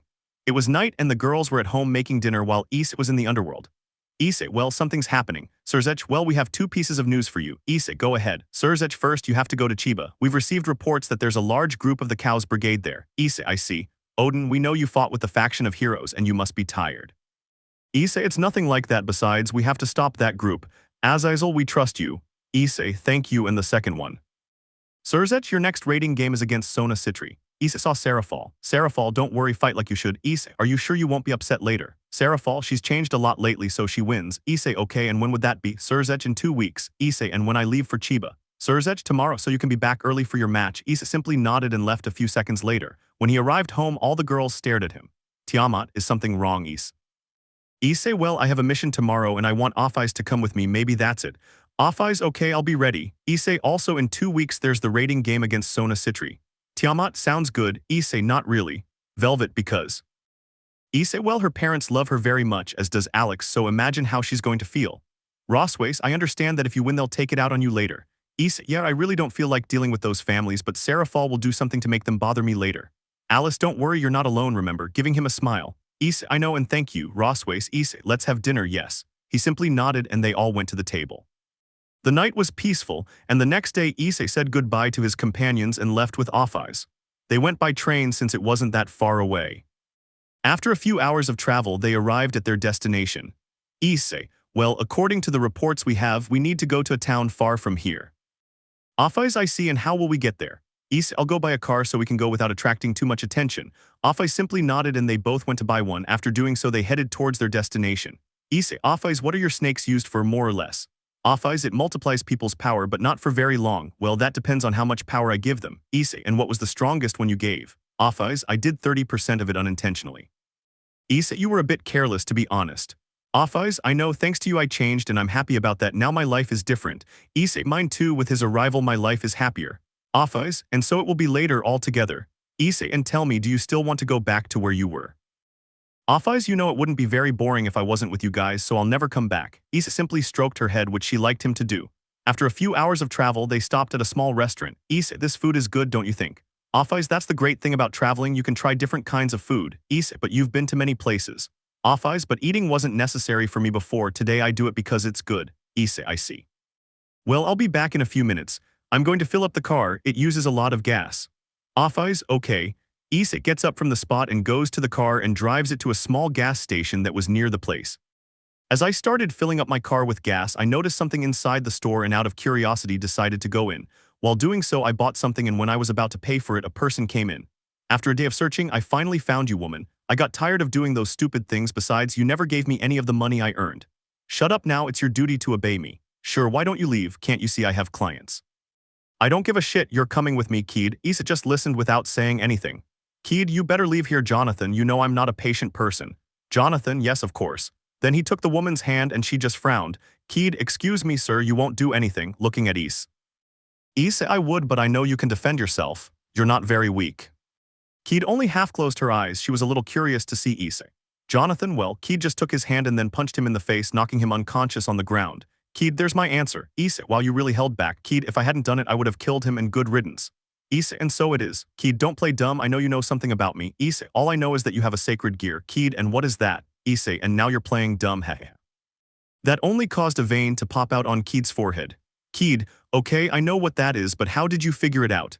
Issei, you don't hide it very well, I'm surprised you haven't been attacked before. Kid, it's a quiet town, I'd say. Issei, I see, well I'd better go. Issei was paying for the things he bought and leaving the store, but when he was about to leave, Kid stopped him. Kid, what's your name? Issei, it's rude not to introduce yourself beforehand. Kid, well my name is Hanjo. Kid. Issei, nice to meet you, my name is Issei. Kid, just that and your last name. Issei, I don't have one, so you can call me Issei. Kid, okay, I want to ask you a favor. Issei, and that would be it. Kid, I want you to fight me, I know you're not an ordinary person. Issei, because I would. Kid, I want to know how strong I am and I know you'll give me a fight. Issei, and what do I gain from this? You know I have someone waiting for me. Kid, I don't know, you tell me. Issei, okay, but if I win I'll tell you later, okay. Kid, good. Issei then creates a barrier to avoid attracting attention. Kid, what is that? Issei, it's so there's no audience so he can fight comfortably. Kid, great. Then he activates his sacred gear and also an armor with a shield. I know what you'll say, but I wanted her to be more grown-up and not a little girl, okay. Don't judge. Issei, interesting to have good defense and resistance. Kid, maybe. Then she started running towards Issei and hit him with her shield. Issei, wow, you're strong, Kid, thank you. Then she changes her shield into a cannon and she fires at Issei, hitting him squarely, creating a huge smokescreen. Kid, I think I went too far. Issei, wow, I didn't expect that, to be honest. Kid was surprised to hear Issei's voice, but even more so when she saw him regenerating from the previous blow and saw a new arm growing out. Kid, what are you? Issei, a phoenix. Kid, I see, then this won't be easy. Issei, maybe, but I see you're strong, so I'll be serious too. Drawing a spear and quickly going on the attack, Kid barely managed to defend herself against the blow. At that point, Issei started throwing several punches, but Kid's defense was the best. Issei, you know you have a great shield, I won't be able to get past it, so tell me, what do you think of a draw? Kid, okay, I know you'd beat me later and I accept it since you have more experience than me. Issei, maybe a little. At that point, they both put away their weapons and Issei deactivated the barrier. Chapter 36. Issei, well, now that we're finished, I have to go. Kid, wait, even though it pains me to say it, in the end you won. Issei, but it was a draw. Kid, for you, yes, but for me you weren't very strong, so tell me what you want. Issei, tell me, do you want to join my family? Kid, what do you mean by that? Issei, so that you join my entourage, let's say I reincarnate you as a half-phoenix. Kid, then I'll be able to do that like you. Issei, maybe, but you'll have great regeneration, the better you are, the better it will be. Kid, sounds great. Issei, you'll also live for many more years. Kid, I like that idea. Issei, but it's not all good because if you're with me you'll have some problems since I'm always on missions and you'd be in danger fighting demons and other races. Kid, wow, all of that exists. Issei, yes, my family are demons, but I was born human on my mother's side. Kid, there are a lot of things to process, to be honest. Issei, I know, and honestly I don't want you to be with me just out of obligation. Besides, you must have a family. Kid, I don't have a good relationship with them because do you think that idiot was following me since I used to fight for him? Issei, and you won easily, didn't you? Kid, exactly, it will also be interesting to get to know a new world. Issei, I see, then that's fine. In that pocket dimension he pulls out a tower piece. Kid, what is that? Issei, with this you will reincarnate and it is the piece of a tower. With your abilities you will be even stronger than before. Kid, great. Issei simply inserted the rook piece and she could feel the change. Issei, well, since you're part of my family, let's go. I'll introduce you to my queen. Kid, okay, and tell me what you were doing in this town. Issei, I've come on a mission but you'll stay and wait. Kid, I'll go too, I need to gain experience. Issei, you're very energetic, you know. Kid, it's really exciting. Issei just smiled at her and they both left the place in the car. Minutes later they entered the restaurant where Offeyes was still waiting. Kid was surprised at how pretty she was. Offeyes, I see we have a new colleague. Issei, well, it was by chance that I met her but she is strong. Kid, my name is Hanjo Kid. Offeyes, nice to meet you, my name is Mia, I'll tell you my real name later. Kid, because... Offeyes just gave him a half smile. After a few minutes the group left the restaurant and continued on their way. It was already night and they were in a hotel since they still had a long way to go. Kid, then why don't you tell me your name? Offeyes, it's not good for many people to know, you know, and well, my name is Offeyes Ouroboros. Kid, and because they shouldn't know. Issei, how can I put it? Many people are afraid when they hear that name because Offeyes is very strong. Kid, stronger than you. Issei, yes. Offeyes, although one day she will be at my level. Issei, it would take years for that. Kid, and because they're afraid of you. Issei, she is the dragon goddess of infinity, one of the most powerful beings in the world. Kid's eyes widened in shock when she heard that. Kid, I'm just kidding. Issei, what would I gain by lying to you? Kid, but how did they meet? Issei, it was by chance, we talked a little and well. Offeyes, I became his partner. Kid was shocked to hear that. Kid, while you're not a normal person, Issei, to have a goddess as a partner. Offeyes, she also has a dragon queen as a partner, a Mao and others. She said it with a smile because she liked seeing her reaction, especially when she saw her faint. Issei, I think you went too far, Offeyes. Offeyes, it's actually funny. Issei just let out a sigh and a few minutes later Kid woke up. Kid, I had a weird dream where I met a goddess and Issei had many partners. Offeyes, it wasn't a dream, it's real. Kid, but how is it possible to have so many? Offeyes, in the supernatural it's normal really, but you should know that we all love Issei for who he is, not for anything else. Kid, I see, and that's a lot of surprises for just one day. Issei, I know it's normal to feel like this, but anyway, get some rest. Tomorrow we have a very long day, we'll be in a big battle. Kid, okay, I'll do my best. Issei, don't worry about that. After a few minutes, everyone went to rest. The next day they continued their journey until they reached a small, abandoned village and everyone was on alert. Kid wore her armor just in case, while Issei and Offeyes were simply on guard. After a few seconds, Offeyes saw a spear of light heading towards them and was about to create a shield, but Kid got there first. Offeyes, thank you. Kid, no problem. Issei, why don't they all come out? That way it will be easier. After a few seconds, many left the place, surprising Kid since there were too many of them and it was also the first time she had seen other races. Issei, Kid, do your best. If you're not comfortable, don't overdo it. She simply nodded and Issei took a few steps and changed into his fire form, leaving Kid surprised once again. Offeyes, if you keep being surprised like this, you'll get many more surprises later. Kid, I know, but I've changed completely. Offeyes, we'd better talk about it later. First we need to get rid of the trash. Kid just nodded and became serious and they both went on the attack. Offeyes had little difficulty killing them since she was far stronger than they were. Kid wasn't doing badly either as she had good defense and could attack at the same time. Then she changed her shield into her cannon and killed several of her enemies. While Issei created several fireballs and threw them at several enemies, he also created a phoenix that killed most of them and also created a fire sword going to attack any nearby enemy. After a few hours of a massacre, the group was reuniting. The only one who was tired was Kid. Issei, you did well for your first time. Kid, thank you, I did my best. Issei, I know. Then he knelt down so she could climb onto his back.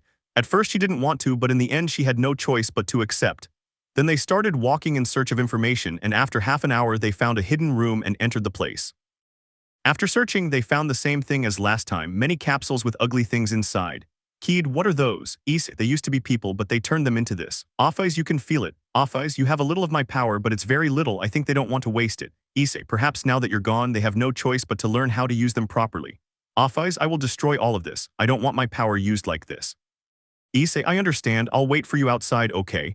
Offeyes simply nodded and Issei left the place with Kid on his back. After a few minutes, Offeyes was leaving the place. Issei asked Offeyes to destroy the entire village so that nothing would remain. Kid, and what good is it to do now?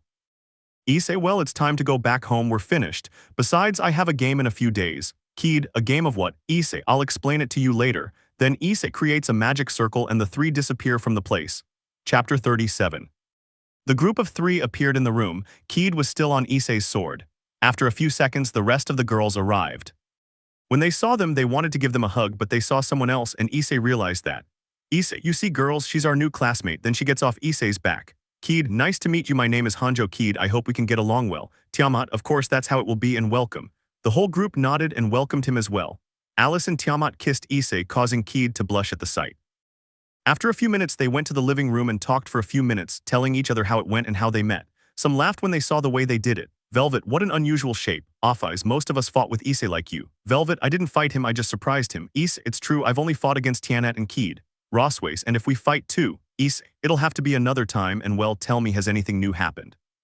Alice, everything has been quiet, plus we've been training for our game. Rossweisse, well, just the two of us. Tiamat, it's boring, besides we can beat them. Issei, never trust anyone, people can surprise you. Have you forgotten when we first met?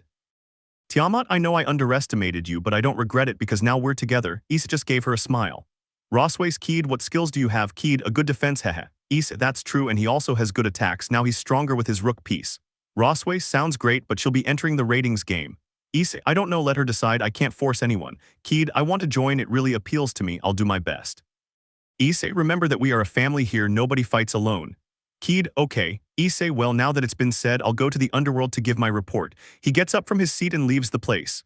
Tiamat, there was some of that Offeyes, yes, but his power was not very good for me.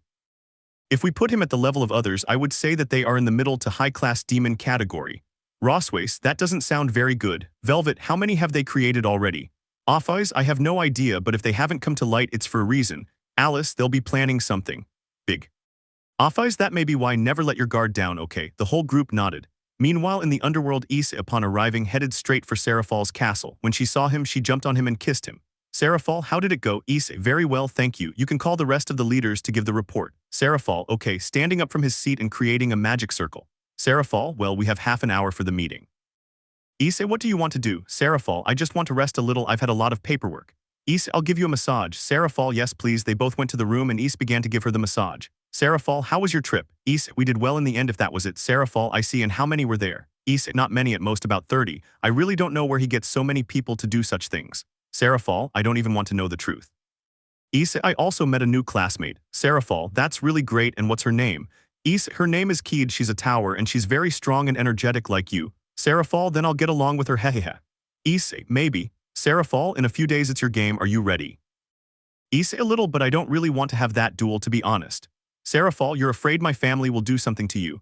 Issei, perhaps the Hayodu family has already done something. At that moment, Sarafal pulls away from Issei's massage to look him in the face. Sarafal, what do you mean? Issei, on the day of my raiding game against Alex, I returned home and went to rest, and minutes later a large group of mercenaries attacked us, but the girls took care of them. Sarafal, but how do you know that? Issei, I was just pretending to be asleep. I was going to do something, but they said they would do it, and well, they already did something, and that was destroy one of their companies with someone's help. Sarafal, I see, and I heard about that. You're not upset with them, are you? Issei, at first yes, but I don't want to cause problems, so I let them handle it.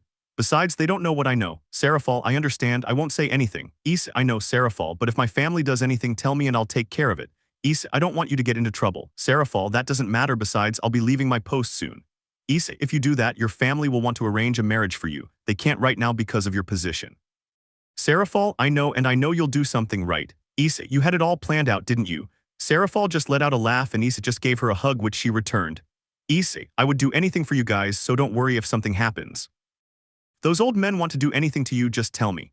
Sarafal, I'll tell you, don't worry, besides I could end up engaged to you. Issei, I like that idea. Sarafal, yep, so we already have something planned. Issei, and if they don't accept it, well, there will be war. Sarafal, I don't think they'll get that far, but it's possible since those old people are very proud. Issei, yes, and also that many nobles wish to be with my pigtail girl. Sarafal, I don't care about that, I'll just be with you. Issei, and that's why I say there would be a war, because they wouldn't let someone like you go with me so easily. Sarafal, well, we're the only ones left to fight, or rather, the whole group. Issei, I don't want you to get hurt. Sarafal, and you think we'd let you fight alone? Issei, maybe. Sarafal, none of that, of course we'll do it. But anyway, let's drop the subject and how about we go? Issei, a few more minutes, besides I hardly have time to be with you. Sarafal, it's because of work, but I'll be coming to live with you soon. Issei, I know, and that's fine, let's go. They both head towards the meeting room. When they arrived there, all the leaders were there and Yasaka was there too. Issei, hello Yasaka, it's been a while. Yasaka, hello Issei, how have you been? Issei, a little busy but good, and how is Kanu? Yasaka, that's fine, she stayed behind to do some work since she needs to prepare to take over the position. Issei, the O of having difficulty. Yasaka a little bit hehehe. After that talk, everyone took their seats and the meeting began. When it was over, everyone went back to their work. When Issei returned home, he saw the girls playing, but he noticed they were fighting, even Kid. Issei, seriously, even you, Kid, it's their fault they play dirty. Tiamat, excuse me, do you have any proof? Kid said nothing and Tiamat just smiled. Issei simply sighed. Issei, I was going to take them out to dinner, but I think I'll go alone. So see you later. Leaving the house, he left the girls in shock because he left without them. Velvet, I wasn't expecting that. Alice, well, I think we went too far again. Rossweisse, it always arrives at that moment. Tiamat, well, what do we do now because I'm actually a little hungry. Offeyes, we'll have to order food. I can't sense Issei's aura anymore if he left alone. Kid, wow, she got angry. Alice, we apologized when we returned. The whole group nodded and had to order food since Issei had left on his own. Chapter 38. Issei was returning home. Upon arriving, all the girls were at the entrance. Issei, something's wrong, Offeyes, if something happens.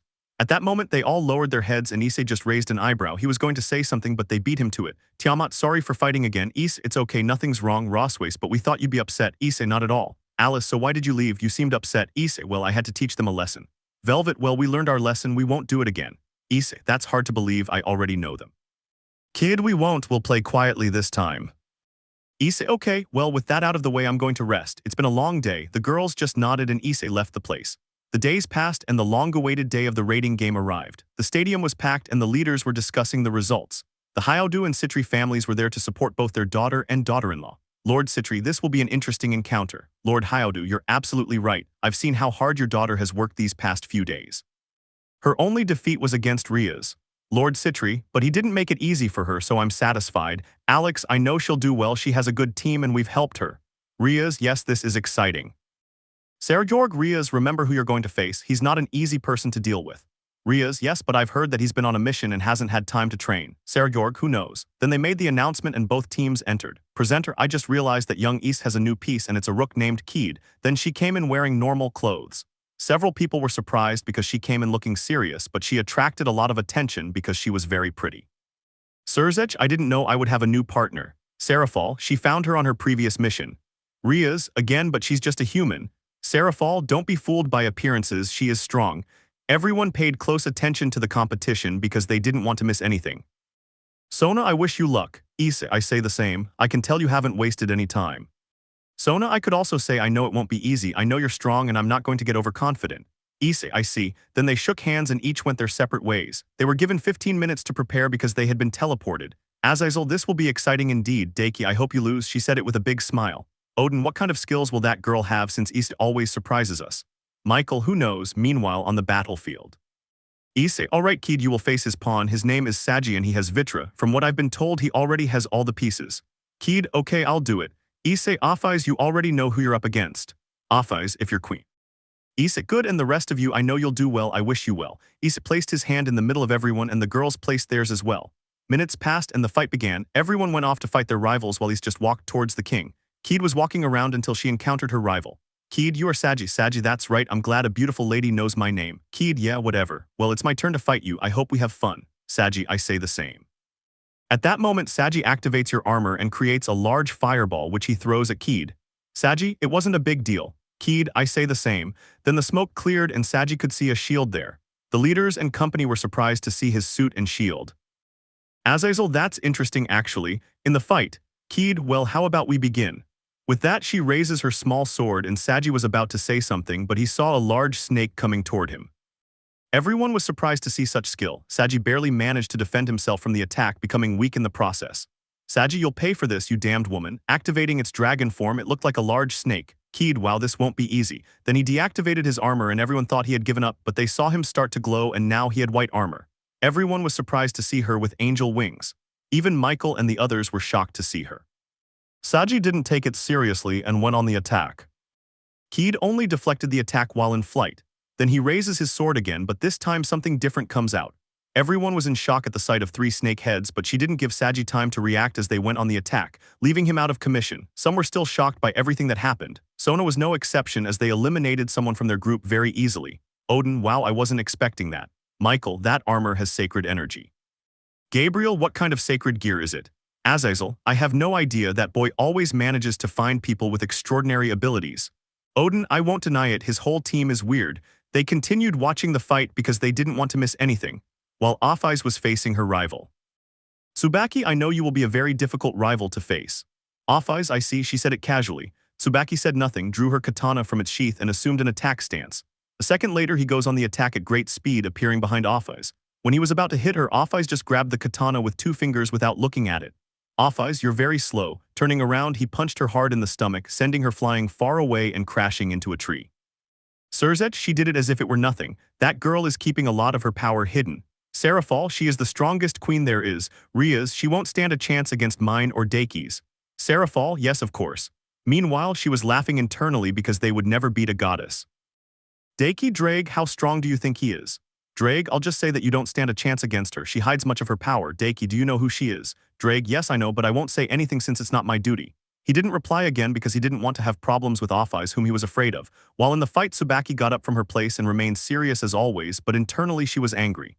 Offeyes just looked at her without any emotion. Then a magic circle appeared in his ear which belonged to Issei and his entire group. Issei, if they finish quickly, we'll go to some terminal waters I described recently. All the girls were happy to hear that. Offeyes, you know I was going to give you more time, but I have something to do. Tsubaki was about to respond, but Offeyes moved at great speed and gave her a powerful blow that sent her flying. Then she created a black sphere and threw it at her, eliminating her. Seconds later, the announcer could be heard announcing several fallen, leaving only the king. Sona was surprised because her group was eliminated in a few seconds. Issei, Sona, you surrender willingly or by force. Sona, I give up. He said it with his head down and clenched his fists since he had no chance against Issei. Then the presenter announced the winner. Many shouted with excitement, the leaders applauded, but some people weren't very happy, especially the Citri family, whom Sarafal noticed but for now didn't make a move. She wanted to wait. Chapter 39. A day had passed since the battle, and the group was preparing since Issei had promised them a trip to some hot springs. Sarafal took a few days off to join her group as well. Issei, okay, they're all ready. All the girls nodded. Issei simply created a large magic circle and they were all teleported away. When the girls opened their eyes, they saw that they were on an island. Offeyes, it's a beautiful place. Issei, the truth is that time when I went to dinner alone, after finishing I went out to explore and ended up here. Rossweisse, that's why you were late. Issei, that's right, but well, follow me. The whole group started walking. After a few minutes they arrived at a cabin that Issei had built. After leaving their things inside, they went out again and Issei led them towards the hot springs. When the girls arrived, they were surprised because the place was very big. Sarafal, great, it looks very high quality. She said it with stars in her eyes. Issei, and I don't deny it, they are. Velvet, well, what are we waiting for? We need to get changed, I want to go in now. Then the whole group returned to the cabin and when they came back, everyone was in swimsuits. Keed, it's the first time I've been in a hot spring and it feels really good. Tiamat, I know it's been a while since I've been on here. Alice, I don't think I'll be out for a while. Offeyes, I say the same. Issei, I'm glad you like this, it's a reward for the battle. Rossweisse, thank you very much, the break was really necessary, it's not easy dealing with so many students. Alice, I behave myself. Rossweisse, you two don't count. Velvet, great. Issei, Sarafal, before I forget how your family took your sister's defeat. Sarafal, why lie to you? The truth is they are very upset about such a defeat. Offeyes, they'll do something stupid from what I can see. Issei, just like my parents did when they sent that group. All the girls were surprised to hear that except Sarafal, who already knew. Tiamat, how do you know that? Issei, well, the truth is I realized that same day the first clue was that you were calm and not fighting. Alice, just for that. Issei, they always start arguing whenever I leave them alone. And also, Offeyes asked Leffe to destroy one of her companies. Offeyes, it's not easy to hide things from you from what I can see. Issei, that's right, so you'd better not hide anything, okay? They all nodded. Tiamat, but aren't you angry that we did that? Issei, well, they brought it on themselves. Besides, I'm glad they care about me. Rossweisse, of course we worry. Velvet, then we can continue with the plan. Issei, I have no problem with that, but be careful. The girls were happy to hear that, and some of them approached Issei and gave him a hug. Tiamat, you're the best. Issei just smiled at her. After about 2 hours of relaxing and chatting, they left to have dinner since it was late, although Issei had to force them to go because they didn't want to. Upon arriving at the cabin, Issei and Alice began preparing dinner. Keed, Issei, how long will we be here? Issei, like 3 days, we won't always have these freedoms. Sarafal, I asked for a few days off and I'll be leaving my position soon. Issei, I hope there's no scandal. Sarafal, you can be sure one will be made. Rossweisse, well, let's leave those topics aside and just have some fun. The others just nodded and talked for a few hours while having coffee. Afterward, everyone went to rest. Issei stayed outside the house because he wasn't sleepy, so he took out his wings and flew away. He wanted to explore the place. After a few hours of flying, I went down to rest for a while. I walked through the place, went deeper into the forest, and it was very dark because the trees were very tall. He stopped there because he sensed a small presence not far from there. Issei, who will be there? With no other option, I walked on, curious to know who he was. After a few minutes of walking, I arrived at a cave, and as he walked in, he saw a person asleep, but he noticed that he was sweating, and Issei touched his forehead and noticed that he had a fever. The person opened their eyes a little and was slightly startled to see someone there. "Who are you, or what are you doing here?" She said it a little scared, and Issei noticed and gave her a small smile. "Issei, I won't hurt you, calm down." The person was still scared because they didn't trust Issei very much. "Issei, how long have you been like this?" "About 3 days, Issei, I see, and I can tell your temperature is rising more and more." "I know, but what are you doing here?" "Issei, to be honest, I was just exploring the place and well, I felt a small presence and came to see, and here you were." "Understood, Issei, rest. When you're better we can talk more calmly, okay? And don't worry, I won't do anything to you, trust me, okay?" The person simply nodded as they had no strength to fight, then they closed their eyes as they were not feeling well. "Issei, okay, I'll let the others know I'll be a while." Upon sending the message, he began to take care of the person by taking some things out of a pocket dimension. The night passed and morning arrived. Issei was sitting on a rock and noticed the person getting up. "Issei, don't exert yourself too much, you're still weak. I feel better now and thank you for helping me." "Issei, it's nothing and I know you don't trust me, but can you tell me what you're doing here alone?" "I lived here with my mother for as long as I can remember, but she passed away a long time ago." Lowering his head, "Issei, I'm sorry." "Don't worry, it was a long time ago." Issei didn't say anything. There was a somewhat awkward silence until the girl broke it. "You're not human, are you, Issei? Because you say so, you have a strange aura." "Well, my mother taught me a little about detecting someone's aura." "Issei, I see, but if you know that, then what are you?" "A Nekomata." Issei was surprised to hear that since he knew there were only 2 people of that race. "Something's wrong, Issei." "Well, it was a surprise to learn that you were a Nekomata." "Is that strange?" "Issei, you don't know that your race is almost extinct. I only know of 2 people." She was surprised to hear that. "Perhaps that's the reason why my mother brought me here." "Issei, maybe he wanted to keep you out of danger since, well, being one of the last of your kind, some men might take advantage of that." "I understand, Issei, tell me why you haven't left." "I got used to it. Besides, I don't know anyone, and now knowing what you told me, I'm even more afraid to go out." "Issei, I understand, but tell me, do you want to go out?" "I would really like to explore the world more." Giving Issei a smile. "Issei, I see the truth. I know someone who can help you and defend you from anyone." "And who would that be?" "Issei, the Yakai leader Yasaka is a friend of mine." "Wow, seriously, my mother told me about her." "Issei, that's good, and tell me, do you accept?" "But why do you want to help me?" "Issei, it's not good being alone. Besides, I've been there before, and well, if I can help, I will. So tell me, would you come?" "Yes, and thank you for helping me." "Issei, it's nothing. I know you'll have a good time, but you should know something." "What?" "Issei, when you get to her, you must start training now because very difficult days are coming." "I understand, and my mother trained me a little, but that was a long time ago." "Issei, I see they'll help you there. Then we'll go." He stood up. When he took a step, he turned around and the girl saw him. "Issei, I forgot something very important," while scratching the back of his head with some embarrassment. "Issei, my name is Issei." She just smiled at him since she had forgotten about him too. "Nice to meet you, Issei. My name is Issei." Chapter 40, My name is Amory. "Nice to meet you, Issei." "Issei, same here. Well, how about we go? I need to talk to the girls before we leave for Kyoto." "Amory, thank you for everything you do for me." "Issei, it's nothing. Besides, it's not good to be alone." "Amory, I know, and I'll repay you for this favor in the future." "Issei, don't worry about that. Let's go." Amory simply nodded and they both left. Issei unfurled his wings, scooped Amory into his arms, and they flew away. After a few minutes of flight, he arrived at his destination where the girls were waiting for him. Upon landing, they approached the group and everyone introduced themselves. "Alice, then you'll leave." "Issei, I'm only going to Kyoto so that she has a place where she can be safe." Sarafal, the ace of having had a bad time all this time being alone. "Amory, you get used to it over time." Velvet, you're right, but it's also good to have someone close by. Offis, so they don't take so long to get there. I'll send them through a dimensional rift. Issei, thank you, see you later then. Offai simply nodded and created a dimensional rift between them. After that, Amory said goodbye to the group and both young men left the place. Upon arrival, they appeared near the entrance and the guards took up position. "What do you want here?" "Issei, I've come to see Asaka and Kanu, you can call her." "Hahaha, yeah right, whatever you want, she's probably waiting for you." "Issei, they are acquaintances of mine, so please tell them I'm here. My name is Issei. Many people want to see her, so stop messing around and get out of here before I arrest you." Amory, Issei, let's go. Okay, Issei, of course not, let me make a call.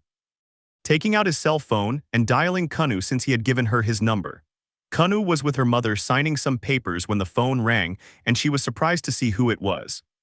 "Kanu, Issei, what a surprise, something happens." "Issei, I'm outside your house and the guards won't let us." "Can you come in please?" Kanu right now hanging up her phone. "Yasaka, is something wrong, daughter?" "Kanu, Issei's here but they won't let him in." "Yasaka, let's go." Then they both quickly went to the entrance so they could see him while Issei was waiting next to Amory until the tired guard spoke. "Go away, you're wasting our time." "Issei, but I'm not doing anything, just waiting." "Get out of here, brat, before you make me angry." Issei was about to say something, but then the doors opened and the guards were surprised to see them both. "Yasaka, listen to what they told Issei." Yasaka-sama, but Yasaka, but nothing, you are both dismissed. Then I called other guards and they took both of them away. Kanu, come in. Issei simply nodded and took Amory's hand as they both entered. And they went to the living room so they could talk. Issei, sorry for coming unannounced. Yasaka, okay, and is there something wrong that brought you here? Issei, well, I present to you Amory Nekomata. She doesn't have a place to stay and I wanted to know. Kanu, don't say anything else, Issei, and that's fine, we'll help her. Amory, thank you very much and I won't cause any problems. Yasaka, you must be tired. I called a maid and Amory couldn't say much because she was taken away. Kanu, Issei, we've seen your fights, they've been interesting. Issei, yes, but every time I fight with a Hypersteig family I get into trouble. Yasaka, that's how most demons are. They don't accept defeat so easily. Issei, I know them very well. Kanu, you're going to stay. Issei, it would be a nuisance, I'd better go. Yasaka, don't talk nonsense, of course you're staying. Issei just laughed a little and the three of them talked for a while until it got late and they went to rest. The next day the four of them were having breakfast and when they finished Issei and Amory went out to the patio. Issei, well, when I have time I'll come see you. Amory, thanks again for what you did for me. Issei, leave it like that, now just focus on training. Yasaka and Kanu will help you a little. Amory, it's amazing that I can practice with them. Issei, I wish you the best of luck. Amory, when I'm strong. Can I ask you a favor? Issei, if it's in my hands, of course. Amory, can I join your entourage? Issei, how do you know that? Amory, my mother told me about it a while ago. And well, I trust you and I want to be of help in the future. Issei, if that's your wish, I have no problem with it. Amory just gave him a big smile and then gave him a hug, which Issei returned. After that, Issei went with Yasaka and Kanu and said goodbye, promising to return more often. At that moment, Issei created a magic circle and left the place, appearing in the cabin. Tiamat, how did it go? Issei, very well, now she has a place where she can rest. Kid, I liked her. I hope to see her soon. Issei, I promised her that in the future she would be part of our group. Rossweisse, that's great. Sarafal, it's true, another person for the family. Offis and also for playing hehe. Issei, I don't want it to be like you guys, violent when you play. Alice, don't say that. Remember, it only happened once. Issei crossed his arm and looked at them with his eyes half closed. Velvet, well, it happened more than once, but it hasn't happened again, Issei, because I have them under surveillance. Offis, okay, let's leave this aside, we need to have some fun since we have to go back tomorrow. Issei, that's right, besides I have a mission coming up soon. Tiamat, you're in favor of coming with me. Tiamat, of course, it will be a lot of fun where we're going. Issei, to a city whose name I honestly forgot, but it doesn't matter. Sarafal, let's go to the hot springs. Issei, if you like that place, no. Alice, I can't deny it, it's very relaxing to be there. Issei just smiled at them and then they went into the water to relax for a while. The day passed peacefully. The next day the group returned to the city to resume their routine. Rossweisse, they did their homework right. Alice, I'm almost there. Velvet, I'd forgotten. Could you help me, Alice, please? Rossweisse, I don't want you to copy him. Velvet, nobody will notice, please do me a favor. Rossweisse, it will only happen this once, but it must not happen again, okay? Alice, let's go now, we have to go back tomorrow. Velvet, bored, followed Alice to do her homework.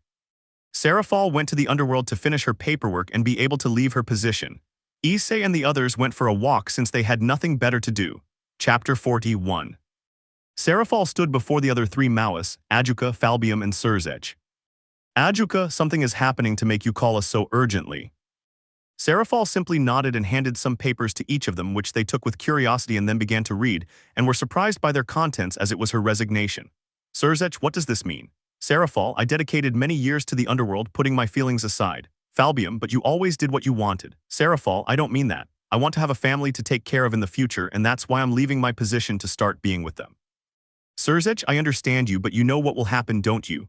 Sarafal, I'm aware of that, but it's fine. Besides, I recommended a friend of mine for the position. I know she'll do a good job. Surzech, that's fine. If that's your wish, I'll help you as your friend. Ajuka, I hope you're happy, you deserve it. Falbium, luck. Sarafal just smiled and gave each of them a hug and went home to give the news to her group. Hours later, Surzech announced Sarafal's retirement from her position, leaving many in shock as they had not expected it, least of all the Citri family. The patriarchs immediately called Sarafal to ask for an explanation while she was at home talking with her friends until she received the call from her parents. Alice, something's wrong. Sarafal, the news has already been delivered and from what I heard my father wasn't very happy. Tiamat, it was something to see and well, what will you do? Sarafal, I have to go. Velvet, you want me to come with you in case things get ugly. Sarafal, thank you, but I'm fine. Well, I have to go. Tell Aishin. The group simply nodded and Sarafal returned to the underworld once more. Minutes later she was already in Citri territory where Sarafal just let out a sigh and started walking and knocked on the door until someone opened it and she was guided to the room where her parents and sister were. Lord Citri, what's this nonsense about you leaving your post? Sarafal, good afternoon to you too. Lord Citri, stop messing around and answer. Sarafal, that's fine and the answer is easy. I want to make a life for myself and I couldn't do that job because I had responsibilities. Lady Citri, daughter, but you should have consulted us about this matter. Sarafal, judging by their faces, they would have refused. Lord Citri, obviously, because thanks to you having that position, our family was one of the most respected, and now all that has changed. Sarafal, if you want respect, you have to earn it. Lord Citri, furthermore, it is your duty to help your sister retaliate against that boy for what he did to her. Sarafal, it was a rating game and one of the two had to lose. They should accept defeat and not be like that family. Lady Citri, Sarafal, they will be part of ours very soon, and don't say that. Sarafal, I'm just telling the truth. At that moment, the patriarch stood up from his seat and slapped Sarafal hard, which surprised her. Lord Citri, don't talk nonsense, and now that you're not a Mao, your duty is to get married and raise children. Sarafal, I won't do that. Lord Citri, I'm the one in charge here, not you, and you'll do what I say. Sarafal, I refuse, and if there is no other option, I will leave this house. Lord Citri, if you leave, you will only further tarnish our family name, so you will not leave this place until you are married. Sarafal, being with that family affected them a lot. Sona, just do what father said. Sarafal, I won't do any of that, and I'd better leave. She turned around, but after only taking a few steps, chains made of water stopped her. When she turned around, she saw that it was her father. Lord Citri, I already said what you're going to do, and you'd better listen to me. Sarafal, don't make me angry, because the last thing I want is to make a mess in this place. At that moment, several guards entered the room because her mother had called her earlier. Lady Citri, you will be happy, daughter, so don't worry. Sarafal, then it will be by force. Sona, we know you're strong, Nisama, but you won't be able to hurt our parents. No matter how angry you are, you won't have the courage. Sarafal, maybe you're right, but if I can't, someone else can, creating a magic circle in their ear and calling their companions to where they were playing. Afais, something's wrong. Sarafal, everything went wrong, come and cause some destruction since you know how I am. Afais, good, ending the call. Rossweisse, what's up? Afais, let's just say her family didn't take it very well and now they don't want to let her go, so well, we have to go. Velvet, it'll be fun, it's time for some action. Keed, it's true we haven't fought in a while since Issei went alone this time. Tiamat, less talk and more action. Leaving their cards on the table just like the group, Afais instantly opened a dimensional rift and the whole group entered it. Upon arriving in the underworld, Alice and Keed activated their armor and the group began to walk, but upon passing through Citri territory, they were surrounded. Alice, they were waiting for us. Afais, let's finish quickly so we can go back because I was about to win. Velvet, it's a lie, I was. Instantly, many guards launched an attack where the girls were just standing there, and when the group arrived, the girls attacked them, instantly killing them and continued on their way, always encountering several guards. Lord Citri, who did you call? Sarafal, I have some friends and Sona's right. I can't hurt them, but they can hurt me. Because, well, most of them don't really care about other people's opinions. Sona, we can handle whoever they come. Sarafal, who knows? Taking a seat on the sofa, still wearing the chains since it was only a matter of waiting. 5 minutes later, the wall exploded, revealing a group of girls. Sona was very angry when she saw them. Velvet, the rescuers have arrived. Alice, are you all right, Sarafal? Sarafal, don't worry. Afais, well, you'll let her go willingly, or will it be by force? Velvet, if I were you, I'd choose the bad one since I haven't fought in a while and those weaklings you sent didn't help much. Chapter 42. Sarafal was happy to see her friends there, while the patriarchs were another story, as they were annoyed to see any more troublemakers. Afais, and they'll let her go. Velvet, you should listen to her since she's someone who doesn't like to joke around and, well, none of us like to wait. Lord Citri, how dare a third-rate dragon speak to me like that? Tiamat, have you forgotten who is standing before you? She said it with a voice that only meant pain. Sona, this is a family matter and you have nothing to do with it. Keed, yes, it has something to do with it since she's part of our family too. Lady Citri, what nonsense are you talking about? Rossweisse, she is Issei's queen. The three of them were surprised to hear such a thing. Alice, I like seeing those faces. Afais, and will they do it, or do they want to suffer like their other daughter did to us? She said it with a hint of mockery, provoking the fury of the three. Sona instantly launched a water spell at Afais, who destroyed it with one hand. Afais, you are weak, you will never be at my level. Lord Citri, kill them all. The guards just nodded and launched into the attack, with Velvet being the happiest as she charged forward, knocking down anyone who came near. Keed, on the other hand, just stood there receiving every attack which didn't affect her at all. Afais, you and other families have long humiliated the person I love. Issei can forgive you, but I cannot, for a dragon hates having what is his touched. His aura increased, leaving several people frightened by such power, and after increasing it, he left it at the level of a Mao, leaving the family in shock. Afais could have scared them even more, but she didn't want to get Issei into any more trouble. Afais, if it were up to me, I'd kill them right now, but it would be too easy. Lord Citri, if you touch me, the entire underworld will come after you. Afais just gave him a blank stare, sending a shiver down the patriarch's spine. Rossweisse approached Sarafal and took her hand.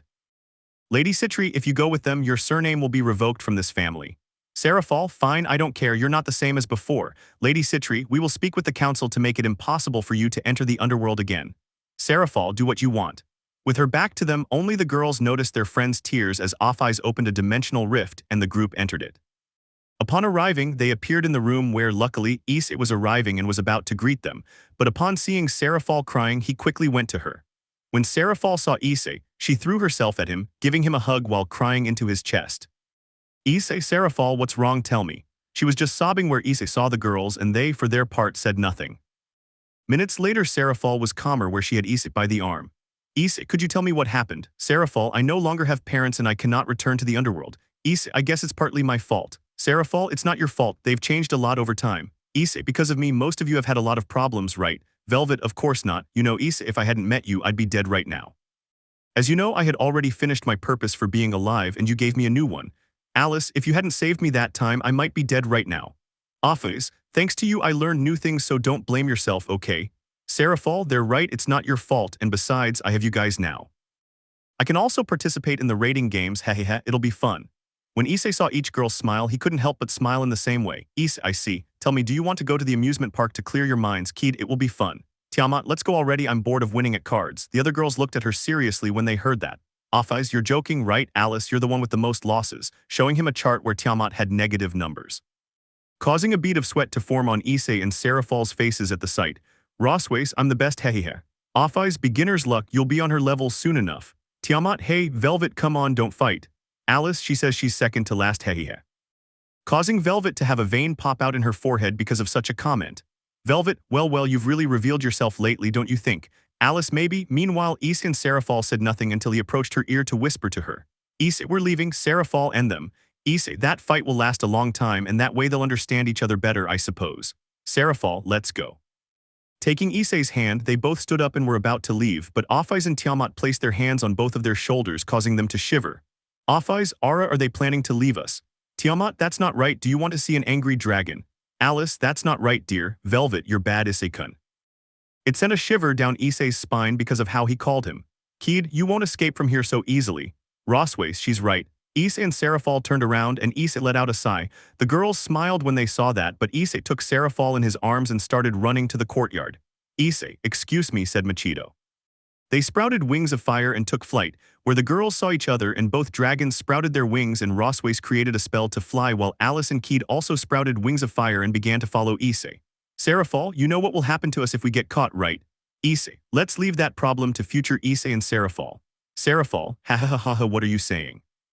Where Issei just gave her a smile and they continued flying while the other girls had a smile on their faces because of what was happening. Minutes later they caught Issei and each girl hit him on the head. Issei, well, we're leaving now. Alice, yes, today, and it was actually fun. Kid, we really need to repeat it another time. Issei, obviously not. They made their way to their destination while the girls talked about trivial things and Issei looked at all of their smiles. Issei thought, if anyone hurts them, I swear I'll kill them no matter who they are. Chapter 43. After a family outing and a break, the group was in the living room watching TV as the announcement of the next ratings game was being made. There are only a few participants left. Who will be next? Taking out a papal document and showing it to the audience. It will be interesting to see who Rias' Gremory faces. He reached into the box again to search, and when he found the paper, he showed it, making the audience scream with excitement. It's Issei, it will be an interesting duel to see. At that moment, Issei turned off the TV and let out a sigh. Kid, I understand you, Rossweisse, what do you have planned? Issei, the answer is simple, and that is that we must win. Tiamat, that's what I like to hear. Issei, but don't go too far, okay? Sarafal, it will be my first rating game. Issei, yes, but in pawn position you're fine with it. Sarafal, don't worry about those details, the important thing is that I will fight. Issei, okay then, we need to train. At that moment her phone rang and when she answered she was surprised to find out who it was. Issei, Amory, how have you been? Amory, okay, well I'm ready. Issei, hey, but it's like you haven't been here very long. Yasaka, hello Issei. Issei, what she says is true. Yasaka, he is a fast learner and since yesterday he's been telling me to call you to give you the news. Issei, I see. Yasaka handed the phone back to the redhead. Amory, you remember our promise. Issei, I remember and well, I'll come for you in a few minutes. Amory, great. Hanging up the call, Issei noticed her joy. Offeyes, what a promise. Issei, I promised Amory that she would join our group. Offeyes, great, I like her. Alice, it will also be interesting to have her in the group. Velvet, so what time are we meeting in Kyoto? Issei, I'll just be gone for a few minutes and then I'll be back, activating a magic circle and leaving the place. Tiamat, she left, but we need to create a plan for the battle. The group nodded and took their seats at the table to create the plan. Elsewhere, more specifically in the Gremory class, Rias was happy to know who she would be fighting. Rias, finally it's my turn against him. Surzech, Rias, don't trust him, don't you know how he won in the past? Rias, don't worry, Oniasama. I've already analyzed how they fight. Plus, with the information Sona and Alex gave me, I already have a plan.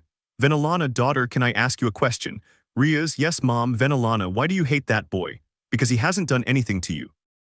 Rias, he thinks he's all that just because he has power that isn't his. Besides, he hurt my brother-in-law. Venelana, that's all. Rias, he also has a good entourage, he doesn't deserve to have that group with him. Xiaoticus, I'll be honest with you, daughter, you're just jealous, aren't you? Rias, no, Xiaoticus, I know how he was treated as a child. I'm surprised he didn't join the enemy knowing how he was treated. Surzech, I agree with you on that. Rias, the only thing that matters is that I will win. Getting up from the sofa and going to train with his teammates. Surzech, it's partly our fault that it's like this. Venelana, true, but oh well. Also leaving the room to continue with their activities. Issei was in Kyoto facing Amory. Issei, these are the list. Amory, yes. Issei, tell me Amory what you're good at. Amory with his fists. Issei, great, then fight me. Amory because Issei, Amory, the truth is I have many enemies and I'm afraid something will happen to you when I'm not around. Amory, I see. Issei, don't hold back because if you do I won't let you into my group. She was surprised to hear that answer because she hadn't expected it. Amory, good if that's the case, taking an attack stance. Issei, noticing this, formed a slight smile and likewise assumed a fighting stance. Amory was the first to attack, wanting to kick Issei in the face, but he stopped her, breaking a bone in the process. Issei thought, damn, I didn't think he'd be this strong, and from what I can see, he's not even giving it his all yet. Taking a leap back. Amory, seeing Issei's broken arm, was startled, thinking he had gone too far, but she was surprised to see it heal in an instant. Issei, don't worry Amory, just give it your all or you know the consequences. Amory, I see, taking a step back and letting out a sigh. Amory, if that's what you want, so be it, I'll go with everything I have. Where her orange hair changed to a light pink one, which surprised Issei since he did not expect that. In addition, her brown eyes turned red. At that moment she moved away. Issei thought she's fast, feeling pain in his back as his spine was destroyed, left like dust, but as soon as he touched the ground he stood up and instantly changed into his fire phoenix form. Issei, interesting. With a smile and going on the attack, they both exchanged punches, but Amory was superior in strength since with each punch he destroyed Issei's bones. Amory, that's not all. He shouted that he would give his all because he wanted to help Issei in the future. Upon noticing this, he simply smiled at her as she had done her best. Minutes later, she returned to her normal state as she was tired. She was about to fall to the ground, but Issei caught her in his arms. Issei, you're amazing.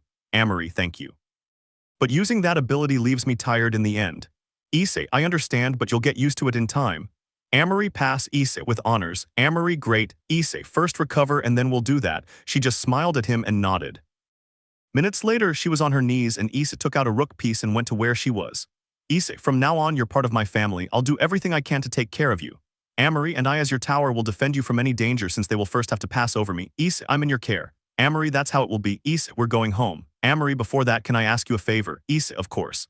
Amory, we can go look for the continuation of this manga. Going to his backpack and taking out a book. Issei, it's good and it's actually very good. Amory, you already read it. He said it with amazement. Issei, when I have time, but don't worry, I won't tell you anything. Amory, thank you.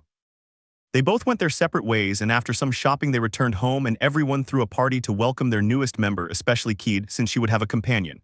Keed, then let's fight and see who's stronger, my defense or your punches. Extending his fist, Amory, noticing this, smiled and bumped his fist. Amory, I'm not going to lose. Issei, well, it's time to celebrate. We'll worry about the battle tomorrow, hahaha. Alice, you're very carefree. Rossweisse, true. Issei, so there are no games today. Tiamat, Issei is right, it's time to celebrate, hahaha. Joining in the fun, the rest joined in as they didn't want their games taken away. Amory watched their interaction with a smile. Amory thought, I finally have a family, mom, and I'm happy. Going with them to celebrate too, Chapter 44. The raiding game was a few hours away, and the group was ready for the match where Amory managed to register. Sarafal, for her part, wanted to enter as well since she wasn't a Mao, but the others stopped her in the end. After so much insistence, I reluctantly agree. Rossweisse, today will be a long day. Keed, you're saying that because of the battle, Velvet, maybe what happened last time will happen again, like when the Hayodu family went crazy. Offais plus that spoiled girl who will do anything to win. Issei, let's leave this aside, okay? The group nodded and then Alice was called. Her call didn't take long, but when it ended, she was looking down. Issei, Alice, what happened to you? Alice, you remember I'm an orphan, right? Issei, yes, I know. Alice, I had many friends and I sent the money I earned to them. Issei, tell me what happened. Alice, the orphanage was burned to the ground. Many died in the fire, shedding a few tears while hugging Issei. The other girls didn't know what to do to help their friend who was always happy. Issei, but how were you informed? Alice, a friend called me from the hospital. He and another friend managed to get out, but they're in bad shape. I want to go see them. Issei, sure, let's go. Alice, but what about the raiding game? Issei, I don't care about that. Alice, but Sarafal, go to Issei, I'll take care of it. I'll ask him for the favors the leaders owe me. Issei, thank you, so from now on you are the new king. Sarafal nodded seriously, and seconds later they both left the house. Tiamat, we need to finish this quickly so we can go to them. Amory, you're right. The group nodded, and seconds later they teleported to the underworld to get ready. Some time later they both arrived at the hospital where, without wasting any time, they went to the reception desk to ask for information. After obtaining it, they went to the room, leaving both of them in shock as they were in bad shape, having burns all over their bodies. Alice, Kazuto, what happened? Upon hearing that voice, he opened his eyes with difficulty. Issei, Alice, I'll heal him. Please guard the entrance. Without saying anything, he went to the door while Issei began to heal him. 10 minutes later, he had finished, leaving the boy surprised since he had no wounds, only a little pain. Alice, what happened there? I asked for information and you said it was a gas leak. Kazuto, of course not. I know it's hard to believe what I'm about to say, but out of nowhere some guys appeared and looked around for a moment until they noticed Asuna and me. Instantly they created what looked like spears of light and attacked us. Both Issei and Alice looked at each other because they knew who they were. Alice, what were they looking for? Kazuto, nothing, they just wanted to kill us. They said something about having a sacred gear. I don't know where that sword came from. Issei, they both have one. Kazuto, yes, we both fought them, but it was no use. In the end, they all died. I barely managed to pull Asuna out of the fire. Who were those guys? Issei, there are still people who continue with what Kakabil left behind. Kazuto, I know what I said sounds crazy, right? Alice, I believe you. Invoking his sword, he shocked the danger. Alice, if it weren't for Issei, I'd be dead right now. Kazuto, what happened? Alice, I had a battle, but I lacked experience, and well, I ended up very badly, and if Issei hadn't appeared, I might be dead right now. Issei, Kazuto, I'll go heal the other person. I'll be back in a few minutes, and when I return, we'll leave, since it would be strange for two people to be acting like nothing happened. Kazuto, thank you. And with that said, Issei left the room while Alice told her friend as best she could, noticing his surprised expressions. Minutes later, Issei arrived with a brown-haired girl who immediately went to hug his partner and friend. Issei waited since he didn't want to say anything. Some time later, they teleported out of the hospital and went to a park to talk. Issei, I've noticed you've been a bit upset lately, Kazuto. Do you want to avenge your friends? Kazuto, that's true, they had nothing to do with it. Some were just babies and others were happy because they were going to live with families. Asuna, but we are still weak. Alice, I'm going to help them. Issei, same. Alice, but Issei, your friends are my friends and I don't want to see you sad. Alice, thank you. Kazuto, this will all be difficult. Issei, I'll ask someone to look for them. Asuna. Issei, to someone who owes me some favors and is the current leader of the Fallen. Asuna, but what if he? Issei, Azazel may be lazy and self-serving, but he's not a traitor. Kazuto, thank you so much for everything and sorry for not introducing myself formally. My name is Kirigaya Kazuto. Kazuto, but everyone calls me Kirito, so you can call me that if you want. Issei, okay Kirito, you can call me Issei. Asuna, I'm Yuki Asuna and thank you for everything. Issei, don't worry about that. Alice, okay, now that we're all ready, what do we do? Issei, let's go to the underworld and after the raiding game I'll talk to Azazel. Alice, it's still early, if we leave now we can participate. Issei, I'll let Sarafal do it. I want to see what a Mao is capable of. Alice, but I want to participate. Those two gentlemen haven't stopped bothering me. Issei, good and you good. Kirito, of course I want to see how Alice fights. Asuna, to get some ideas, Issei simply nodded and teleported the entire group. Upon arriving at their destination, they walked a short distance to the stadium where Alice left by another path while the three of them went to watch the fight from afar. Alice, I'm back. Offeyes and Issei. Alice, she went somewhere else to watch the fight. Sarafal, well then we have to show what we're made of, raising his fist just like everyone else. Minutes later, the presenter announced everyone until he was surprised to see the list. Presenter, I've just been informed that King Issei will not be participating, but Sarafal will take his place. And before anyone says anything, young Issei owns 2 copies of Evil Peace. All the spectators were in shock, as were Rias and the Hayodu brothers, since they did not expect that, especially having a former Mao under their command. Presenter, in addition there is a new member, Amory, with the Rook piece. The whole group entered, shocking many more than Kaneko when they saw another Nekomata. Kuroka, who was watching the battle from a hologram, was similarly surprised to learn that there was someone else of her race. Rias, this can't even be possible. Sarafal, let's have a good fight, Ryashin. Amory, it's good to know there are more of my race. Kaneko, because you're there. Being in this group will bring you more fame, whereas being in that group will only bring you contempt. Amory, I'm not doing this for fame or anything like that. I'm doing it because I want to be in this group and I trained hard to get here. Kaneko, if that's what you want, fine, but I won't show you any mercy. Keed, well, I don't think that's going to work. First, you'll have to get past my defense and well, I need to see how good your fists are, kitty. The latter only caused Kaneko to become annoyed, much to Keed's satisfaction. Rias, well, they won't have it easy because this time I have someone on my side. Seeing her pawn, she removed her hood and gave them a big smile, surprising Tiamat, who knew who she was and that only annoyed her. Tiamat, acknowledge, what are you doing here? Acknowledge, I was invited and well at first I refused, but when I found out you would be here I gladly accepted.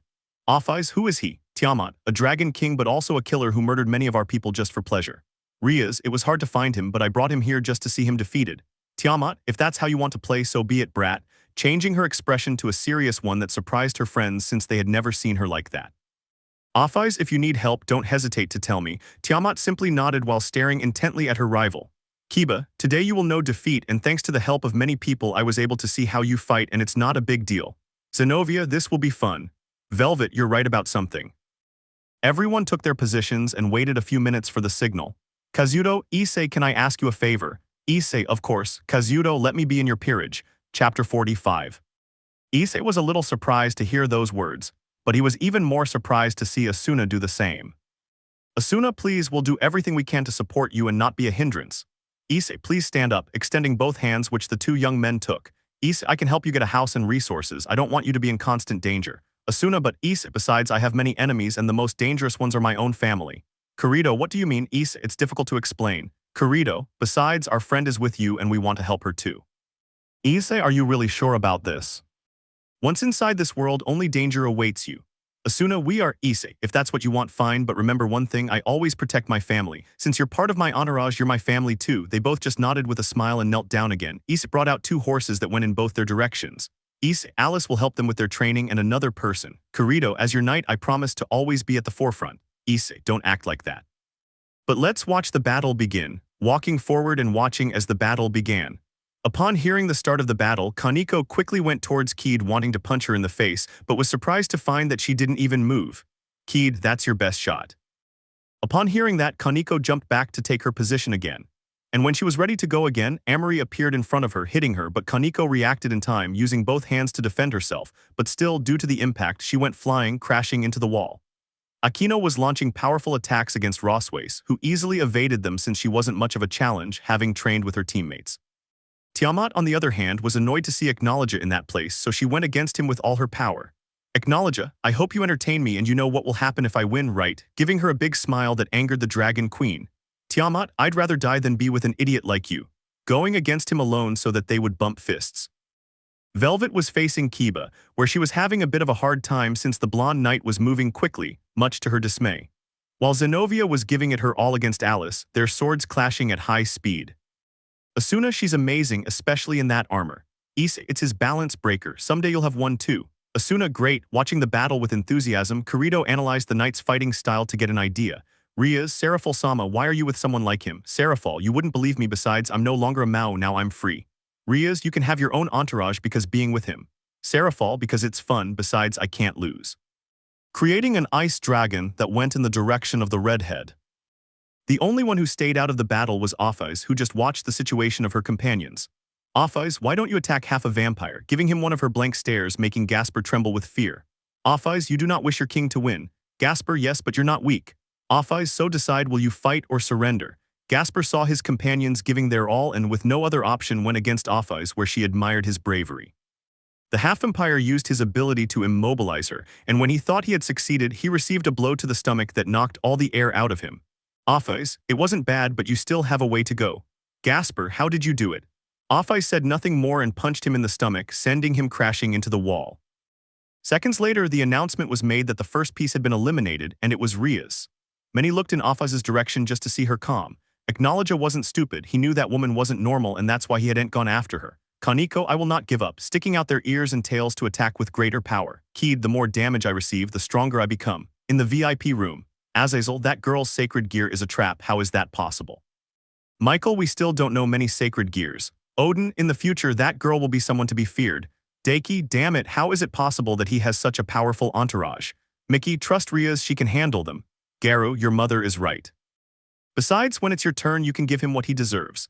Alex, father is right, plus now you have almost 100% control of your partner. Deiki, you're right and don't worry, I'll humiliate him for what he did to you. She wore a big smile while the leaders stood aside during the discussion. Meanwhile, in the battle, Velvet was already getting annoyed watching Kiba running from one place to another. So he intercepted him and grabbed him by the neck, then slammed him to the ground. Velvet, finally you're still, I was getting tired of just seeing you run around. Kiba, how can I catch you? You're a tower. Velvet, you forget that I have female colleagues and also that I've lived long enough to put an end to people like you. giving him a kick in the face that sent him crashing into Off-Eyes. Velvet, if you drop it, it's because you're bad at playing. Giving him a challenging smile that Off-Eyes accepted, she kicked Kiba back into Velvet. When she saw that her partner accepted the challenge, she returned the favor with even greater speed. The audience was speechless, watching as they both laughed and Kiba, half-dead from so many kicks, finally disintegrated into particles. Issei, seeing them both acting like that, just let out a sigh. Asuna, that's always how it is. Issei, I'll just tell you that if one of them invites you to play, reject them because, well, they're sore losers.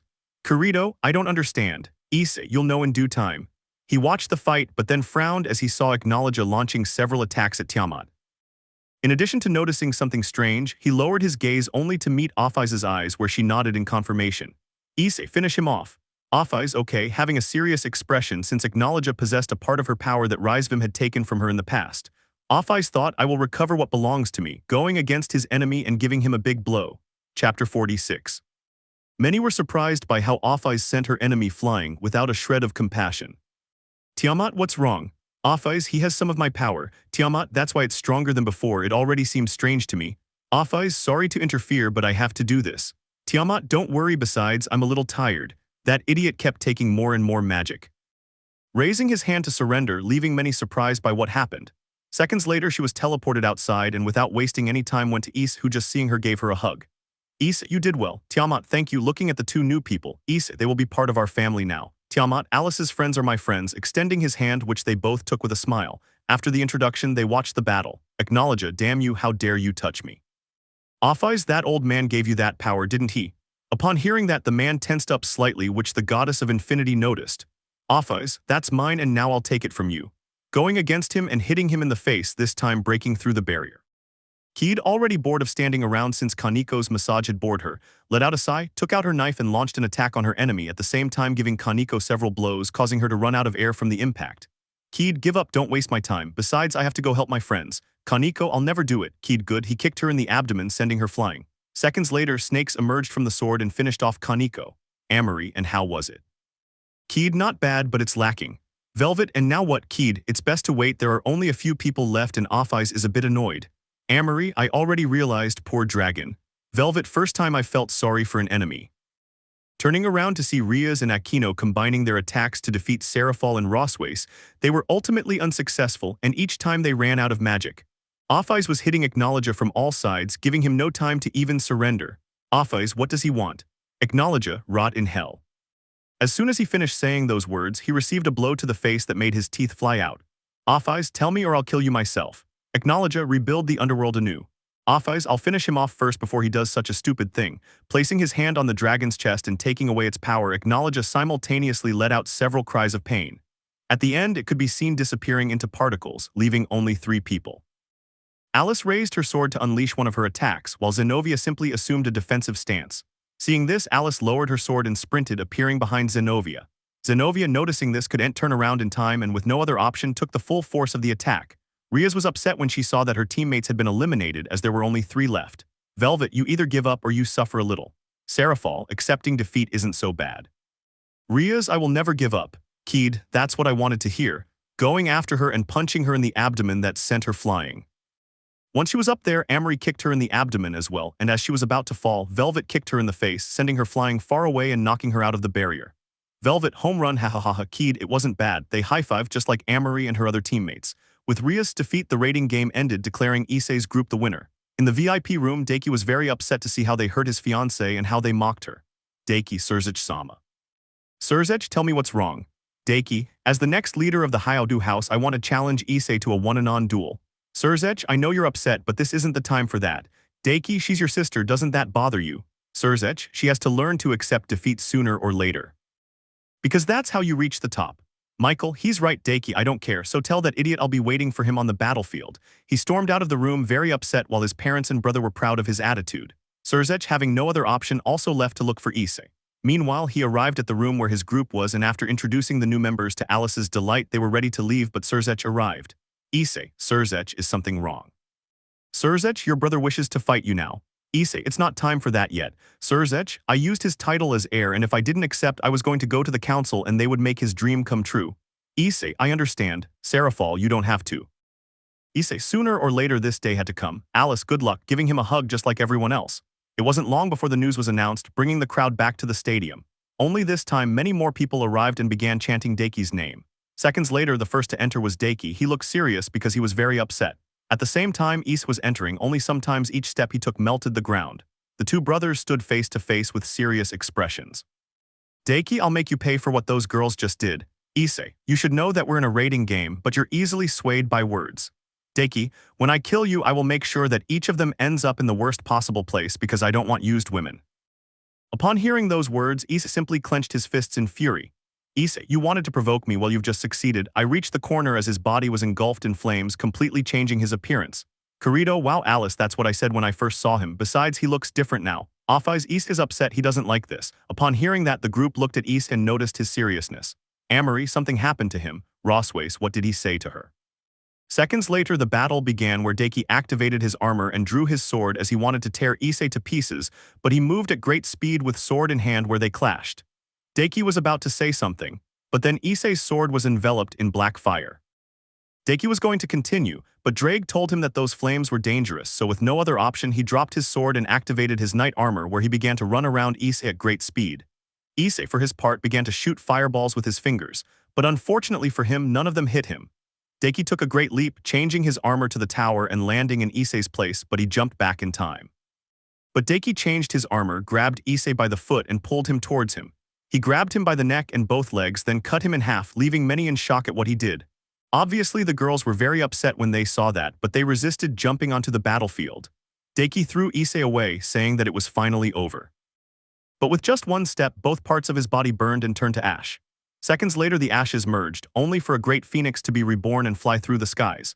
Many were fascinated to see that, especially the phoenix family, as it was a beautiful sight. Upon descending, Issei took his human form.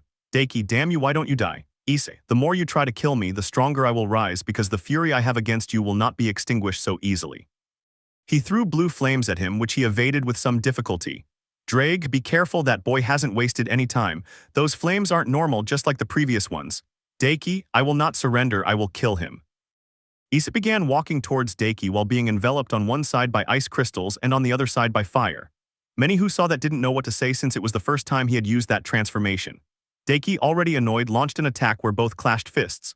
Deity used all his strength, which to his joy destroyed one of Issei's arms, but just as it disappeared, it reappeared and with the same arm punched him in the face. Upon emerging from the rubble, Deity launched several dragon shots that Issei received head-on, his wounds regenerating rapidly with each blow. Issei, you made my life a living hell, and it's time I repay you for everything you gave me. Going against Deity and hitting him in the abdomen, which destroyed part of his armor and made Deity spit blood. Deity went flying, crashing into the wall, and at the same time his armor was completely destroyed. Garou and Mickey were upset to see how Issei was humiliating their son and wanted to jump in to give Issei what he deserved, but they couldn't because the leaders were there. Issei, sometimes you have to suffer to fall and thus be able to grow, and lose to win because the most impressive lessons in life are learned through pain. Deity got up from the rubble and activated his armor again and began to hit Issei in the face many times, destroying it with each blow but instantly regenerating it. Issei, I don't care what they did to me in the past, but what I will never allow is for you to talk about them anymore. Grabbing Deity by the neck and hitting him several times in the face, he destroyed his helmet and then some of his teeth, as Issei was using all the strength he had. Garou couldn't stand it anymore and threw himself into the arena and without thinking twice grabbed Issei by the neck and threw him away while taking his son in his arms and slowly laying him down. Garou, you bastard, how dare you touch my son, drawing his sword and ready to attack, but then the girl stood in front of Issei with Offeyes standing furthest ahead looking very serious. Offeyes, touch it and you will know my fury. Garou, how dare a second-class dragon speak to me like that? At that moment, Offeyes began to change into her dragon form, a color as black as night, and once in that form she let out a great roar that frightened everyone present. The Maoists, upon recognizing this power, were in shock, as they could not believe that the goddess of infinity was in Issei's group. Offeyes, you are hereby informed, demon. Returning to his human form, he instantly opened a dimensional rift and left with his entire group, leaving behind a great silence and a Garou annoyed by such humiliation. Chapter 47. Upon arriving at the house, the first thing the group did was sit on the sofa to process everything that had happened, especially Issei. Issei, wow, today was a long day. Kid, we must have made so many friends today. Tiamat, this is no time for jokes. Issei, Kirito, Asuna now know the trouble they'll be in, right? Asuna, I know we won't have a peaceful life, but we're going to give it our all to help you. Issei, don't overexert yourselves. Alice, don't worry, I'll help you as best I can, and Griselda will too. Offis, it's my fault because I let my anger guide me. Issei, don't worry, sooner or later they'll realize it. Sarafal, that's right, don't worry, Offishan, they'll realize everything you've helped with, and if not, well, we'll see what happens. Amory, you're right. Issei, yeah, well, who's hungry? Velvet, seriously. Issei, there's no point in dwelling on something like that. Besides, when I use fire form, I get really hungry. Holding his stomach as it growled, causing the group to laugh. Seconds later, they left the house to eat. In the underworld, the leaders were still in the VIP area processing what had happened. Surzech, I see it and I don't believe it. Odin, seriously. Azazel, well, it's hard to believe that the goddess of infinity is Issei's queen. Michael, she was always close to us and we didn't even realize it. Surzech, what will we do now? I imagine the advisors will start making demands. Ajika, you can be sure of that, but she wasn't the leader of the Chaos Brigade. Surzech, I don't understand anything. The only one who can give us an answer is Issei. Odin, we'll ask him later since right now we have some explanations to give to our people. And so they left the place just like the rest. 2 days passed, and everything was a case in point, since they had learned that the goddess of infinity was someone's queen. The Hayodu brothers were the most annoyed to learn that their useless brother had someone of great power under his command. While Issei's group decided it was best not to know about everything that had happened, Alice, along with Griselda, obviously began training Kirito and Asuna, leaving Griselda surprised at how quickly they learned in such a short time. Griselda thought, Issei, how do you find high-level people? Imagining Issei's entire entourage of only high-level people, he felt a chill run down his spine. Issei, Offis, can you send me where Azazel is, please? She simply nodded, knowing what he wanted to talk about, so she created a dimensional rift through which Issei entered and appeared in the laboratory. Azazel, what a surprise. Issei, I have something to talk to you about. Taking out a folder with documents, Azazel took it with curiosity, and after reviewing them he was surprised. Issei, tell me, are there still people who follow in Cockabill's footsteps? Azazel, Issei, you should know what fallen angels are like, shouldn't you? Issei, I know. Azazel, they would do anything for money or anything else. I suppose someone hired them to carry out such a massacre in that place. Issei, I want your permission. Azazel, do it. Since they decided to do that, they cease to be part of this place. Issei, thank you. Azazel, leaving that topic aside, tell me, Issei, how did you meet her?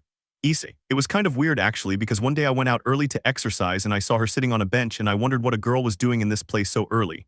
Azazel, didn't you feel his great power? Issei, in the past I was somewhat inexperienced in that, and well, we started talking and well, you can probably guess.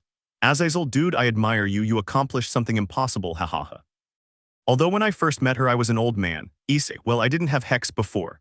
Azazel, you can mold it to your liking, no, giving him a perverted smile which made Issei punch him. Issei, be thankful she's not here or you'd be dead. Azazel, with that blow you just gave me, I think it's more than enough.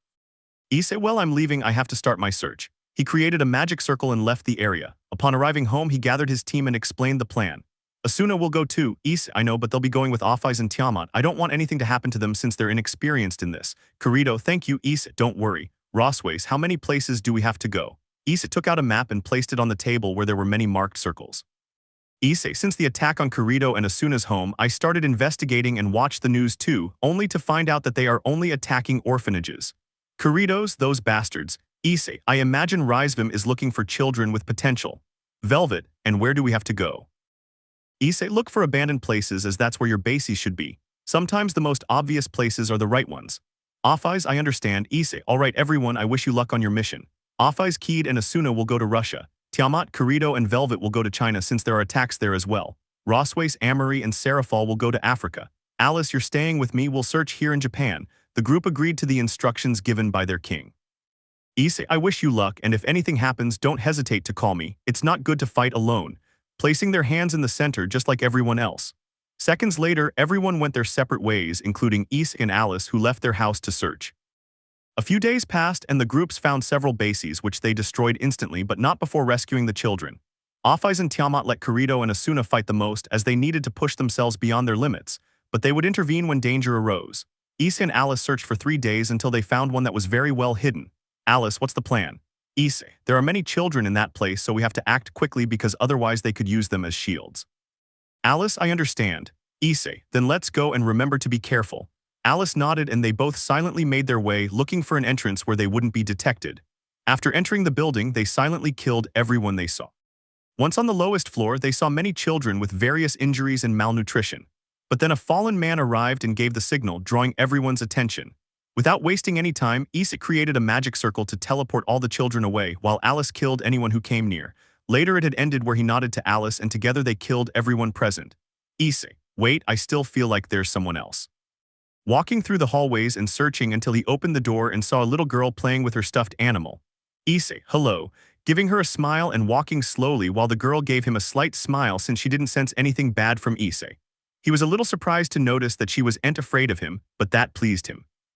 Seconds later, he was close to her at her eye level. Issei, hello, my name is Issei and you little one. Anya, chapter 48. Issei was a little surprised to see the girl's composure, but he smiled at her. Issei, nice to meet you, Anya. Tell me, do you want to leave this place? Anya Kai. Issei thought, damn, she's really cute. Alice thought, kawaii. Anya just smiled at them upon learning that and took Issei's hand as the three of them left the place. Minutes later, they were at the house where Issei erased the memories of all the children, and when he was about to go to Anya, she started to cry. Issei, what's wrong with you? Anya, I don't want to go back to that place. I want a family. Issei, don't worry, I'll find a good place for you, okay? She just shook her head and stuck to Issei's foot, surprising him while Alice laughed at the sight. Issei, what are you doing? Anya, I like you, I want to stay. Issei, I am a bad person and you won't like being with me. Anya, you're a good person, Kai Kai. When Issei heard what she said, his eyes widened in shock while Alice laughed out loud at what was happening. Issei was about to say something, but Anya had tears in her eyes and felt like crying. Upon seeing that, Issei remembered his childhood and how he was left alone, where instinctively he hugged her, causing her to return the hug. Alice, Issei, you will. Issei, yes. Anya, yes, now I have a family. Seeing Alice with a smile, she didn't know what to say upon seeing such a look. Anya, haha, Alice, this. Alice thought, I hope the others don't say anything when they find out I have a daughter with Issei. Anya was surprised to learn this and looked at Issei, who gave her a smile. Anya, Kai Kai is great. Issei, Alice, take care of Anya. I'll go find a place for the children, and without waiting for an answer, he left the place, giving them both a smile. Anya, don't you want to be my haha? Alice, that's true, I grew up in a place like the one you were in. Anya, wow. Alice, Anya, I know what I'm about to say is difficult, but tell me, what did they do to you like this, just like the other children? Anya, I don't remember, I'm sorry. Looking down, Alice approached her and gave her a hug. Alice, don't worry, it's better this way. Minutes later, the others returned only to be surprised, but upon seeing her more closely, they quickly grew fond of the girl. Anya instinctively read everyone's mind and was surprised to learn who they were. Anya thought, this is Waku Waku. Upon learning what an interesting family he would be living with, Issei returned some time later only to find the little girl asleep on the sofa. Afai's Issei, tell me. Issei, when I saw her clinging to me, I saw myself as a child and how alone I felt.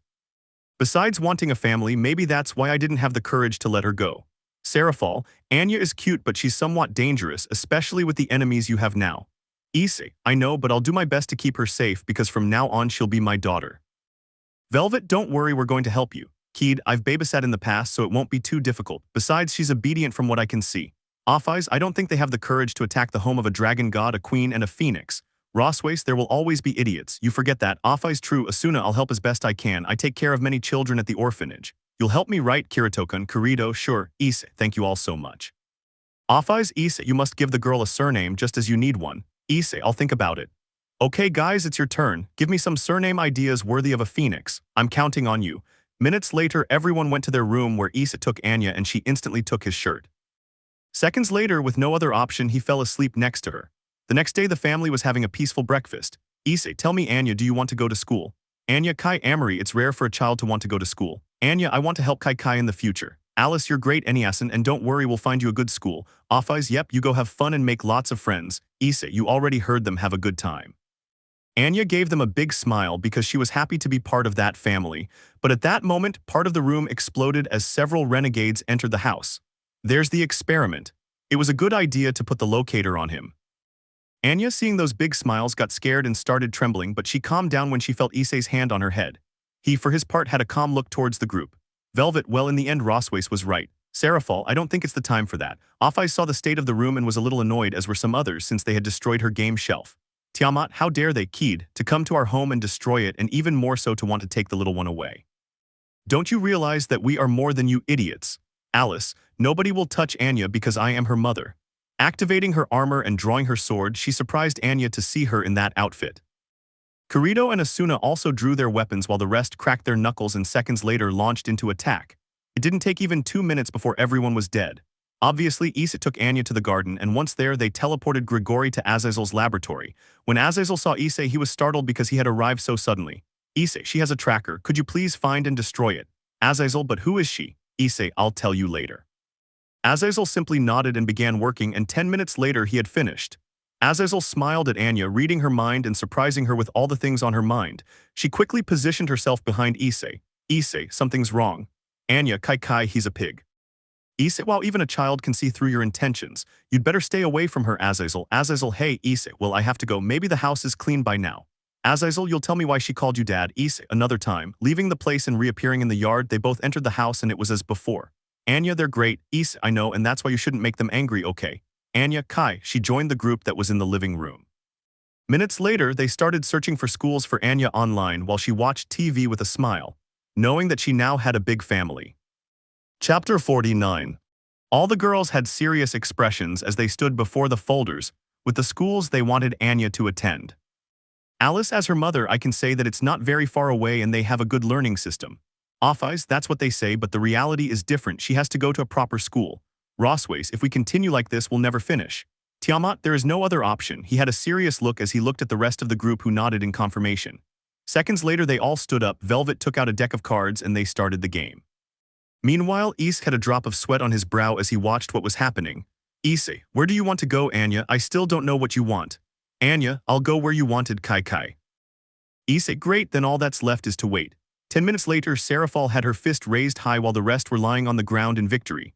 Sarafal, it was one of the toughest battles I've ever had, but I won in the end. Issei, so where will it be? Sarafal put on a pair of glasses and turned off the lights as the rest stood up and sat down to watch her presentation. Then he began the conference while showing the academy. Sarafal, the Eden Academy, where only the elite attend at a young age, teaching them things typically taught to adults. Every graduate has a promising future. Rossweisse, wow, that's really great. Sarafal, thank you.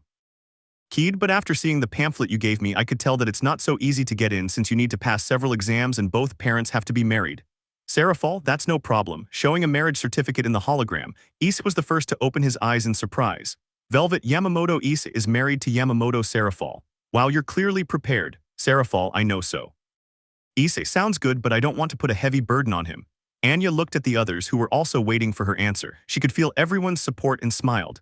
Anya wants to go and I want to be like you. Sarafal, you will be little one, so with everything said, it's time to prepare and create a story. Rossweisse, we have a lot to study, little one, so are you ready? Anya, Kai, Rossweisse, then let's go. Alice, I'll help. Asuna, me too. And so he went off with all his enthusiasm to teach him. Amory, well then, all that's left is to wait. Issei, well, while you guys are doing that, I'll go to the underworld to see how things are going. Office, I'll go with you. Issei, sure, after what happened last time. Office, it's better to stop hiding. Issei simply nodded and then they both left. Upon arriving, the leaders quickly stood up at the sight of her. Office, act like you always do. I hate it when you act like this. Surzech, that brings them here. Issei, we want to know how things are. Azazel, after you reveal your true self, many are surprised and others are scared. Office, I don't care. As long as that family doesn't mess with Issei anymore, I'm fine. Surzech, the council members still think you belong to the Hayodu family, so they want to betroth you to several young women. Office, if you want that, you'll first have to get past me and the others. Issei, only when he shows his true colors do they start looking for him, isn't that something? Odin, tell me boy, what do you think of the underworld? Issei, I can help, but I'm obviously not going to give my life for this place. If I hadn't left that time, I'd probably be dead right now or lying around while people passing by just mocked me. Surzech, you're right, Michael, but you met Issei when he was strong, didn't you? Office, if I had known him since he was a child, I would have taken him in to care for him. I don't care if he's weak or strong. Issei, let's leave this aside for now. Tell me, has anything changed? Azazel, so far there haven't been any attacks, perhaps because she's with you. Surzech, Rizvim is not foolish enough to attack you. Issei, I hope so because now I have someone to take care of. Azazel, it's that girl, isn't it? Odin, what a girl. Issei, as you know, many orphanages were attacked and well, after saving many children, there was one who didn't want to leave me, so I adopted him. Surzech, are you ready for such a responsibility?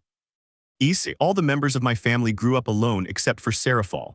They know what it's like to be alone, and that's why they're going to take good care of her just like I did. I want her to have what I never had in my childhood, and that's a family.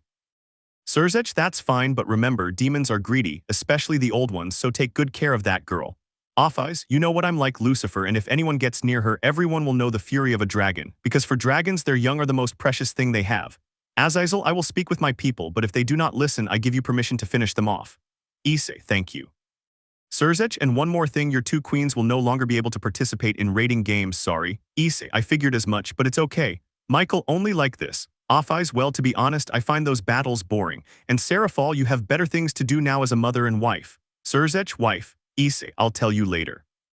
Azazel, but you still have the Dragon Queen Tiamat, so everything is fine. Issei, she will also stop participating. She has to help Sarafal. Surzech, if that's the case, you'll only have 5 people left. Issei, actually no, I have 2 more knights under my command. Azazel, I'm eager to see them fight as each of your companions has unique abilities. Issei, I'm not going to push them too hard since they're not used to fighting. Surzech, Issei, you want to go to India. We want to form an alliance with that faction. Issei, because of how it is there, one of the most powerful beings is. Surzech, that's right, Shiva is there and I know he can help us. Issei, I'll check my schedule, okay? I need to study a bit for the interview I have at my daughter's academy. Azazel, ha ha ha ha ha, good luck. Issei, well that said, I'll be going. I'll tell you when I have time. Surzech simply nodded and then they both returned to the human world. When they arrived, they saw Anya asleep on the ground. Issei, what happened here? Amory, a lot of information. Rossweisse, I only taught him the basics, showing him a book with very advanced formulas causing a drop of sweat to fall from Issei's face. Issei, Rossweisse starts with the basics. If you go at it with everything, I don't think she'll be able to understand it all. Sarafal, Aishin, it's time for you to study too. We need to create a story. Issei, there'll be long days, but anyway, how many days are left until the exam? Sarafal, we have a month, so let's go. Tiamat, I'll order something to eat. Keed, come on Anya, you can do it. Helping her to her feet while the rest gave her their support. Issei, and what about Kirito? Asuna, she's training. Issei, tell him not to overdo it. Oh, and also I'm going to India later and I want 2 of you to come with me, so I hope you don't fight, okay? He left the room but felt a chill as the girls looked at each other with smiles. Chapter 50. Issei was in the underworld and not very happy. Issei repeated again. Surzech, your next rating game is against Deity and well, the council wants your group if you lose. Issei slammed his fist on the table, causing cracks in it. Azazel, calm down, okay? Issei, how do you want me to do it? Do they think my classmates are things or what? Surzech, I talked to them but it didn't help much. Issei, Surzech, you let yourself be manipulated very easily. Surzech, and what do you want me to do? They've gained my trust over time and you can imagine all the things that would happen if I went and killed them. Ajika, they took advantage of everything during the war. Issei, and what will happen to the Indian faction? Surzech, it's all done, you'll go with Azazel. Issei, and the rating game. Surzech, it's tomorrow night. Issei, everything is planned and what are the conditions because they must exist. Surzech, as you know, your 2 queens and Tiamat cannot participate. Issei, I know, Surzech, nor your 3 towers. Issei, it's a joke, right? Falbium, they want you to lose at all costs. Issei, but why?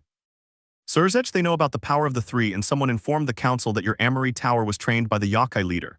Issei, and the other thing, Surzech, Deity has the right to change his retinue in this battle, so many young men will do him this favor. Upon hearing that, Issei took a seat only to let out a sigh he had been holding back.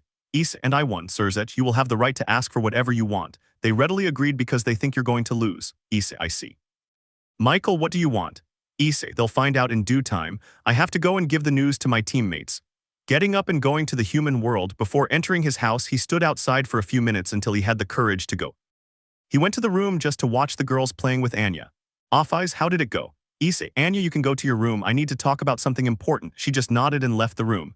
Issei, tomorrow is the rating game against Deity. Velvet, so soon. Issei approached Sarafal and gave her a sheet of paper which he read aloud, and at the end some were annoyed and others were shocked. Tiamat, what stupidity, the trap is obvious. Keed, they're very afraid of us. Issei, I will not accept.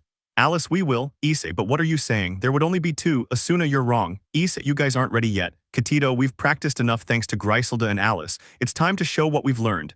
Issei, there are too many of them for just 4. Rossweisse, Issei, don't worry, even if we lose, we'll take some with us. Alice, but as your knight, I am forbidden to lose. Asuna, we'll give you that victory, don't worry. Sarafal, you guys are awesome. Alice, we are the 3 musketeers, hahaha, raising his sword just like Asuna and Kirito. Issei, seeing their enthusiasm, simply smiled. Issei, if that's the case, I trust you. Velvet, Keed, we're leaving for India tomorrow and the rest of you take care of Anya. Off-eyes, don't worry. Kirito, it's time to show that this family is not to be trifled with. Issei, okay then, let's have dinner because I'm hungry. The group just laughed at her change of attitude. Later they left the house like one big family, Anya being the happiest of all. The next day, Issei and company were ready to leave. Amory, good luck on your trip. Issei, I say the same to them. Alice, I hope you watch the battle. Issei, I'll be keeping an eye on it. Looking at the little girl, she gave him a smile. Issei, I'll be back in a few days, behave yourself. Anya, Kai, after giving Issei a hug and then the other girls, the 3 of them left to meet with Azazel. The 4 participants were making plans for the fight. Meanwhile, Deity had a big smile on his face because he had everything in his favor. Deity, you'll pay for this humiliation, Issei, and what better way than by leaving your comrades in a bad state. Alex, the council members aren't so bad after all. Deity, we're one of the most famous houses, so it's obvious they'd help us. You'd better go prepare for battle. His brother simply nodded and then left with the rest of the group. The hours passed and everyone was entering the stadium to see the fight that for many would be the best of all. Surzech, this wasn't supposed to be the case. Odin, how much hope do you have that the boy will win? Surzech, it will be a tough battle since the strongest people in Issei's group won't be fighting. Sarafal, don't worry, I trust my group.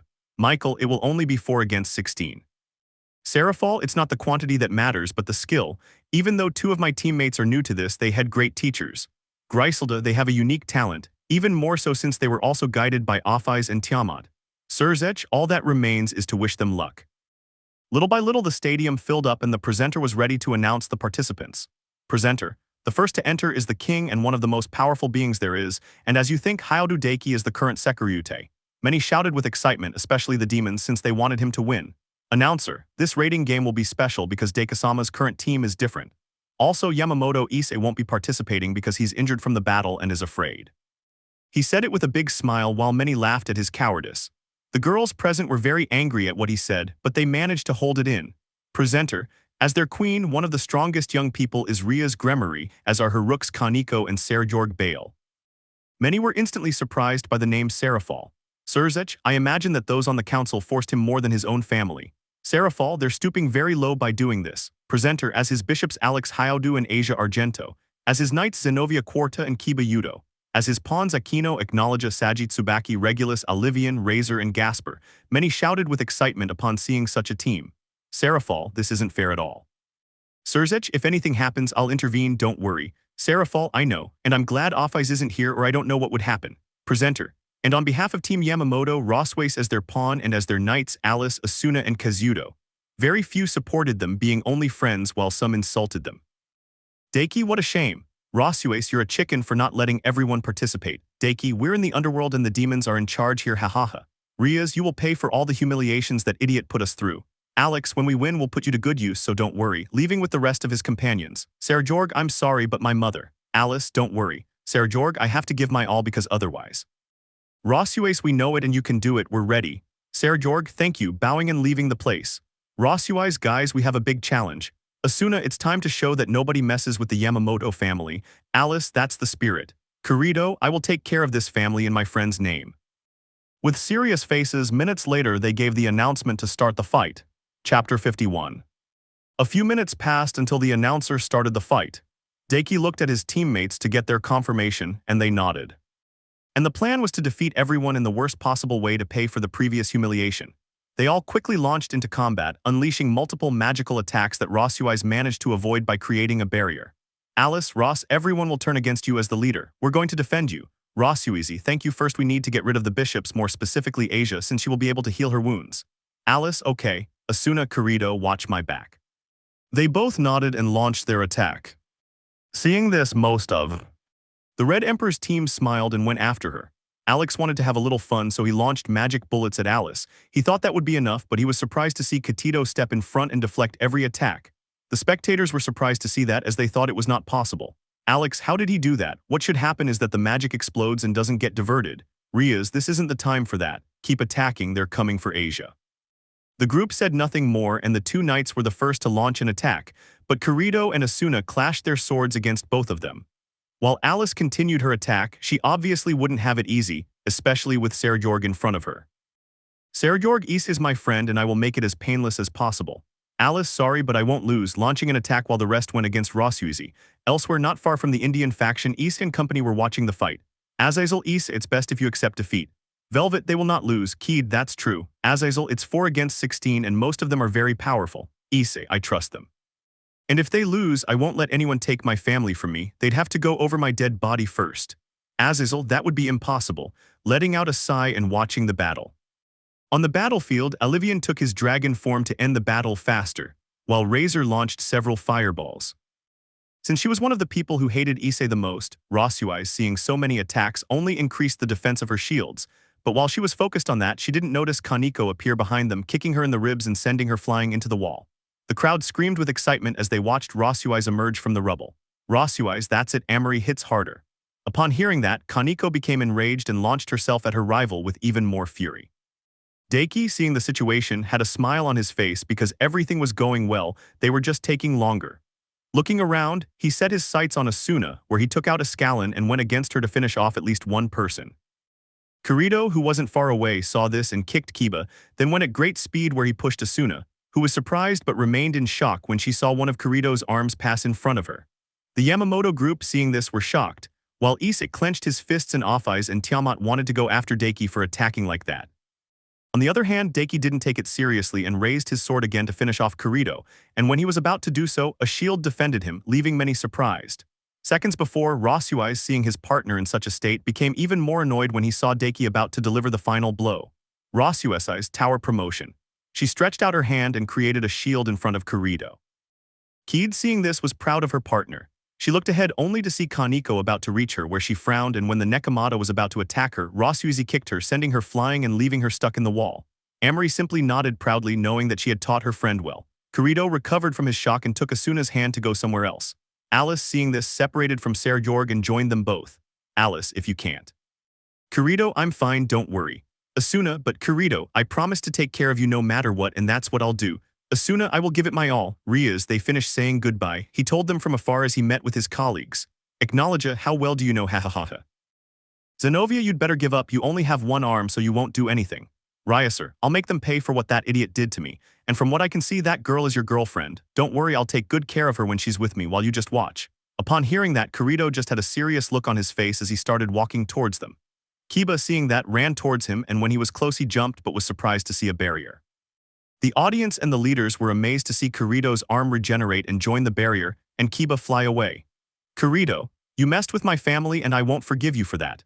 Raising his black sword, it began to deform, and seconds later Kirito launched a powerful attack towards Kiba that completely eliminated him. The presenter was in shock but had to pull himself together to make the announcement. Deity and his brother were very angry because they hadn't planned for either of them to be eliminated. Deity, Acknowledge, finishes him off. He just smiled and went on the attack, as did Kirito, who was very annoyed. Acknowledge launched many attacks, but it was useless since Kirito moved at great speed and always managed to scratch him. While attacking, I summoned another sword, Kirito, Starburst Stream. He was doing more damage to Acknowledge at a speed that left some people stunned. Seconds later, he leaped high and with all his might severed Acknowledge's head, disqualifying him and eliminating his second enemy. When he looked up, the enemy group were the only ones who saw his golden eyes, which instantly changed. Rias just clenched her teeth in fury at the sight, as they had once again eliminated someone strong from their group. At that moment, everyone became serious and stopped playing around. Deity, Sekiryuutei, you better get serious. Oh, Rias, I'll make sure you never see my aunt again. You may be very strong, but you can't mess with the council. Besides, the Bale family can't support you since you don't have the power of destruction. So it's best if you use your partner and give it your all. Sekiryuutei just clenched his fists in frustration, looked up to see his companion where the golden lion nodded to him and ran towards him. Seconds later, many saw a yellow flash, only to be surprised to see Sekiryuutei in lion armor. Alice, it's time for us to get serious too, activating her armor. Her two friends nodded to do the same, surprising some who saw them. Asuna, Kirito will do that. Kirito, go ahead, it's time to finish this so we can go home. Elsewhere, Azazel had Issei by the shoulders while moving him from side to side. Azazel, how on earth do you make sure all your companions have balance breaker? Issei, not everyone has it. Azazel, you know what I mean, but Issei didn't pay any attention and watched the battle since it was going to get ugly from now on. Both Kirito and Asuna assumed attack stances, gripping the hilts of their swords. In an instant, they moved with incredible speed, finishing off Olivian. Alex, damn it! Launching multiple attacks alongside his companions, Sekiryuutei, with no other option, went against both of them but ran into Rossweisse, where they both started hitting each other with their fists since Rossweisse was in the tower promotion. Deity, how can that bastard be so lucky to find talented people? But that doesn't matter anymore because very soon they'll be with me. Alice, I'd rather die. He launched one of his special attacks, but Deity evaded it without much difficulty. Aquino, you're not so bad a swordsman, but you won't be able to defeat me and my friends. He launched several attacks alongside Alex, Riaser, and Rias, but Kirito deflected them all. Asuna quickly ran towards the group where Zenovia was unable to react in time and received multiple attacks from Asuna, leaving her injured. Surzech, wow, what kind of training did they have? Michael, Griselda, what can you tell me? Griselda, I won't lie, I honestly didn't know they could do that, much less activate their balance breaker. In the end, I was very surprised, having a slight smile upon seeing the potential of both. As Aquino unleashed multiple lightning bolts upon her enemies, she smiled, but that smile vanished instantly when she saw Kirito nearby. Everyone immediately heard her screams of pain as she was stabbed repeatedly until she was cut in half. Upon seeing that, Deity reached his limit, beginning the chant. Many people were frightened when they saw this, and the guards quickly activated a barrier on the orders of the counselors.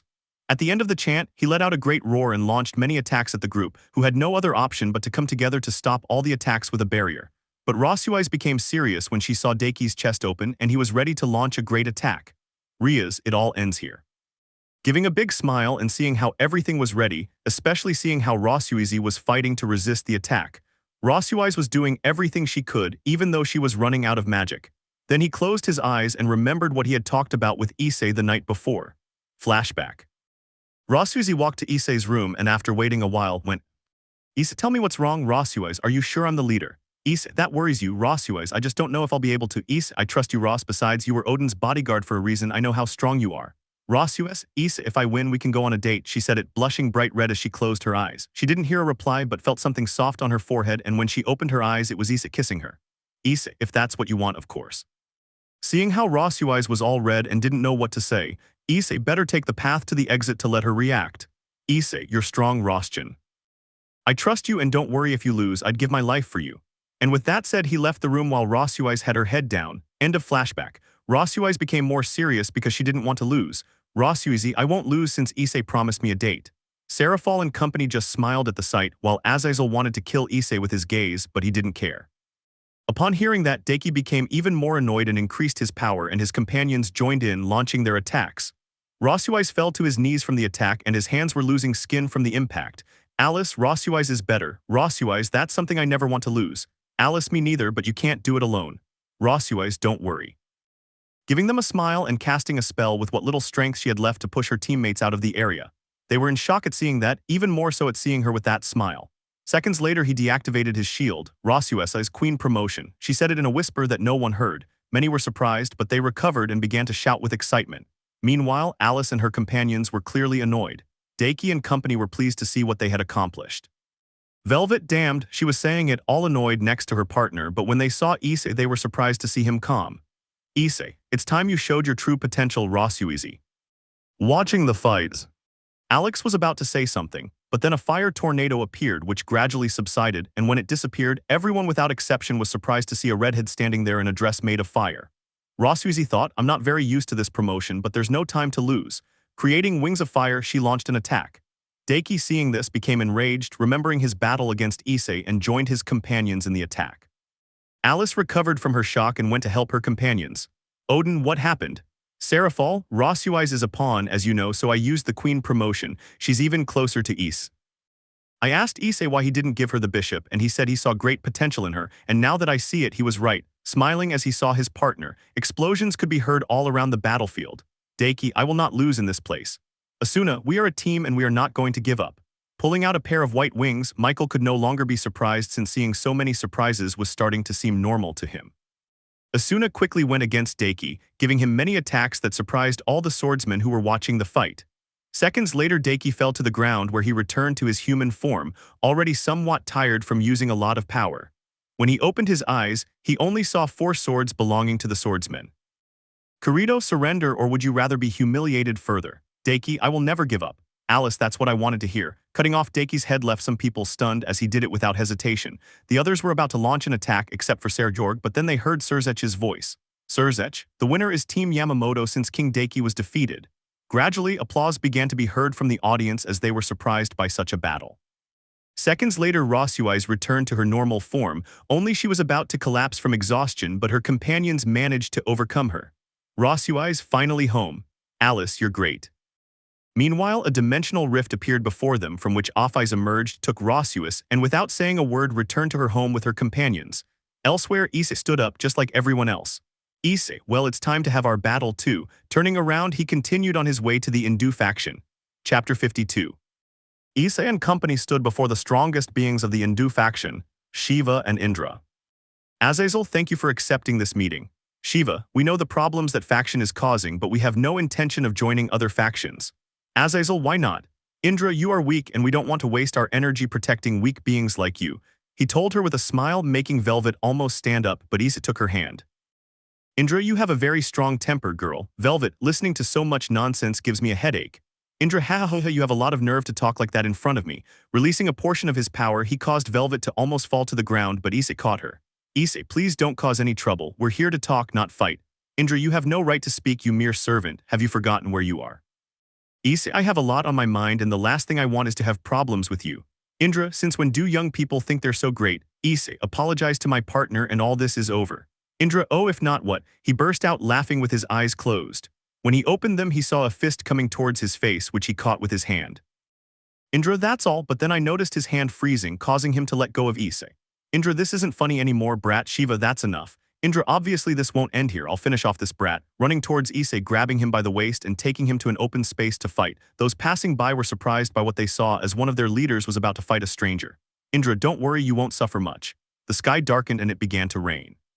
Seconds later, he launched his attack, wanting to fight with his bare fists. Shiva, this will not end well. Kid, don't worry, because believe it or not, Issei won't lose. Shiva, I know he's your partner, but don't ask for too much. Velvet, the more Issei fights, the stronger he becomes. Azazel, that's true, why don't you just look? Shiva said nothing and watched the battle. While they clashed fists, Indra landed the stronger blows. Seconds later, Issei leaped back, transforming into his ice phoenix form. Many were surprised to see this. Indra, it won't be that bad, but it won't be enough. Standing in front of Issei, he struck him on the head, sending him crashing to the ground. Nobody lives with that blow. How dare he defy the god of war? What could we expect from an idiot? Well, it's best if we leave. Wait, it's still moving, seeing how Issei was standing up and how his head had completely regenerated. Indra, wow, you're still alive and without a scratch. Issei, apologize to my wife. Indra, never.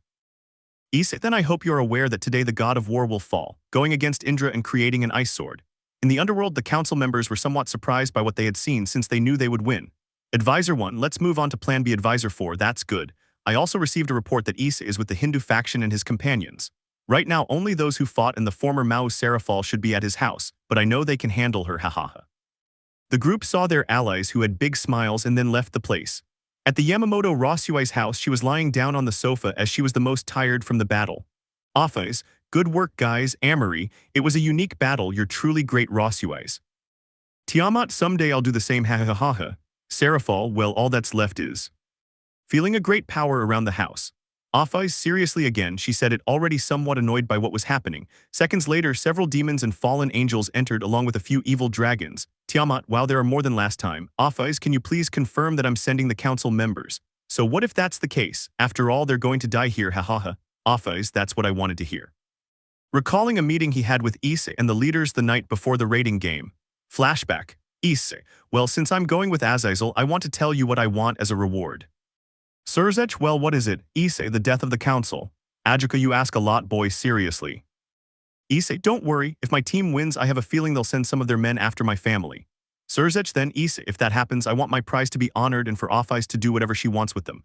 Falbium, for my own good. Ajika, well, they said whatever, so tell me. Surzech, so be it. Issei, it's all in your hands, Office. The woman just smiled. End of flashback. Office took out a letter and gave it to Sarafal, and upon reading it, she was happy, as were the rest. Tiamat, hahaha, Issei, that's why I love you, you already had everything ready. Office, okay, you guys take care of them and I'll go play. I want to play with you, where a dragon with a great aura entered. Office, I didn't expect Krom Kruich, but I don't care. Krom Kruich, I will have fun with you, goddess of infinity. Office, I don't have time for games, I want to play with the old folks. Taking a step forward and unleashing half of his power, he frightened everyone present, causing the weakest to fall to the ground. Krom Kruich was somewhat surprised since he had obviously never seen his power, but he did not want to back down. Office, don't be afraid, I won't do much to you. Tiamat, I will fight against him, you go with them. Office, good. Sarafal, help her, and Amory, make sure you don't go after the little one, and the rest don't overexert themselves. They simply nodded as they watched Office disappear into a dimensional rift. Seconds later, she was standing in front of the council members who were surprised to see her there. Counselor 6, what do you want here? Office, I've come to claim what Issei asked for if he won. Advisor 3, and what is it? Is it territory or something else? Office, of course not, it's very easy and they're their heads. Counselor 2, how dare you say such words in front of us? Instantly the demon's head fell to the ground as Office cut it off. Office, you didn't set any limits for Issei and well, he wanted his death. And the truth is, even if you die, there will be others, and if they follow that path, they will die too. Counselor 1, you let yourself be influenced by a single person. Office, that simple person is my partner and the one who makes me happy. And if he's happy with his deaths, I'll be happy. Walking towards them with a smile, the old people could only see his empty eyes. Later, several screams could be heard, some pleading for mercy, but it was no use as no one would listen. Chapter 53. Minutes later, Office was outside the counselor's meeting room, while many demons and reincarnated beings were in shock watching, as the goddess of infinity held all their heads in her hands. Office, the Hayodu family wanted something from winning the fight and my partner wanted the council dead. You're a monster, they were important people. Office, well, if you wanted them so badly, I can send you to them. Giving them a lifeless look that frightened everyone, they instantly ran away. Office, I hope the girls are done and also that Issei doesn't get into trouble. In India, Issei was embedded in a wall where, when he looked up, it was Indra standing in front of him, hitting him hundreds of times at high speed, making him spit blood. Indra, ha ha ha, give up brat, you can't win. Issei simply got up from the ground now without any injuries. Issei, that will never happen until you apologize to them. Indra, they're just women and they're not even pretty. They should be happy that I'm talking to them. Velvet, pfffff, yeah right, I'd become a lesbian before I'd kiss you. Kid, I say the same. Upon hearing that and noticing how some wanted to laugh, Indra released part of his aura, frightening most of those present. Indra, if you die today, nothing will save you. Going against Issei while summoning a weapon that he plunged into Issei's abdomen, after which thousands of lightning bolts fell on him. Many heard Issei's cries of pain. Both girls wanted to go and help, but both Azazel and Shiva stopped them. Shiva, even if the boy is immortal, sooner or later he will fall. I hope you will forgive me for the death of your friend. Velvet, Issei can't die, and don't talk such nonsense, looking forward to a serious fight. Indra grabbed Issei by the neck and pulled him closer as the burns began to disappear on Issei. Indra, you're dying today, and I suppose many would be happy to know it. And don't worry, I'll take care of both women, even if I have to put up with them saying such things to me first. He smiled at Issei, then threw him into the air and unleashed thousands of attacks. Those present could only watch the explosions and think that no one would escape unscathed. Later, everyone saw one or two bones fall, and instantly those who supported Indra began to applaud his victory. Indra, for her part, had a smile on her face as she noticed that there was no movement from Issei. She slowly turned around to look at both girls, and to her surprise, they were calm. Since he expected fear in their eyes but it wasn't there, he quickly turned around to see how the few bones turned to dust, and little by little a tornado formed that surprised everyone, including the girls, since they hadn't expected that. Everyone was watching a black tornado, and when it ended they were shocked to see a black phoenix. He slowly descended to take his human form, becoming a black-haired man with golden eyes. Issei, I'll kill you, I promise I'll never let anyone touch my women. Taking a step and suddenly unleashing his aura, he caused many to lie on the ground while Indra was on his knees. Indra was very annoyed with Issei because he forced him to kneel. Indra, I, a god, will never kneel before anyone. Got up and went to Issei, but as soon as he did, black chains wrapped around him. Indra only saw a black sphere forming in Issei's hand. Seconds later, he noticed that the sphere was heading towards him and then caused a huge explosion. Many were in shock, especially Shiva, since he didn't expect Issei to be able to continue fighting. Issei, for you everything is a game, but not for me. Walking slowly, with each step he left the ground melted, and at the same time armor formed on the dark-haired man. Issei, I won't let you go even if you beg for mercy. Where the helmet covered him, Indra emerged from the explosion to see an armor in front of him that also radiated a lot of power. Seconds later, Issei was in front of Indra to punch him in the abdomen, causing Indra to fly away and become embedded in the ground. The god looked down to see that the blow he received was still on fire. Before he could get out, Issei was in front of him to give him several blows. Azazel, while this is new, kid, never underestimate Issei because he can pull off big surprises. Velvet, and what a surprise he gave us, hahaha. You can do it, Issei, you're the best, and thank you. She said the last part with a smile since it all started with her. Minutes later, many were on their knees because they were afraid, respectful, or in shock at seeing Indra crawling. Issei, and to think that someone who was once called the god of war would be crawling in front of me. This is a truly unique sight. Indra, this hit won't stay like this, spitting blood in addition to one of his teeth. Issei, obviously it will stay like this, there won't be a next time. Shiva jumped onto the battlefield to stop the battle, but Issei, noticing this, extended both hands to create a circle of fire. Shiva, no more, take this away, you have already proven that you are the victor. But Issei paid no attention and raised his hand. Instantly, a black fire descended from the sky like a lightning bolt, striking Indra directly, though not without him suffering intense pain. When the smoke cleared, there was no trace of the god Indra who was once feared by many. Shiva, what have you just done? Issei, he wanted a life-or-death battle. Does he think I would let him live while he wanted to kill me? Shiva, I understand, but Indra's followers don't. Many won't want to form an alliance with you because of this act. Issei, I see, returning to its original form. Shiva, you have earned the fury of this faction, including mine, even though Indra was stubborn and all, he was my brother, giving Issei a look which he returned. Issei, if you want war, so be it, but I hope you hear me well. Turning around and seeing many people with faces that looked like they wanted to kill someone. Issei, if you want war, come to me. And if I find out you've messed with my family or my friends, I swear with all my heart I'll kill you in the worst way possible. Seeing Shiva again. Issei, the alliance has nothing to do with this. Shiva, good, noticing how Issei's two companions stood next to him. Velvet, ha ha ha, obviously we will fight by your side, Issei, and we will not accept no. Kid, we know of your power, Shiva, but Issei is not someone you should underestimate. Besides, if you try to kill him, someone won't be very happy. Forming a smile, Issei then created a magic circle and went home. Shiva, Azazel, whom they speak of. The fallen man, for his part, came out of shock upon hearing everything that had happened and let out a sigh. Azazel from Ophis Ouroboros, the dragon goddess of infinity. She is very loyal to Issei, and if you desire war, I hope you are prepared to suffer heavy losses. Furthermore, he has a formidable team. Shiva, I know I could tell from those two girls. Azazel, talk to your soldiers and think carefully about what you will do. Leaving the place, Shiva, with just one look at his subordinates, understood what they had to do, and that was that they had to train. Chapter 54. Issei was on his knees in front of his group and family while they were surprised, except for two people.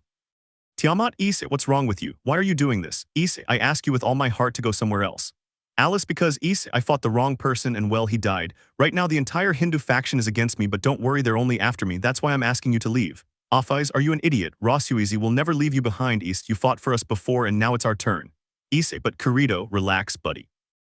Asuna, we're not going anywhere and we're going to stay here until our last moment. Velvet, I told you so. Amory, if we hadn't met you, I don't know what kind of life we would have. Sarafal, difficult days are coming. Issei, I need someone to take care of Anya, but I don't know who. Sarafal, don't worry, I'll find that person. What we need to do is prepare ourselves. Afais, so get up and act like you always do. Issei, thank you. She stood up and smiled at her group. Minutes later, she received a message from the Alliance and she couldn't help but sigh. He quickly teleported to the meeting room. Surzech, Issei, tell me what Azazel said was a joke. Issei, that's true. Surzech, Shiva is not someone you should play with. Issei, what would you do in my situation, Surzech? If someone came and told you they were going to take your wife away, would you just give her up so easily? Surzech, no, but... Issei, I don't care who tries to kill me, but I won't let them touch the only people who have ever believed in me. Michael, so? Issei, then this fight is mine, so please don't interfere. Shiva already knows you're not involved. Odin, we can't do that. Issei, so be it. The last thing I want is unnecessary deaths. A great war is coming soon, and all I want is for you not to get involved. The leaders with few options nodded as they also had to think of their people. After saying this, Issei returned home where Sarafal had a small suitcase. Anya, Kai, I don't want to leave. Anya will behave better. Issei, it'll only be a few days. We have things to do. Anya, I want to be with you. Issei, we won't be long and please behave yourself. Giving her a smile, Anya just nodded, then gave Issei a hug and then each girl before leaving with Sarafal. Issei, tell me, Rossweisse, do you want to leave right now? Rossweisse, Issei, do you think I forgot my promise? And the truth is we won't have time later, hehehe. Rossweisse, okay, I'll go put on something appropriate. Running to her room with a big smile, she made everyone laugh at her excitement. Issei, and you three did great, honestly. Wow, it was unique to see. Alice, hahaha, those were very hard days of practice. Issei, now I understand why Kirito trained so much. Kirito, I wanted to help even though I still need more training.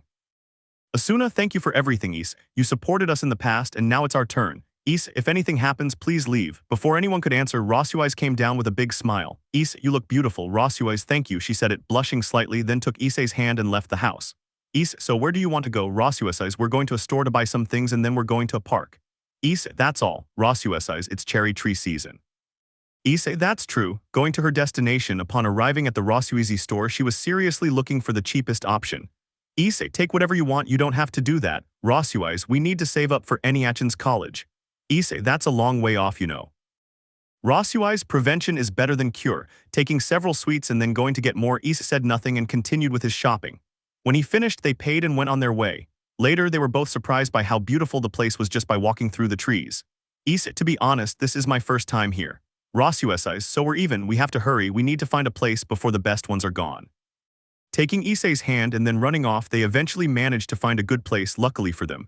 Minutes passed and they both laughed, ate, and then watched as the leaves slowly fell while Issei lay on Rossweisse's legs. Issei, it's a nice day despite all the trouble I'm in, hahaha. Rossweisse, yes, but you're not alone, so don't worry. Issei, Rossweisse, you fought great even though you were about to lose, you never gave up.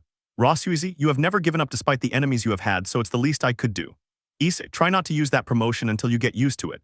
Rossweisse, if you are in danger, I will give everything I have. Issei, I know. Closing his eyes to fall asleep, as he hadn't been able to for a few days, Rossweisse, seeing this, simply smiled, then lowered her head and kissed him.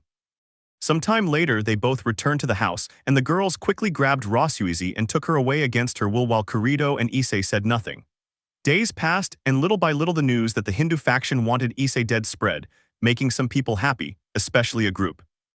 Upon learning the identity of the snitch, Surzech killed him. Immediately, people began sending Issei gifts wishing him bad luck and a swift death. Obviously, some girls were upset, but Issei calmed them down. One family, on the other hand, was overjoyed to hear the news. Garo, even if he has the goddess of infinity, he won't get out of that battle or rather massacre alive, hahaha. Mickey, that's right, the Hindu faction has many gods on its side. Deity, we're finally going to get rid of him. Alex, I think I'll have a good dream tonight, hahaha. Elsewhere, Issei was in a wasteland as the breeze hit his face. Behind him was his entire group ready for battle. Meanwhile, in the distance, thousands of people were heading towards them. Tiamat, this will be a long day. Sarafal, you said it. Issei, please fight in pairs so that one protects the other's back.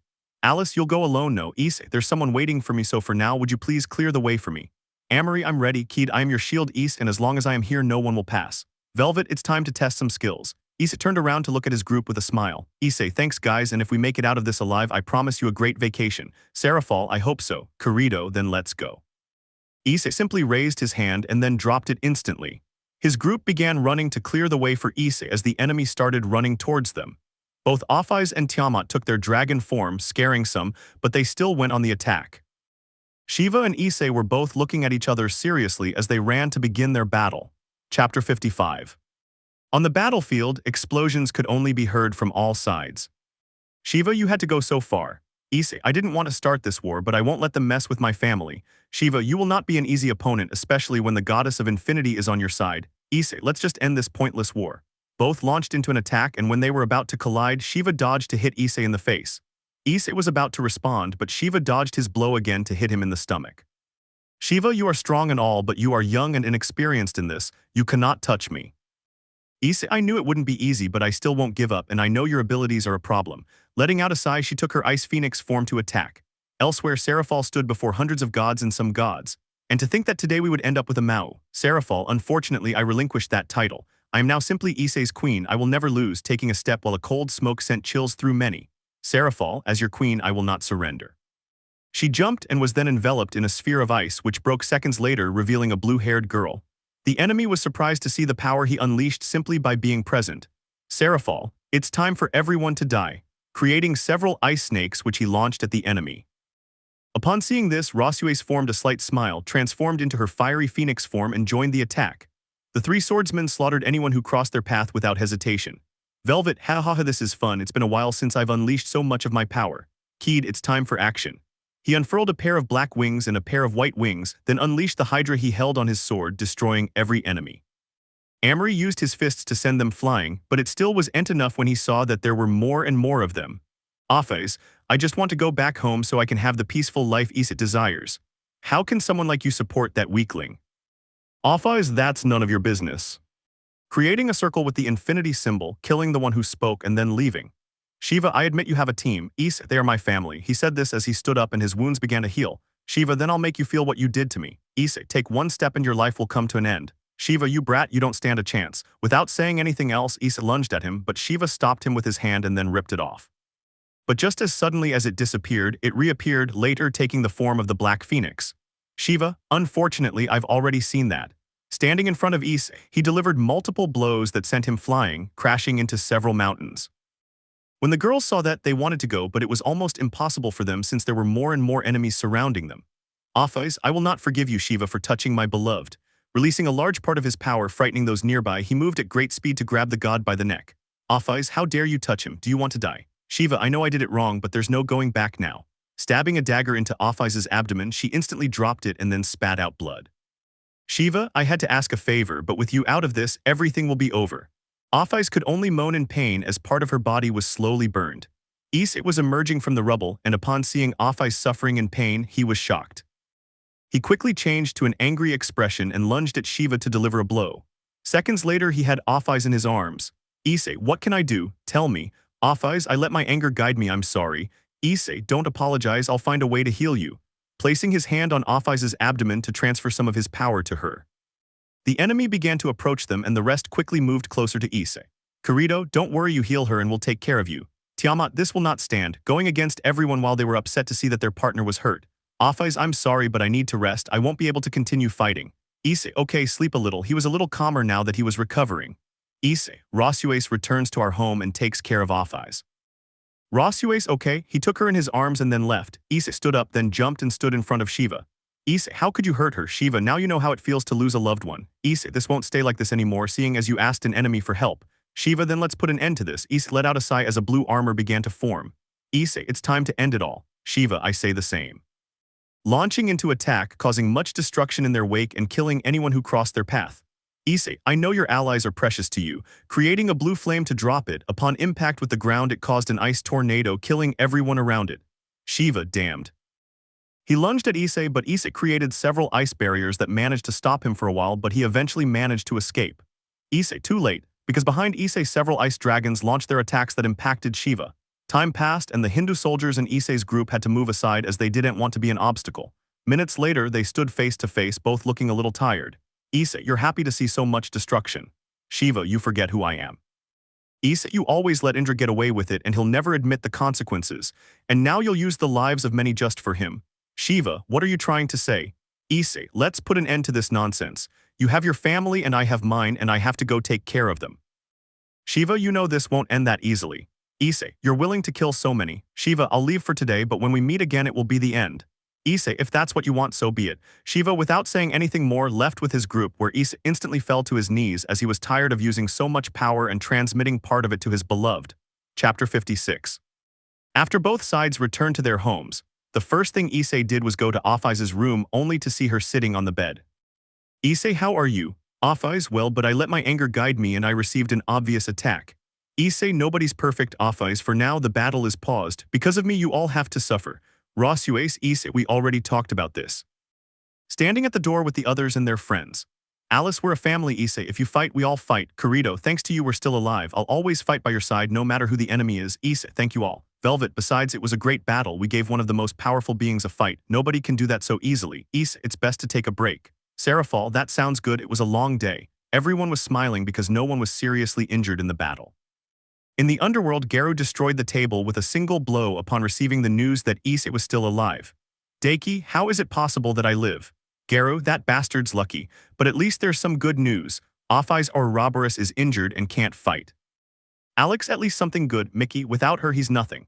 Besides, his whole group must be exhausted from the battle. Deiki, they're sending their best soldiers to finish him off. Issei won't have time to defend himself, he'll be so exhausted. One of his guards told him this and after bowing he went to give the orders. Minutes later the Yamamoto family was resting since they had to use a lot of power. Issei, who was in the room, sensed several presences, causing him to clench his teeth in fury. Issei, I'm tired of this damn family, seeing how their wall was destroyed and seeing several soldiers from the Hayodu family whom he knew most of. Issei, don't I deserve a little rest? Issei, you're a big problem for the Hayodu family. It's time for you to rest. Issei, I guess this day was inevitable, standing up and taking on the appearance of the Ice Phoenix. Issei, whoever wants to die, step forward. The group looked at each other, having been informed of how weak Issei was, and without hesitation they all launched themselves at the light blue-haired boy. It only took him 5 minutes to finish them all off, leaving only one who was dragging himself along without both legs. Issei, they thought they'd get out of here alive. Don't kill me, I'm just following orders. Issei, I don't care. The man immediately spat out a lot of blood as an ice stake formed beneath him. With an idea in mind, he put everything aside and teleported to the underworld, appearing in Hayodu territory. Without hesitation, he took out his ice wings and a fire sword. Without hesitation, he launched himself against the house, destroying the wall and standing in front of his ex-family. Geru, how dare you come here? Issei, damn it. I just want a normal life, but their damn jealousy has pushed me to my limit. Today I will kill them all. Deiki, hahaha, you have a lot of nerve to say those words. You forget who we are, Issei, just corpses. Upon hearing those words, they only became enraged and launched themselves at Issei, with Deiki being the first to activate his armor. Issei likewise launched himself at him, clashing fists. Geru took advantage of this to appear behind Issei and plunge his sword into Issei's chest, causing him to spit blood, but he left him like that. Kicked Deiki, then took the tip of the sword and pulled it out where his wound healed. Mickey, how long will you be able to hold out? You're weak now, you won't last much longer. Issei simply left the house and then created a great pillar of fire over the mansion, destroying everything in its path. When the smoke cleared, Issei saw his family with minor injuries and looking very upset. Geru, you won't get out of here alive. Issei, that applies to you. The four of them launched themselves at Issei just like he did. In the human world, Ameri was waking up because she wanted some water, but when she tried to open the door it was impossible. That seemed strange to him, so without hesitation he gave it a big blow, destroying it to pieces, only to see great destruction in the house. Without wasting any time, he went to get the others to end up in the same state. Corrido, what the hell happened here? Sarafal, these soldiers belong to the Hayodu family, this is bad. Tiamat, you don't say. Issei went to the underworld. Offais, those bastards went too far this time. Rossweisse, they wanted to take advantage of the fact that Issei had fought against Shiva to finish him off. Keed, we have to go. Offais simply opened a dimensional rift where everyone entered. Both Surzech and the others received reports that the Hayodu family was being attacked. He had a slight idea of what was happening but wanted to believe it wasn't Issei. Together with his friends, they went to the Hayodu territory where upon arrival they could only see destruction everywhere. In addition to seeing a great fire phoenix fighting a dragon. Azazel, wow, Surzech, help me stop this battle. Azazel, you're joking, right? I don't want to die yet. Surzech, this could affect civilians. He started running while activating his battle suit. The others, without saying anything more, went to support their teammate. Issei, die you bastard. Covering Deity in fire where he could only scream in pain, Alex appeared above Issei, creating a magic circle of water to keep him away from his brother. Issei returned to his human form only to punch Mickey. Garo, seeing this, cut off Issei's arm, but he instantly regenerated it, punching Garo in the face with it. Deity, who had returned to his base armor, launched himself at Issei but was stopped by Surzech. Deity, let me go, I have to kill him. Surzech, that's enough, don't you know what will happen if you continue this battle? Michael, civilians could die. Issei, I don't care, I want to kill them, I'm fed up. I can't have a single day of peace without them sending their soldiers to try and kill me or my family. Azazel, East, you must calm down. Issei, shut up Azazel, I've had some really tough days, and for them to do something so stupid was the last straw. Garo, you think we're afraid of you, you damn useless thing. Giving him a smile, Issei, seeing that smile, ran towards him, but Ajika and Azazel grabbed both his arms to stop him. Surzech, Garo, stop talking. Mickey, my husband is right. He's just been a useless fool who got lucky enough to acquire that power. Because without it, he's nothing. Offeyes, you disgusting demon, I'm tired of listening to your nonsense. Upon hearing that voice, everyone turned to the left to see Issei's group, who were very upset by the words they had heard. Sarafal, Issei has forgiven you many times, but I think it's time for you to disappear. Surzech, Sarafal, don't say that. Sarafal, shut up Surzech, we can't even be at peace in our own house. Alex, they can't do anything to us, we have allies, and with just one favor their equally useless brat could die. Upon hearing that, the Yamamoto family only became more annoyed, with Alice being the most upset. Issei, you'd better let me go or you too will die too. Offeyes, die you damn demons. Taking on her dragon form and letting out a great roar just like Tiamat. Little by little, hundreds of dragons flew in their direction, having received orders from their king and goddess. Azazel, damn it, I want to go home. I began to feel a little heat as Issei was releasing some of his power. Issei, today we will put an end to this hatred. Chapter 57. The leaders, seeing so many dragons, salivated and then covered their ears because of their roars. Offeyes, kill everyone connected to this damned family. Tiamat, if you don't do it, I swear I will make you suffer. Without hesitation, the dragons began to attack Hayodu territory. Upon seeing this, Deity lunged at them, but Issei caught him and took him away. Alex, seeing that, was about to go and help his brother, but Rossweisse stopped him from interfering. Both Offeyes and Tiamat went against Garo and Mickey to finish them off at once. The rest of the girls and Kirito went against the soldiers. Deity, damn it, I should have finished you off when I had the chance. Issei, that will be a regret you'll always carry in your heart. I endured a lot, but today all of this must come to an end. Deity, for the first time we agree on something. Activating his armor to attack Issei and not giving him any time to regenerate. The leaders could only watch, because if they tried to interfere, the only thing they could achieve was getting hurt. Before one of them could say anything, many people passed over them, being Shiva's army along with his allies. Upon sensing the aura of the god of destruction, Issei punched Deity, sending him flying so he could go and help. Issei, what are you doing here? Shiva, you thought this was going to be on hold for a long time. Issei, Shiva, you better leave here, I don't have time for your nonsense. Shiva, an eye for an eye, I will not let this stand. Raising his hand to ask for support for the Hayodu family. Issei, my family, don't get overconfident and give it your all. Instantly, many activated their balance breaker. Rossweisse used the promotion to gain more power, and Offeyes and Tiamat took their dragon form, increasing their power. Azazel, I want to go home. Michael, Surzech, we have to decide who to help. Surzech, if we help the Hayodu family, the Indu faction would be our ally, but if we help Issei, we would have the faction as an enemy. Besides, they possess powerful warriors. Azazel, you're an idiot, you know how much East has done for us, stop thinking and join the battle. He said this while wearing his armor, ready to go help the Phoenix. Surzech saw Michael and gave him a nod. They both launched their attack, but not before calling for backup. Issei created an ice dragon that unleashed a great blizzard, instantly killing several. Besides seeing Deity take on the dragon form again, we also heard many augmentations. Issei joined his arms as one part of him was engulfed in fire and another in ice, only to cause a huge explosion. The smoke cleared, revealing a large bird made of fire and ice. He moved his wings to launch multiple attacks against Deity, which hit him directly, causing the dragon to scream. Offeyes, I swear I'll kill you all. Letting out a great roar as he unleashed his killer instinct, causing the weakest to fall to their knees, where some took the opportunity to kill them. Shiva, seeing this, lunged at Offeyes, ready to kill her this time, but he was greatly surprised to see fire engulf the dragon. Shiva, because your power is even greater. Offeyes, because of my stupidity I let you hurt me, you made Issei cry and I'm not going to forgive you for that. Going against the god.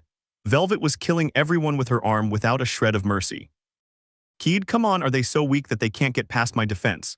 Amory, nobody touches my family. She let out a scream as her red hair turned pink and she had a look that meant a lot of pain. Sarafal, Sona, Rias, please leave, I don't want to hurt you. Sona, how did we get to this? Sarafal, just go with your group, all you'll get is punishment. Rias, it won't be like that. Besides, you're no longer a Mao, so you don't have the right to give us orders. Sarafal, if that's the case, then I have no choice but to punish them. She started walking as her hair turned white, freezing the place with each step. Both young women, along with their entourages, took up an attack position against the former Mao. Deity, die, you damned bastard. He launched powerful attacks that Issei managed to deflect. Some hit him, but he regenerated quickly. Issei, you are only powerful thanks to Drake. Without him you would be nothing, just like me. Deity, don't compare me to you. I will be a god. Everyone will fear me. Today, with your death, everyone will see that no one messes with me. Letting out a great roar to continue attacking. Hours passed and help returned to assist Issei. It was complete destruction and there were many dead. Shiva was on his knees, weak, while Offais stood in front of him with a serious expression. Offais, you're only going to die because of a stupid person. Shiva, you will destroy an entire faction just for one man. Offais, for Issei, I would be capable of destroying the world. Grabbing the god of destruction by the neck to lift him up, I slowly raised him as a purple fire began to envelop Shiva. Everyone could hear the god's screams. Many tried to save him but were stopped by the rest. In the end, Offais killed Shiva, angering many of his followers, but they too ended up dying at their hands. Upon seeing the difference in power and amount of help, Alex simply created a magic circle in his ear to ask for help. At the end, he saw his brother fall near him with many injuries. Issei, this comes to an end. Alex, this is just the beginning. Looking up, they saw multiple portals open from which evil gods and several creatures emerged, surprising Issei and Alice since they knew who they were. Issei, you are with them. Deity, nice surprise, ha ha ha ha ha. Upon hearing that, Surzech and Sarafal looked at their sisters only to see them being teleported away. Alex, I'd like to keep playing. Deity, but that will be another time. Don't worry, brother, you'll die by my hand. So for now, have fun with my friends. Leaving the place with his parents who were barely still alive, Issei just looked up and let out a loud scream of frustration. Chapter 58.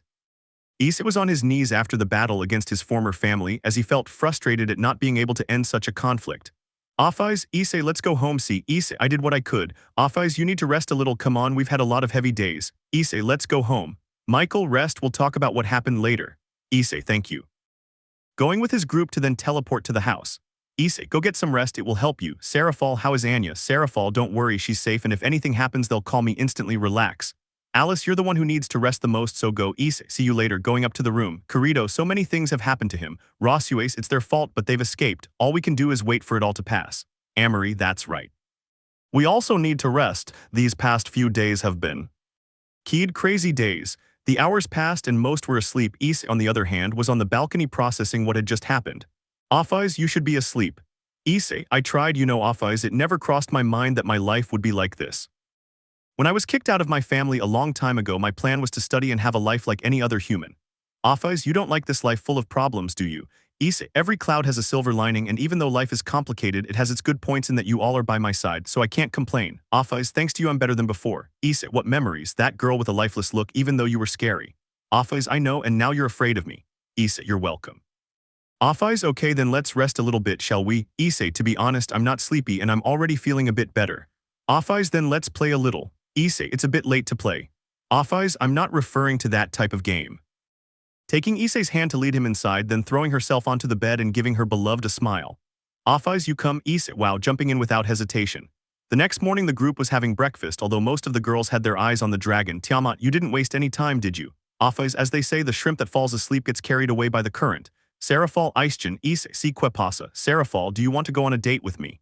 Issei, of course, when. Sarafal, now, taking Issei's hand to leave the room without listening to the complaints of her companions. Asuna, do you want to go out too? Kirito, it'll be fun. Kirito, I'm sleepy, I couldn't sleep last night.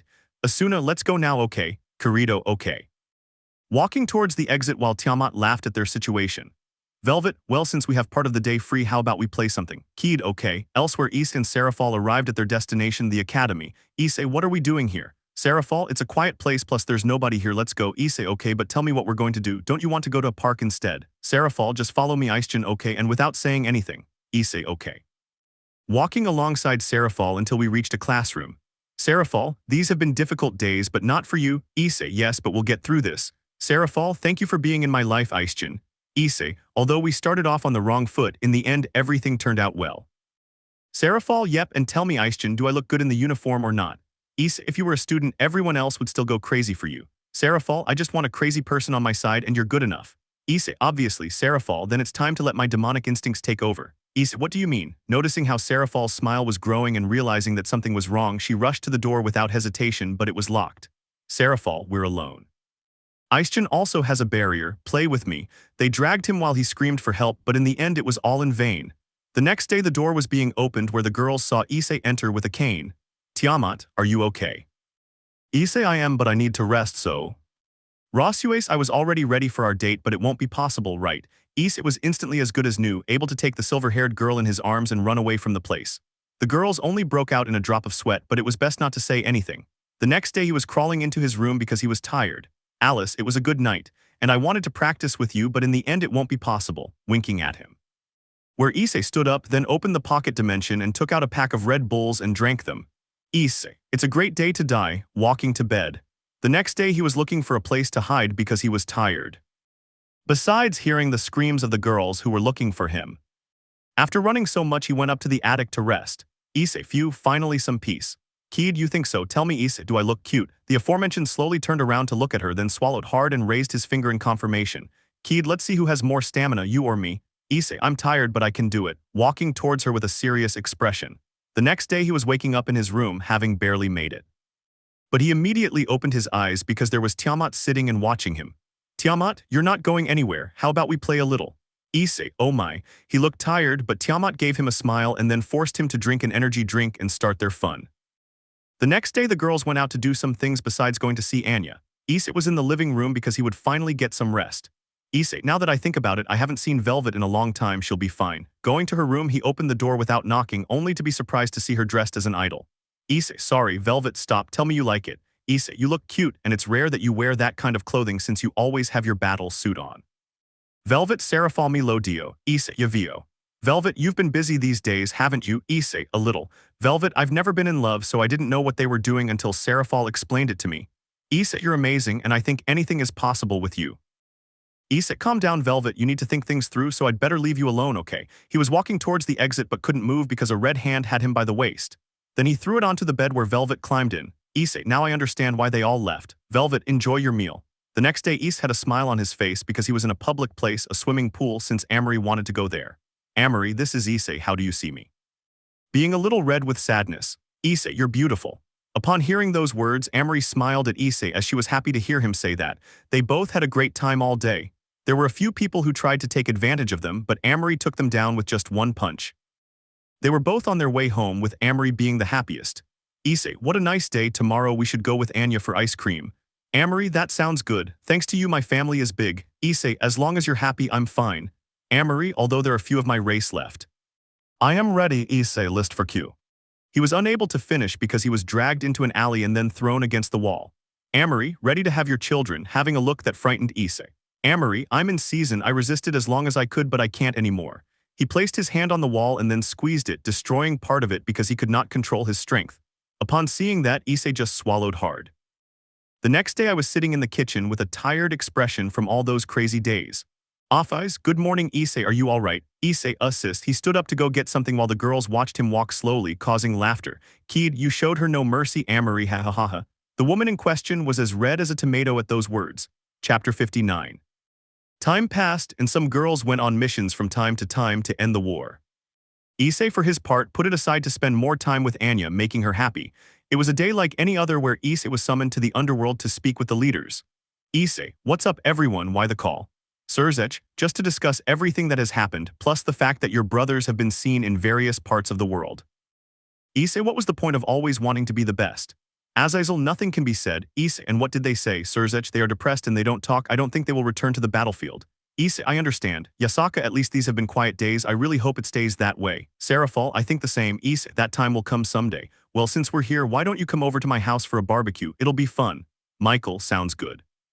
Issei, okay, then go to L. But everyone felt a tremor at that moment, and they left the room to be greatly surprised to see a crack open in the sky. Ajuka, what the heck is that besides giving off a horrible aura? Surzech, clear the area, I don't like this. They all went their separate ways to deliver the news. Later, Azazel along with his people and Ajuka began to investigate until they found the answer that left them in shock. Azazel, this is not good. Sarafal, what is it? Azazel, it is the prison of the beast of the apocalypse. Those present didn't know what to say about the news. Issei, I read about it in a book. I honestly didn't expect this moment to come. Surzech, what else do they have? Ajuka, according to the data, the spell that has him imprisoned will be completely destroyed within a week. Michael, this is bad. Azazel, there is a way to close that, but it's very, very dangerous. Issei, which one? Azazel, we could repair the spell, but it would be difficult since we'd have to go inside and analyze it. Besides, it's very dangerous. Issei, from what Rossweisse told me once, she came up with a theory about it, so maybe she has an idea. Surzech, call her. Issei moved away from the group to call her while the rest discussed what he had to do. Minutes later, Rossweisse arrived with the rest of the girls except for Keed, who stayed with Anya. Rossweisse, Issei. Looking up, she was surprised by what was in front of her. Offeyes was the same, as she hadn't felt that power in a long time. Offeyes, Trihexa. Surzech, this is bad, we have something to do. Rossweisse, Issei told me you know more or less how to reseal it. Rossweisse, it was my thesis, but it should be closer. Issei, in short, there's no other option but to go in. Surzech, well then we have no choice but to go in. Grafia, summon all the faction leaders and tell them it's an emergency. The silver-haired woman nodded to leave the place while the rest returned to the meeting room. Hours later, many gods could be seen in a large hall. Issei, this was the only way to bring everyone together. He let out a sigh and took his seat as Surzech began to give the reports, leaving many surprised. Surzech, we must go in because if that beast comes out, it's the end of us all. But what will happen to our homes? Issei, we will go in small numbers because if we fail, at least there will be some left to protect our home. The girls were scared when they heard that Issei was going, but they couldn't say anything at the moment. Issei, maybe some are scared like me, but we have no other choice. I like my new life and I don't want it to be destroyed because of him. Little by little, the gods began to stand up to support Issei, making him happy. Later, Issei was leaving the room but was taken by the girls to a separate room. Offeyes, what a stupid thing to say. Issei, Offeyes, I'm doing this for you and Anya. Amory, Issei, he's dangerous. Issei, I have to take care of Rossweisse, I won't leave her safe with anyone. Offeyes, then. Issei, only Rossweisse and Keed will come with me. Velvet, what nonsense are you talking about? Do you think we're going to accept that? Sarafal, she's right, don't think it'll just be you guys going. Issei, girls, I know what I'm about to say is stupid, but I have a feeling Reincarnation is going to attack, and I want you all here as a precaution. Besides, my brothers might come after Anya. Alice, but Issei will be back. Rossweisse, trust us, we're not that weak, and I'll study hard before we leave. Issei will do it quickly. Girls, I'm entrusting our home to you. Offeyes, good, but they'd better come back soon, okay, giving her a kiss just like the others. The next day, the leaders were in the room. Odin, when will they leave? Issei, Rossweisse told me that she'll be more than ready in 2 days, so that will be the moment. Michael, me and some of my brothers will go. Surzech, I will go with my friends except for Falbium, who will remain as the next leader. Issei, only Ajika. Sarafal, I'll go too, and I won't go as your partner but as the former Mao. Issei, I'll take care of you. Sarafal, I know. Surzech, then we'll leave in 2 days. I ask that you spend this time with your family as we don't know what the future holds. Standing up to go home like the rest, leaving Issei alone with Sarafal. Sarafal, you're scared, aren't you? Issei, I'd be lying if I said no. Sarafal, will be fine, but Issei, you must promise me you won't act like a hero. If you leave, I'll leave too. Issei, none of that will happen, we'll go out and live as usual. Sarafal, please don't leave the house these days, the others will miss you more, Anya. Issei, let's go home and watch some movies, okay? Sarafal took his hand to teleport to their home. Upon arriving, they put aside everything related to the supernatural in order to have a peaceful life. The night before the battle, Issei said goodbye to Anya as she slept while the girls held back tears, as did Kirito and Asuna. Issei, let's go, Keed, don't cry, I'm hard to kill, ha, no one will get past me there. Tiamat, I hope so. Issei, will be back, okay, giving them a hug before heading off to the battlefield. When everyone who was going to participate arrived, they were already ready. Surzech, come on, this has to be quick, it's all in your hands, Rossweisse. She nodded seriously, and then they all took flight to their most difficult battle. Meanwhile, elsewhere Reincarnation was watching everything with a smile as everything was going as he wanted. Reincarnation, go, I don't want anyone alive. End of part 1. Everyone witnessed the group enter the portal to go and try to fix the seal. Some cried at the farewells while others remained serious. Tiamat, I hope you're doing well. Offeyes, everything will be alright, I trust Issei. Tiamat, me too, and many people are going, I hope nothing bad happens. Offeyes, how is Anya? Tiamat, she's with Asuna and Kirito, the others are on their way. Offeyes, I understand, we need to be more alert now. Looking to one side. Tiamat, it was faster than I thought. Offeyes, everyone be ready, the enemy is coming. Everyone present became serious upon hearing that. Some civilians ran to seek refuge. Offeyes spread her wings to take flight and see the large number of people heading in her direction. Offeyes, this will be a long battle. Inside the seal, the gods and their best warriors looked around, but so far they couldn't find anything. Keed, to be honest, this place gives me the creeps. Sarafal, believe me, I feel the same way. Rossweisse, we're not far off. Issei, everyone stop. Looking to the sides, they then created a fire shield as they were attacked. As the shield disappeared, some began to tremble with fear, for before them stood the beast of the apocalypse, Trihexa. Surzech, I didn't expect this day to come.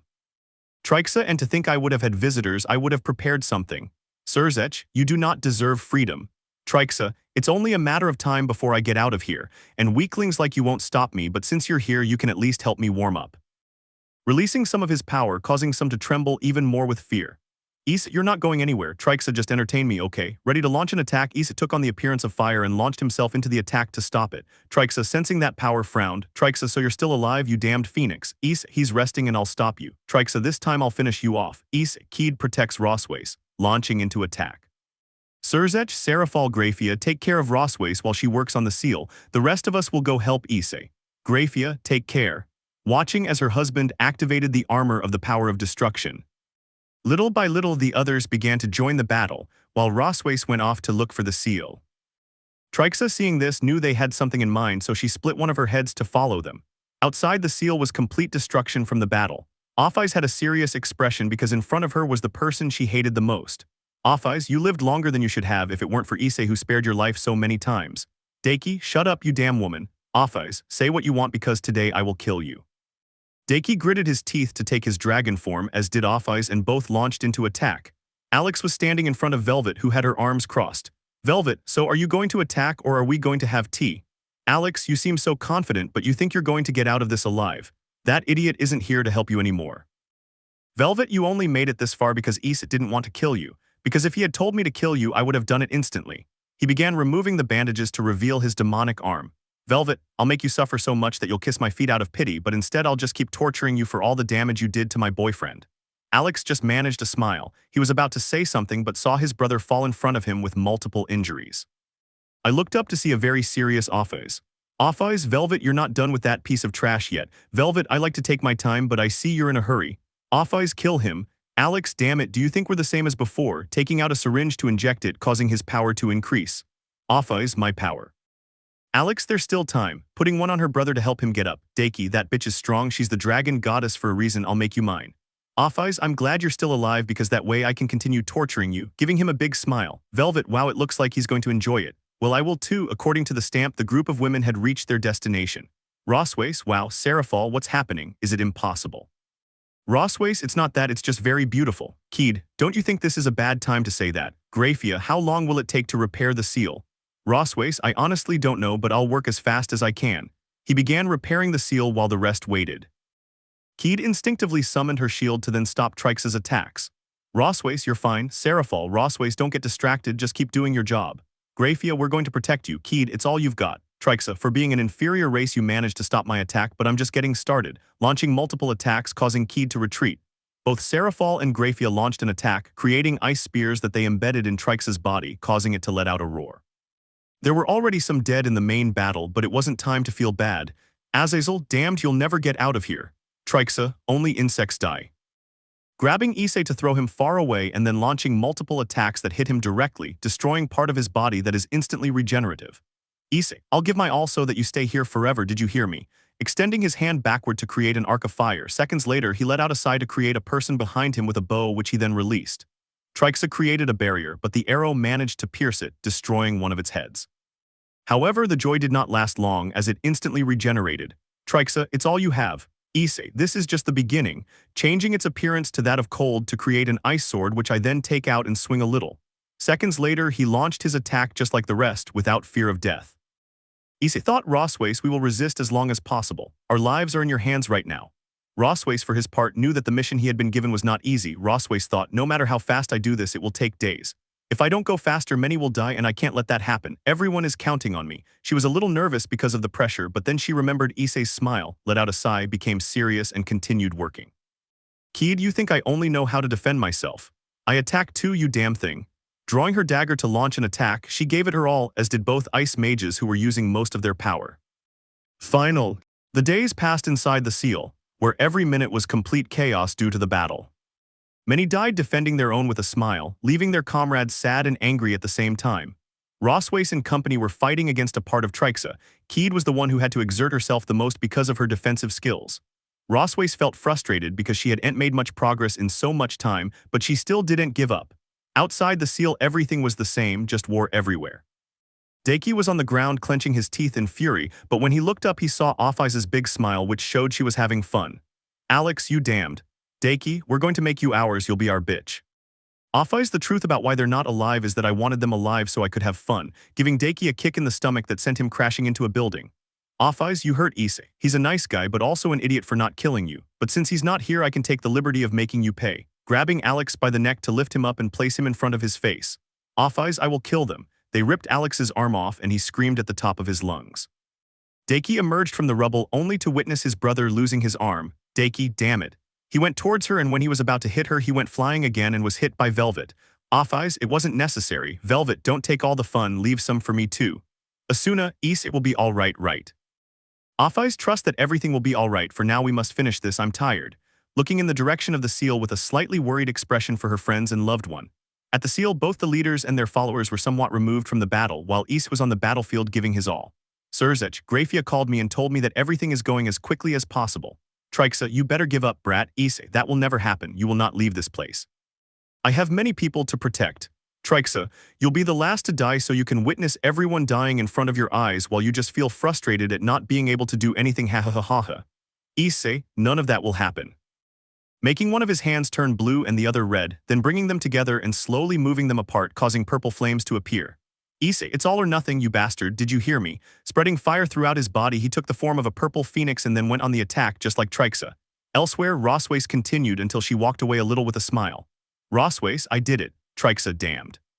They went after her to kill her, but the silver-haired girl took out her wings of fire and grabbed Keed while the rest took out their wings and followed her. Rossweisse, Grafia, contact the others and tell them to leave. The spell will take effect in 5 minutes.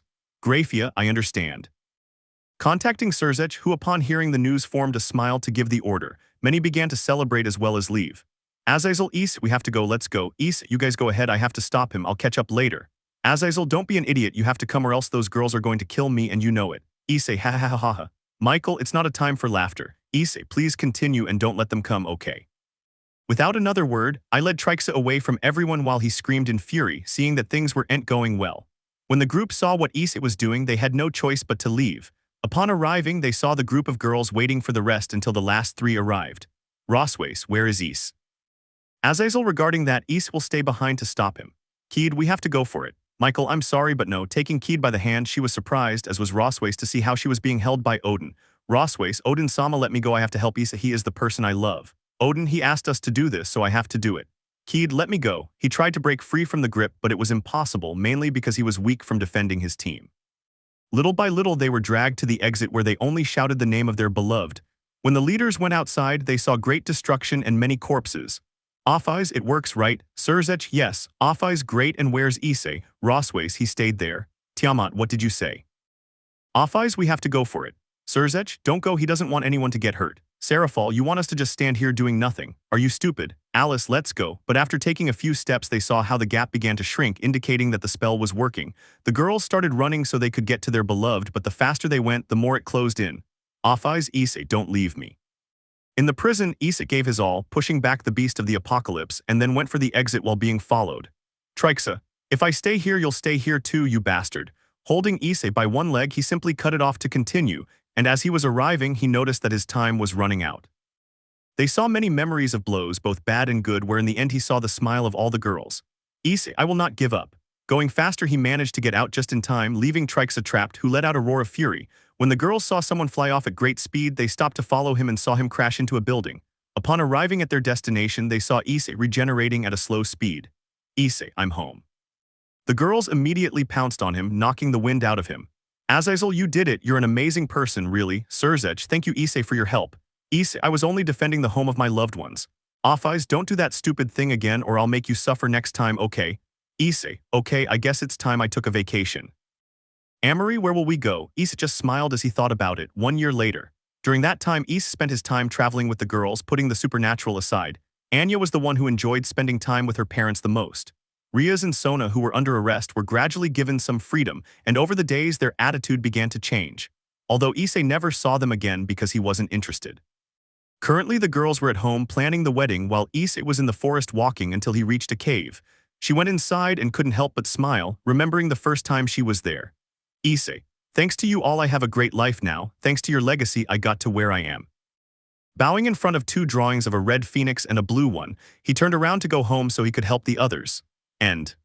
Let me know in the comments below if you guys want the next part. Also check out my other video that has been shown and left. Thank you for watching. If you enjoyed this video please like and share this video. And have a fantastic day. Bye.